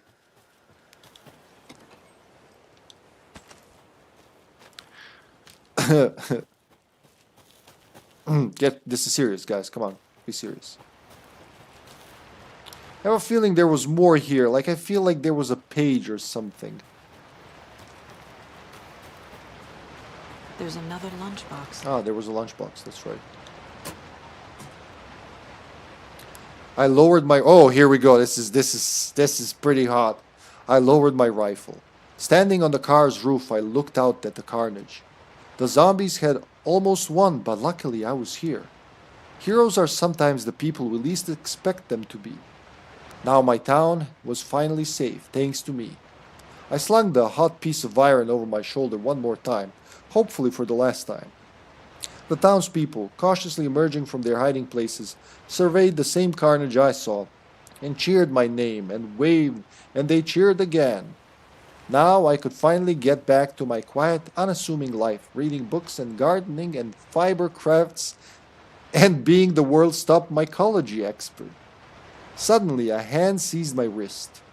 I looked into the eyes of the sweet, sensitive writer I had known since childhood. A smile spread across his beautiful, kind face, and I felt at peace for the first time since the zombies had first emerged. You did it. I knew you could. Now we can live in peace together for the rest of our days. Nice. Manuscript fragments.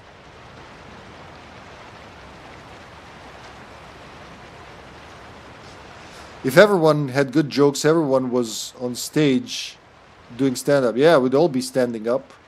You remember from History of the World Part 1 when he's a stand-up philosopher, was it? Yeah, stand-up philosopher. That was his title. The stand-up comedy wasn't invented yet, I guess. Did you bullshit today? No. Did you bullshit this week? No. Are you gonna bullshit next week? Are you gonna try to bullshit next week? That's it. He simply wrote about raping Anne Frank out of nowhere. Not a joke, just the attempt to be funny by bringing up something disturbing.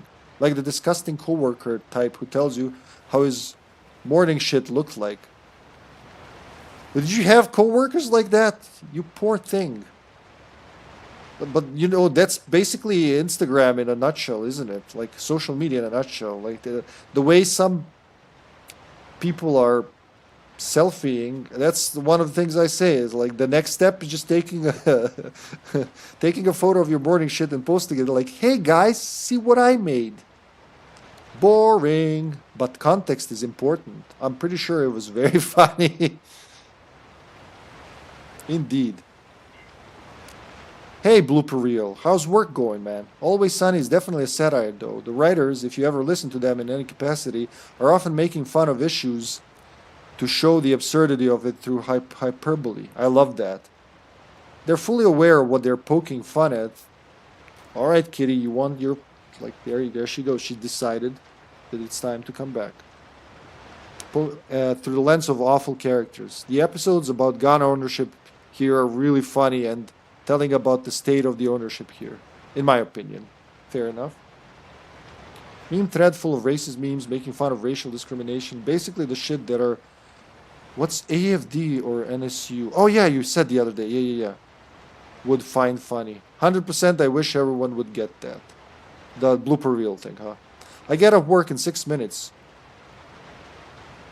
Almost there. Almost there. Oh, nice, man. Holy shit, it's been 4.5 hours. Somebody stopped me, for real. Jesus Christ. Saying it like that sounds a lot more interesting. Well, word. I mean, Tarantino showed us his movie. In his movie, how bad racism was back in the day, and people call him a racist because he used the N-word. So that's one of those things. I think we talked about that. Probably I brought it up because it's one of those things that bugs me. Like, it's context, right? I've seen a guy, like a fellow streamer who doesn't stream anymore. Somebody walked into his chat. Somebody popped on in his chat and called him an N-word. And he said, hey, that's not okay if you're not black. Like, how the fuck does that justify it? Like, it's either racist or not. It's, you know, you look at the context or don't. You're being offended, or you're being laughed at, or you're being laughed with. I think that's what decides, right? Not just the word. The word is a Latin word, if we're gonna go there, but like the context you use it in, well, that defines what, you know, that's the meaning of the word.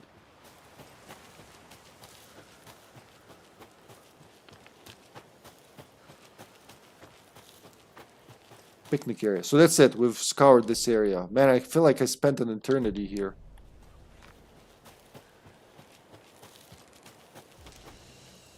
It's a lot more enjoyable if you're not a racist. Yeah, that's bullshit. I don't like Tarantino, but he's definitely not racist. Well, that's broad-minded of you. That's the first time I heard that. But okay. Not surprised. Like, surprise is very low in supply. Everything is better if you're not a racist. Alright, sneak up on this guy. Look, buddy, racist or not, you're going down.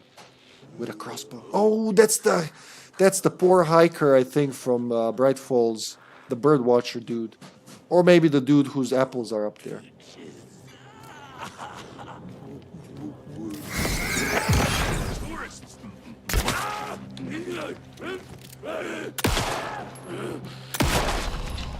Poor thing, didn't stand a chance. Better reload my slow-ass loading crossbow. Ugh.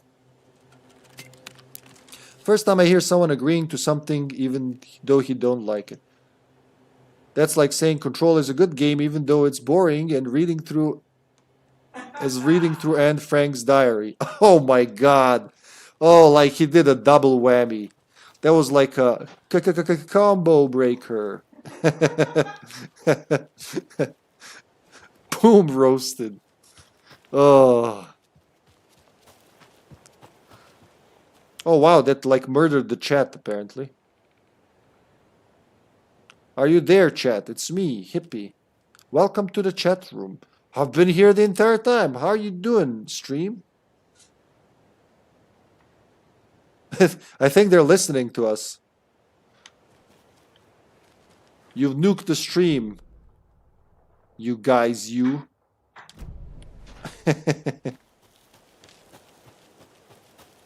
I could hear Sasha cracking up in the kitchen. See, he knows you very well. He knows where you dwell. He said he could hear Sasha cracking up in the kitchen. GameCube Zombie. Who, what? From Dusk Till Dawn, but Pulp Fiction enjoyed From Dusk Till Dawn. Man, I read that. I read that. I watched that a long time ago. Didn't understand shit. I didn't even realize they're vampires. I was a little kid. I just remember some dude drinking whiskey from a woman's foot. That's also a snake, something like that. That's like a scene of like a very young me remembers. That probably is totally out of context. Makes no sense.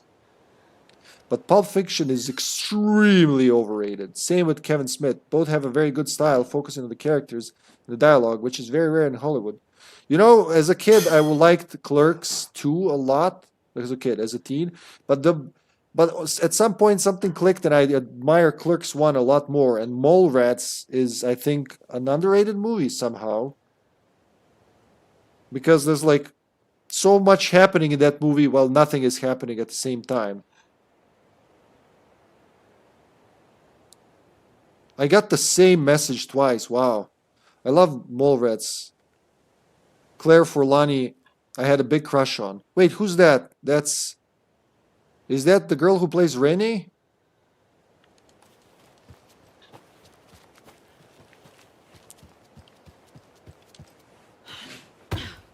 Man, you're right, GameCube Zombie. This is a special part of the game. Like, it's pretty atmospheric and moody. It's like the Moody Blues, only without the guitars. I'm a fan of older Kevin Smith stuff. I've seen Smith speak live a few times now. Def not into some of his stuff. Big old nerd.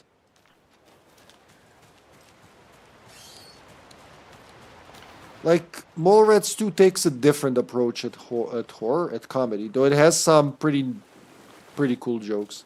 I love the I'm taking it back one. Now that's a good poke at ignorance and you know, in racism. It's okay, I'm taking it back.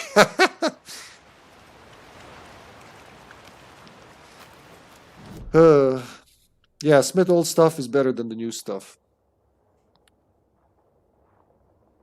So that's all that's left is like there is nothing left here. It's like these maps are so cool. Look, you have the areas divided by those dotted lines, and it also tells you, the player, how far you can go in each direction. It's beautiful. Like this is the best looking foliage in a horror game to me since foliage. I don't know.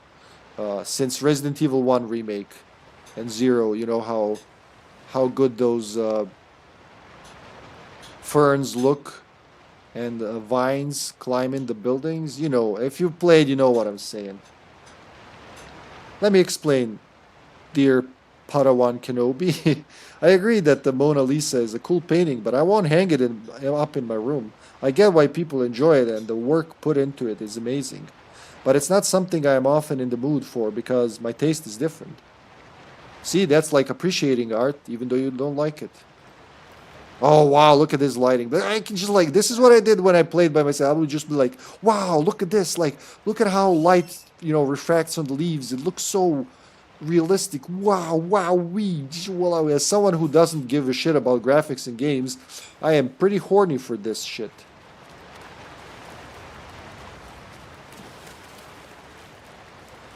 Sniffy, sniffy, snoopy, snoopy.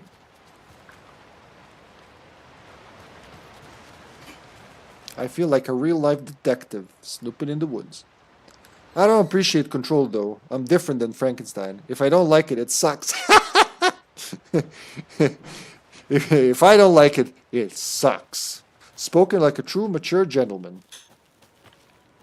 Ah, there we go. It's another one. That's cool. That's funny, man.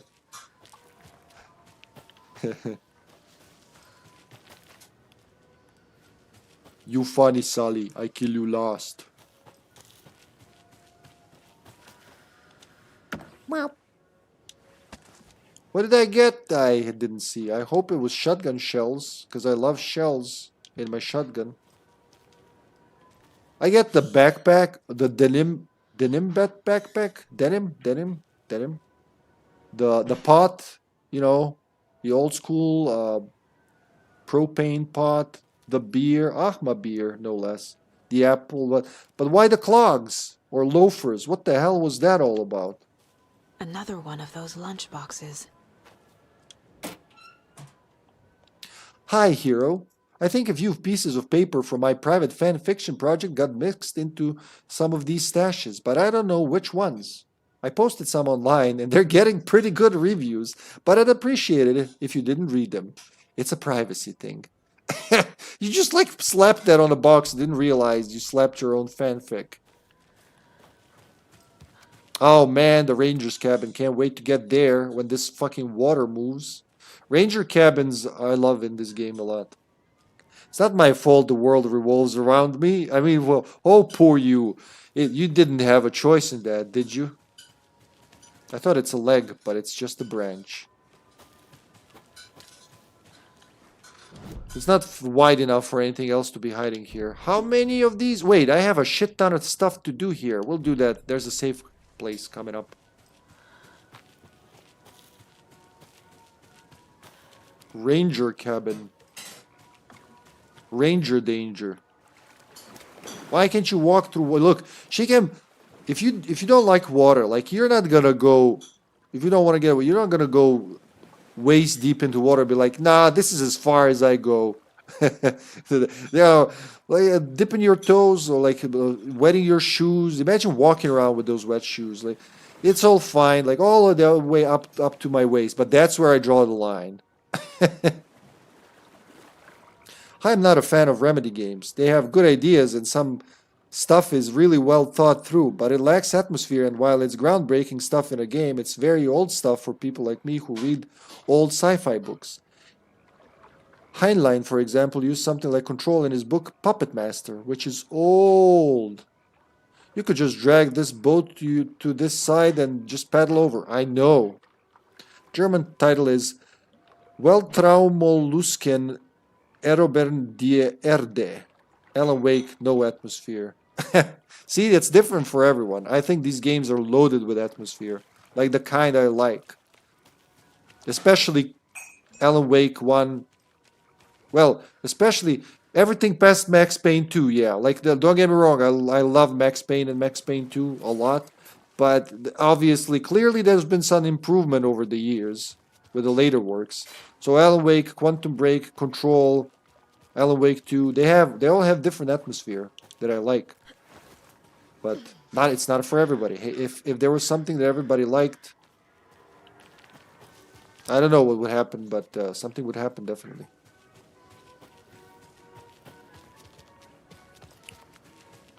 There's a lot of fishers here dropping their fishing gear.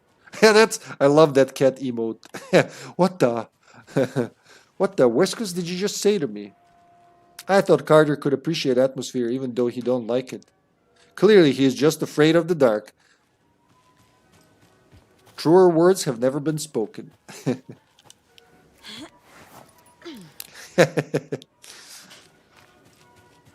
You guys are adorable.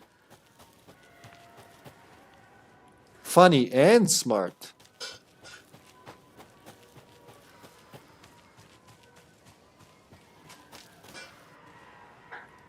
Oh, look, a toilet. A toy. A toy toilet. It looks like a sign. What the hell is that? Oh, that's moose horns. Mozzarella.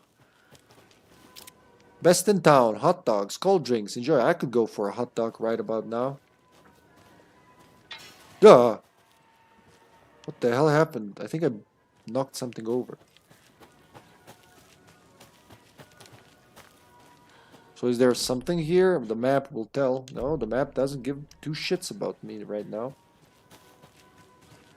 Or the noir narrative in Max Payne. Oh, wait. You become funny automatically if you're smart. Comes with it. It's like, it's an add-on option, huh? It's an automatic add-on. Have smart, be funny. Noir narrative in Max Payne. It's the emulation of noir narrative talking simply for the sake of it. And that pisses me off because the narration has often enough no meaning for substance. For me, it gets old very quick. Style over substance. Yeah, but you're also getting bored really quickly. It's like a free DLC, the humor with intelligence, huh? Right, here we are in the safety of the light. Ooh.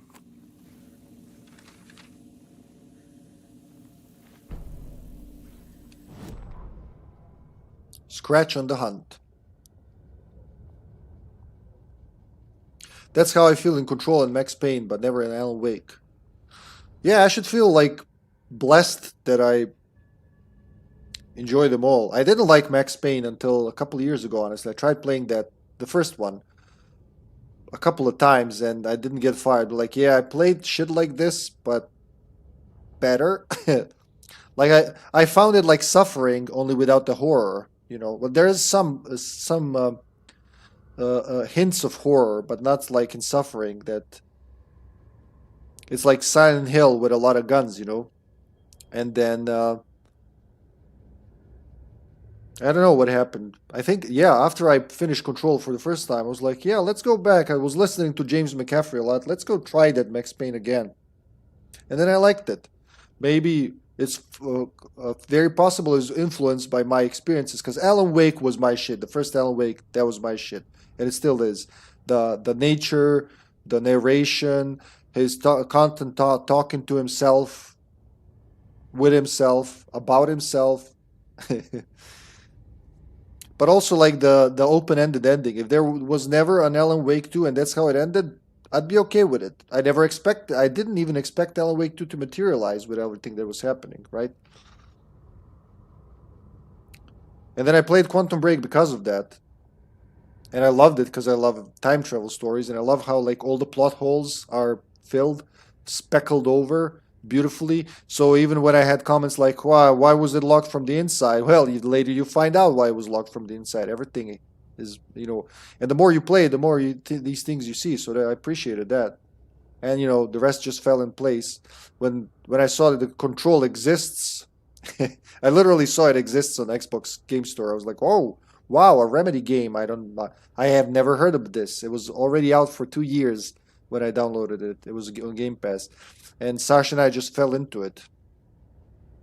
Which is also a blessing that we both like these things, you know. It could be like one of us likes it a lot and the other one doesn't at all. It's kind of sad when you can't share these things. Which is why I guess I was different in the past. Like, you say now you don't like something I like, I take personal offense. But not anymore. It's like I guess I matured in that way. When people said rock, you know, classic rock music sucks, those people are not good. But here we are. We're all alive. People love different things and they exist, apparently. Intelligence DLC. Humor plus 50. Boredom plus 70. Being misunderstood plus 100. Let's see it like that. I don't think Remedy would be successful if it wasn't for Alan Wake. See, that's weird. I kept... Yeah, you know... a good chunk of my childhood, I kept listening of Max Payne, Max Payne, Max Payne, people playing Max Payne. Max Payne is awesome, blah blah blah, and I didn't see it, right? I tried it a bit later, you know. I tried it, let's say around 2009. I think I first tried Max Payne 1. I wasn't impressed at all. By that point, like I said, I already played Suffering, which is pretty similar in gameplay.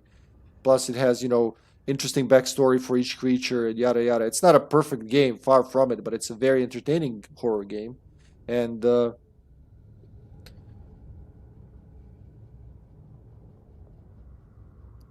I thought that's like gold. People swore by that game, Max Payne, and I didn't see it. And you know, like when it's like that, back in that time, back when I would, you know, I wouldn't take it. I would take it to heart when someone doesn't like something I like. I thought, well, if so many people like it and I don't, then it must be stupid. But then I'd never heard of Alan Wake. Honestly, never ever heard of Alan Wake until Sasha started drilling my head to play Alan Wake, which I will definitely like because I like. We were still young in a relationship, right? Maybe a year and something. Because I like Silent Hill, and I really drilled her brain with Silent Hill, and she doesn't like horror. She's easily scared and doesn't like scary shit. She likes the stories, but not the horror stuff, right? So I played a lot of Resident Evil and Silent Hill and Eternal Darkness, and she was like, play Alan Wake, you'll like it. And I thought, Alan Wake, that's the most boring name for a game ever. That's like calling a game Jack Smith, or even worse, Matt Smith.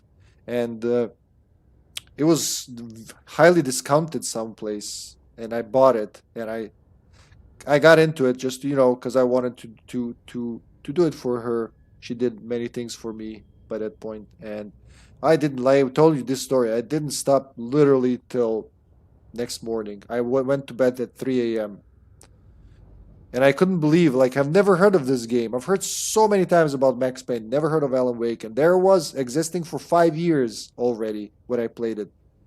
And the one person who I know that dislikes the horror the most told me about that game. Isn't life wonderful and weird? Oh, hold on, chat. Sorry, I was talking so long. You guys actually wrote something. Yeah, that. Alan Wake, like I said, it lacks atmosphere for me, but I like how they poke fun at the concept of a self-insert. Weird, because Alan Wake for me is not that special. It's well executed, though. I wouldn't like to play it, though. Sales, though. Sales? Like, were they high? Wait, HippyTesla, do you own the PS2 game Siren Forbidden Siren? Yes, I had it in I bought it, the Italian version, and then I gave it to my friend who actually speaks Italian, or, you know, understands it enough. It is on my list to buy, and it looks like something I would enjoy. So does FIFA. I had no desire to replay it too. It was a good playthrough. Wait, what was? The first Alan Wake? No, I mean, it didn't sell that good. They broke even over a year plus minus 0. Oh, wait, Alan Wake 2 you're talking about, because the first one was pretty good, I think. Oh, okay. Oof. First mistake of Remedy was to only get it out digitally and not starting with a print. Yeah, a lot of people do that nowadays. Like, this is a game I'd like to have physically. Honestly, it's one of those, for me, that's high enough that I would like to have some kind of a physical thing. Maybe with a manual that's not just like how to recycle as it is nowadays. Like Super Sentai, every few years they're told to make a hit or get cancelled. That sounds like an order. Get hit or get cancelled. No, I mean make a hit or get cancelled. I only played Blood Omen after the 2000s. I only played Blood Omen. Well, you saw me when I played the Blood Omen. I mean, I tried it earlier, but Siren is pricey. Pick a game for me. Forbidden Siren. I don't have Forbidden Siren. What?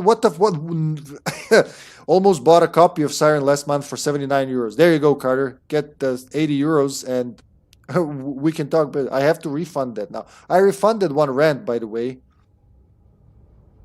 I've refunded one rent that I owed you. Just putting it out there. And I have to refund this 50,000 for a game that I do not own, that I cannot play.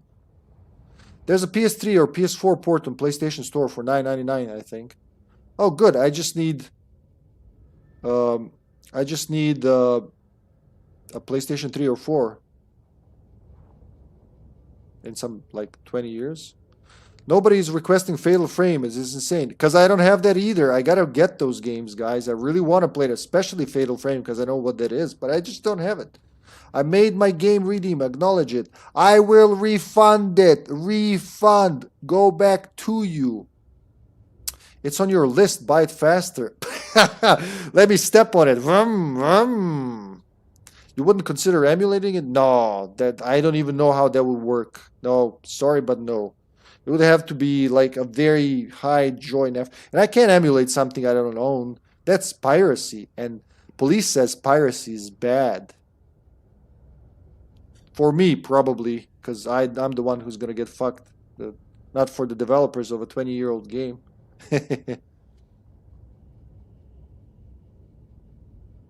I can give you my dumped copy. You want to go to prison together? I freshly take a dump for you. Fatal Frame Project Zero is awesome, but only if you play it yourself. Watching it is boring. Piracy's racist. You know, I would love that. Not piracy, but maybe on the seas. Maybe in Sea of Thieves, but I'd love to get those. Look, Carter, I'm going to refund that back to you. And if I get a fucking copy of Siren, I'm going to do it for free, you know? Because I see you're like... You're more passionate about that than you ever were for a 100% Blood Omen playthrough. So, yeah, that's my little gift to you, if I get it, of course. So, Jesus Christ, Kat, what the fuck was that? She scared me. I think she was gonna play. Sweetie, when I get it, you'll know. Trust me. Like, I will scream very loud. You won't even need Discord or Twitch to hear me. You'll just like be cooking there, preserving GameCube Zombie's head in a jar, and suddenly you'll hear like siren, and the jar will snap. Like Resident Evil scared the hell out of me when I was a small kid, but nowadays Resident Evil is not even my first type of horror game. Fatal Frame and Silent Hill are much more horror atmospheric, aged super good. Super good. Yeah, I know what you mean. Resident Evil is an action game with horror elements, really. There's there's horror, and then there's, what do you call that, gore, I guess? Because you could call like Duke Nukem 3D a horror game by that standard. There's a lot of blood and guts exploding and scary, you know, atmospheric rooms, but it's not a horror game. I don't know what else. Sound design in Fatal Frame is so good, and the stories are so deep, it's crazy you never played it. Like I said, I always wanted to play that, but that's a sad sigh. I always wanted to play it. I had it on loan for like a couple of days, and it wouldn't work in my PS2. The first game, that's the only one I had contact with. I played it for a good chunk. Like, I liked what I played, and it definitely doesn't have it doesn't have the quality of Silent Hill and Resident Evil. Something that they have that's like, I don't know what it is. But it also works to the game's credit, because it makes it scarier that way. You know, that it's not like, it's clunky in just the right ways, so to speak. But didn't you say that Eternal Darkness is not horror for you?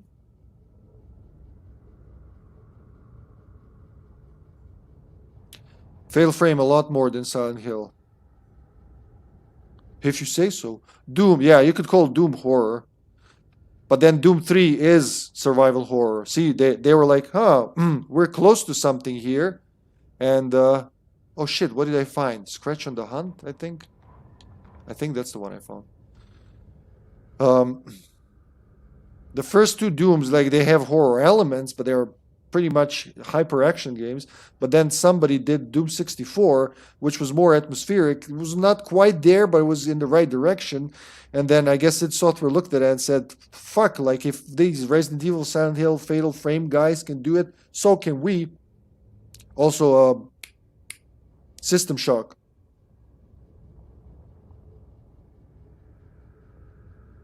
Fatal Frame made me give up the controller to my gaming buddy. Only 3 games were able to achieve that. Okay, only 2. Well, which are they? Well, when I played SH2 Remake, I have to be honest, I got startled by sound and mannequins. Oh, you already played the remake, you bastard. Hydrate.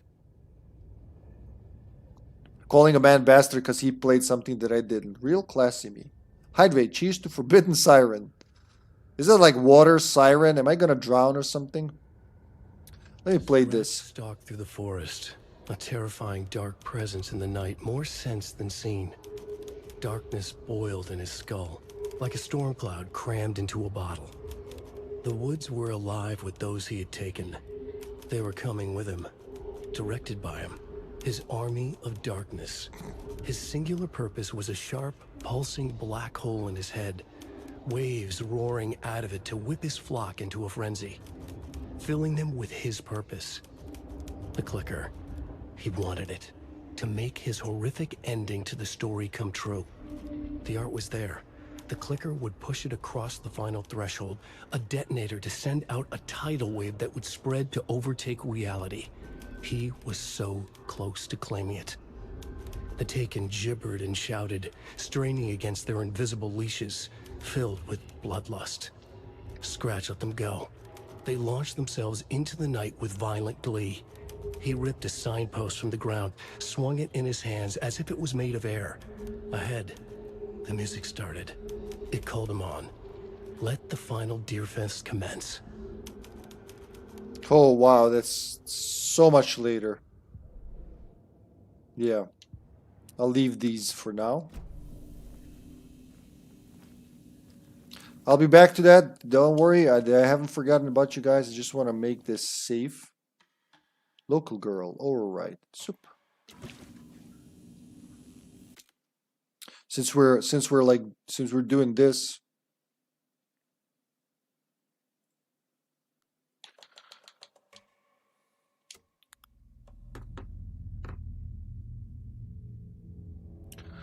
and since you like lore, Fatal Frame has a lot of notes and audio recordings. Yeah, I remember. It was very interesting. Like I said, I have 80,000 points. I'm waiting for that 250k 24-hour Fortnite stream. Fuck off.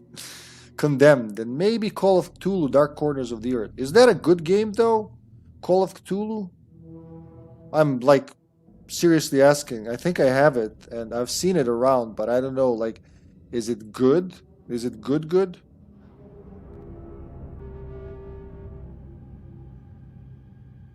Where'd I put that?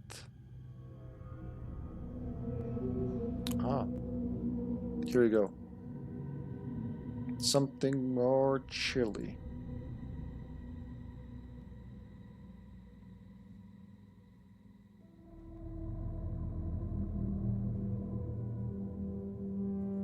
There you go.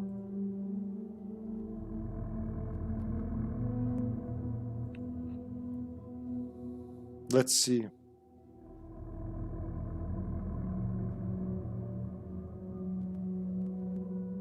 I'm too much of a Lovecraft fan to actually give up the controller. Condemned though? Ooh, jump scare, hell. Jump scares, yeah, that's a different kind of horror. Starts as an FBI emulator and becomes Clive Barker horror. What, like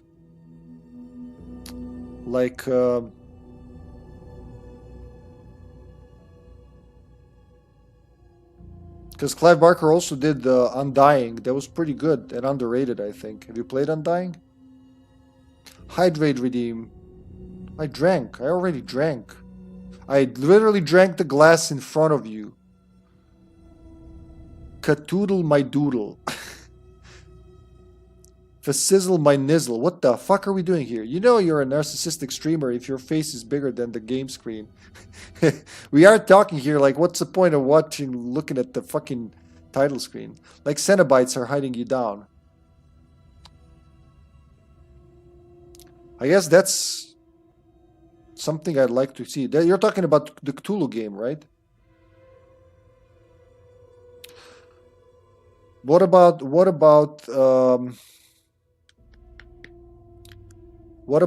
the one I just mentioned, Clive Barker's Undying? Have you ever played that? I would like to stream that though. How much for feet? How many feet do you want, baby? No, Condemned. Oh yeah, I don't even know if I've heard of that, of Condemned. Condemned.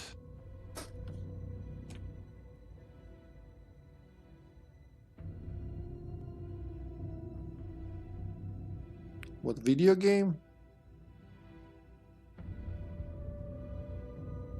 Sentenced to particular punishment, especially death. Thank you for telling me what that is. The video game.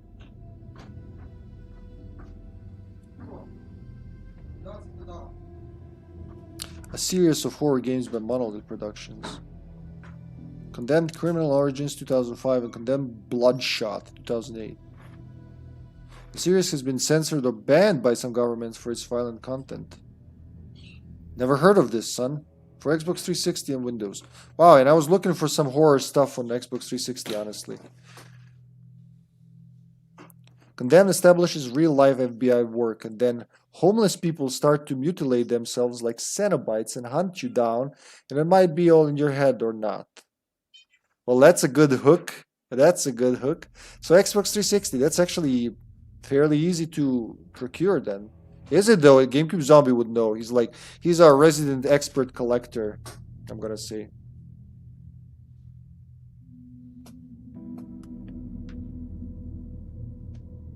Do I need... Oh shit, I forgot about... Woo! Because the chat is broken today for some reason. I gotta keep an eye on this.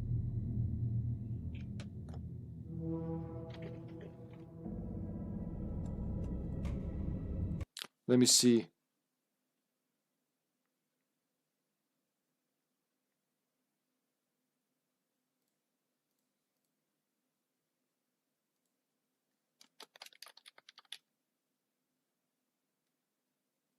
Video game.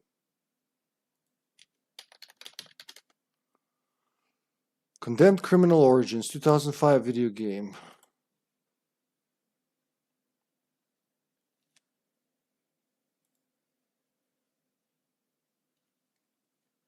$360, yeah, for $360. Publisher Saga. Never heard of this. Wow. How the fuck does that happen? I only played Fear, cliffhanger ending, sequel sucks. For Condemned, I guess. That's... Wow, I've never heard of that. Condemned Criminal Origins. There you go. This is why we have these talks, I guess, among other things. Yeah, I started Fear 2 or 3 times, GameCube Zombie. Didn't... Like, it seems like something I'd like, but then something else... Where's the cat? Something else takes my attention, you know, and I forget about it. I should get into that. I have all 3 games for ages. I even started the 3rd one in co-op with my buddy a couple of times, but never got far.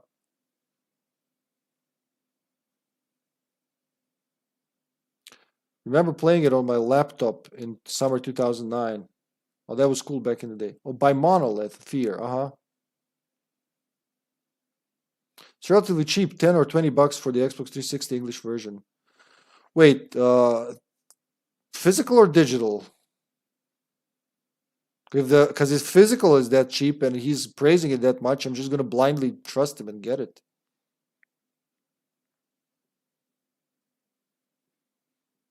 Oh yeah, and I have this here. I actually bookmarked it. What I talked about, this House of Dreams. There's a lot to read here if you're into that. From Samantha. It's like, it's not real, of course, because it's like Alan Wake lore, but they made it look like it's real. July 2012. From February to July 2012. There you go. And it talks about it. We can like get into reading this maybe when I finish the main game. Just like go through that. February. You start with introduction.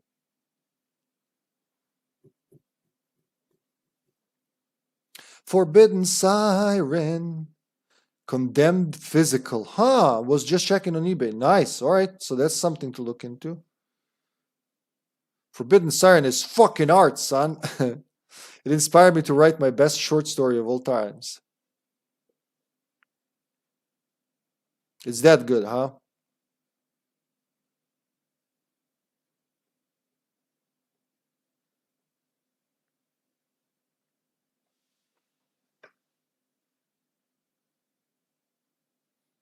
I found, like I told you, found it once. Ran home happy. It was a gaming convention, a GameCon, a Serbian Belgrade GameCon, 2018. I ran home happy. No, 2019. Doesn't matter. Like winter 2018-19. Was so thrilled. Like, it didn't even boot it that night. I was going to be mature and, you know, finish everything and then do it tomorrow. I turn it on. It starts spewing Italian at me. I was never so disappointed by a horror game. Like, I can't get scared. No, it's not that. I joke. There's a lot of good Italian horror movies, obviously, but like, if you don't understand it, it's not as fun, you know. What the fuck am I doing? Maybe when I was a kid, I could play something I don't understand, but nowadays, that's just ridiculous.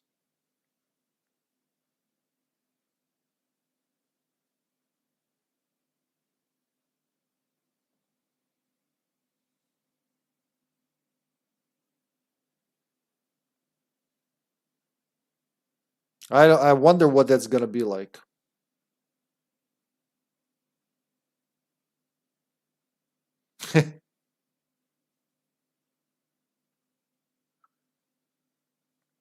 God, it's 11 already, guys. Woo! Been really having fun here, huh?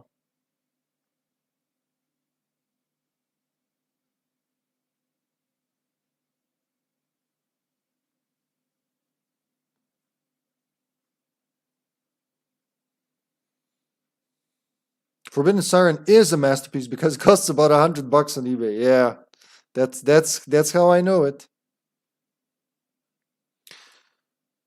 Okay, folks, I'm gonna gracefully retreat here. Tomorrow's gonna be a little shorter stream. Definitely not till 11, because Wednesday we're getting up at the crack of dawn, 5 a.m. So gotta get to bed earlier. If I can even, you know, if we can even sleep that early. We're rating Dr. Best, Resident Evil 2 network error. That's not the name of the Resident Evil. That's just a Twitch app having a stroke. Well, some Resident Evil 2 is being played. I don't know if it's a remake or whatever. Buy it. Retreat is never graceful. Shameful, you mean? Hey, potato. Someone gets pizza, someone gets a kebab. I don't know. I get both, I guess. Losing weight is healthy anyway. Huh? Dishonor on your cow. Eat less, buy Siren. Well, I'll let you do that, man. Like, you deal with that, and I'll play Siren. That way we split the load, you know. Alrighty, folks, raid's about to start. Thank you so much. We will make more chat sessions, I promise, because it's like we're good at it, you know. 10 seconds till raid. Have a wonderful night, you Europeans. Have a wonderful afternoon, you Americans, and morning, you Asians. And I'll see you all tomorrow.